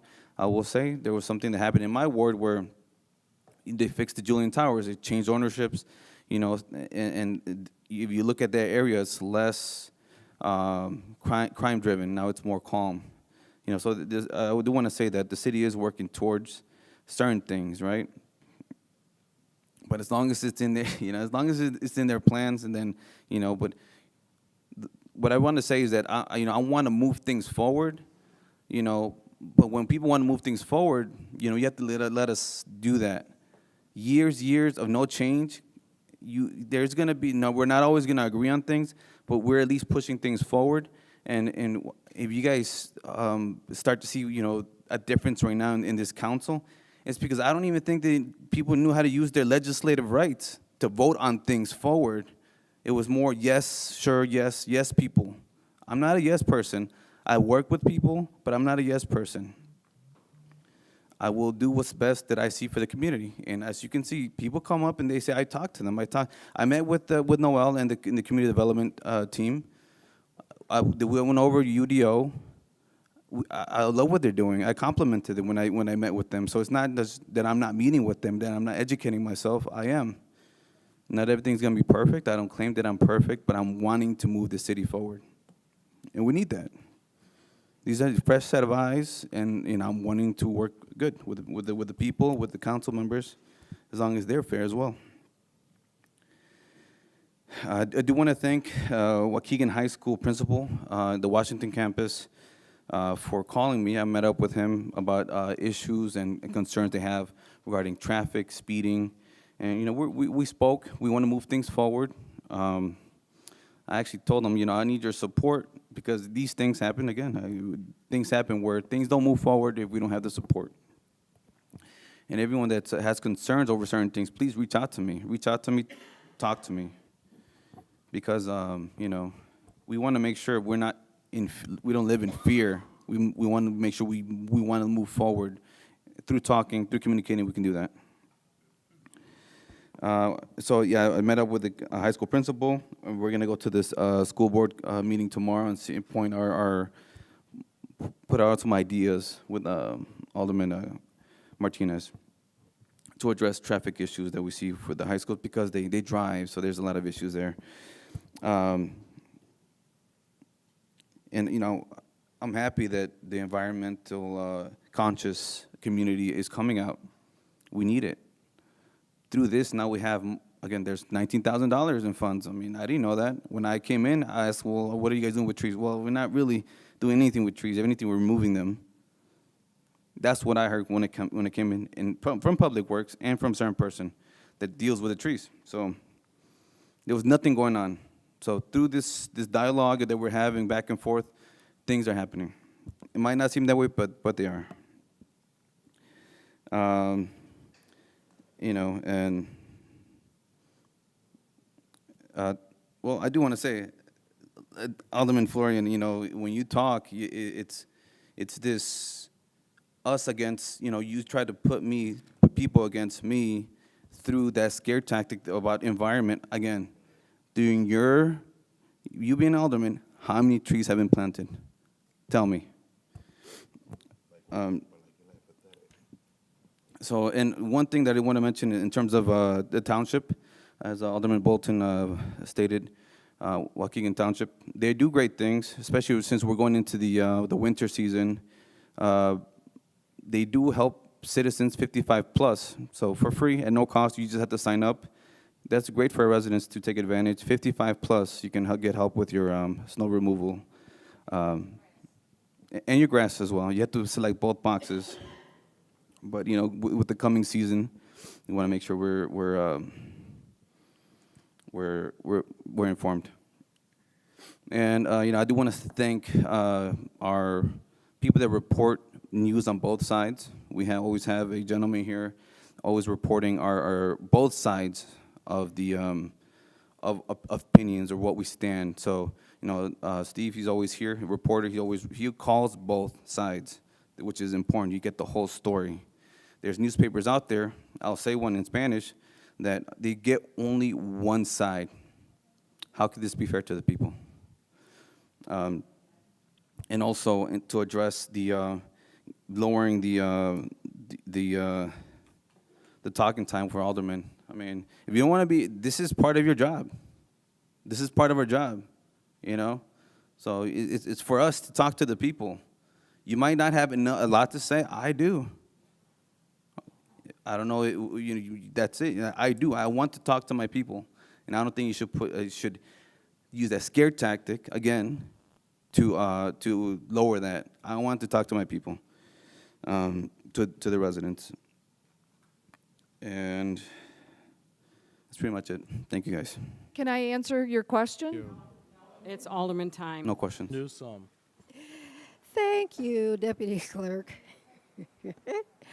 Okay, first, I'm gonna be quick. First, leaf pickup for the 5th Ward will be this Wednesday, November 8th, and Thursday, November 9th. The next pickup after that will be Wednesday, November 22nd. They will skip Thursday for Thanksgiving, and the pickup will resume November the 24th, Friday, and they'll stay as close to that schedule as possible. I know the mayor spoke about the LRS garbage delivery. Some went out in the 5th Ward today. There has been some misunderstanding on what you do with those garbage cans once you get them. Some have been told that they use the LRS garbage can right away. They're not supposed to use those garbage cans because they will not be picked up until after the first week of December. Once you get your garbage can, you pull it back, your new one. If you don't have one by November the 21st, then you should contact LRS customer service, and that number was given out, but I'll give it out again, 844-633-3577. It's my understanding that that is for all Waukegan residents. They're only taking Waukegan residents' calls at that number.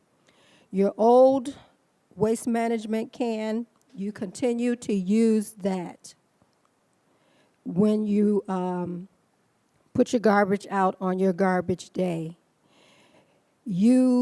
Once they pick up your garbage on your garbage day, as my understanding, according to what went out, you leave that old waste management garbage can at the curb. I do know that last week, I had a resident that left theirs at the curb last week, and code compliance came through and told them to remove it. So I'm not sure if it was because they hadn't started bringing the LRS cans out or not.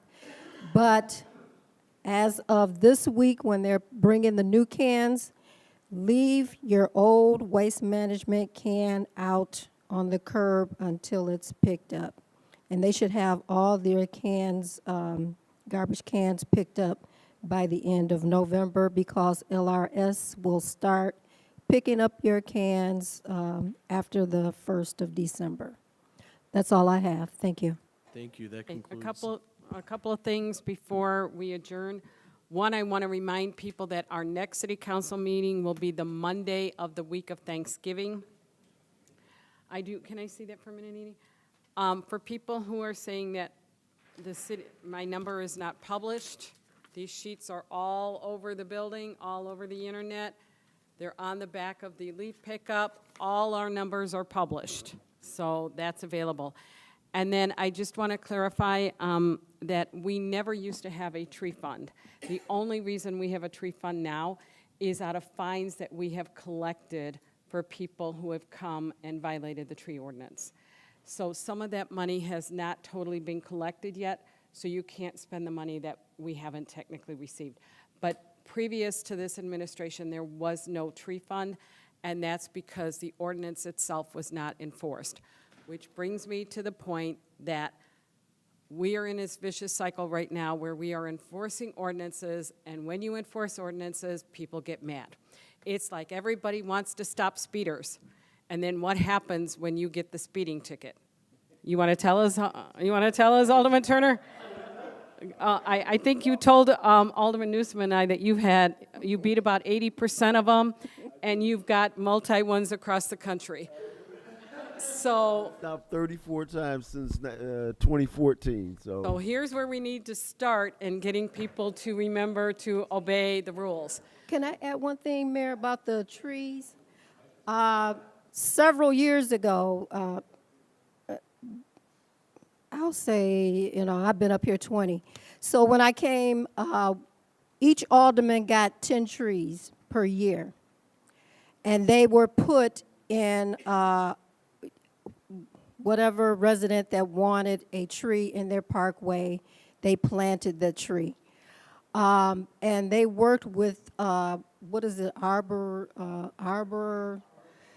that donated the trees. I think the city would get maybe 50 trees or something like that, and they would offer them to the residents that wanted them. A couple of years ago, when we weren't getting any trees, the city offered to allow the resident to get a tree if they wanted a tree planted in their parkway. They could buy it, and the city would plant it for them. So there has been a lot of trees planted.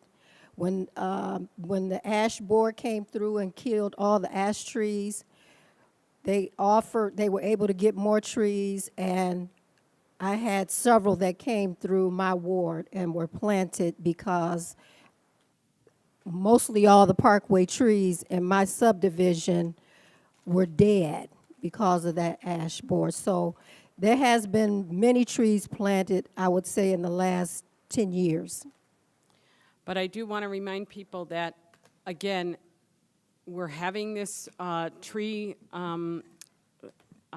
event on Thursday night where they will be here to present. One of the best ways to be able to form relationships with them to get trees is to try and have people come and support them being here. So I encourage aldermen to be here on Thursday night, if at all possible, to see the presentation. But we are trying to restore trees in our community because we are still down tons of them. But that's where the 19,000 came from that we did not have until recently, and technically haven't collected all the money on yet. With that, can I have a motion to adjourn? Second. Okay, Newsom First. and Turner. All those in favor? Aye. Thank you, everyone. Have a good evening.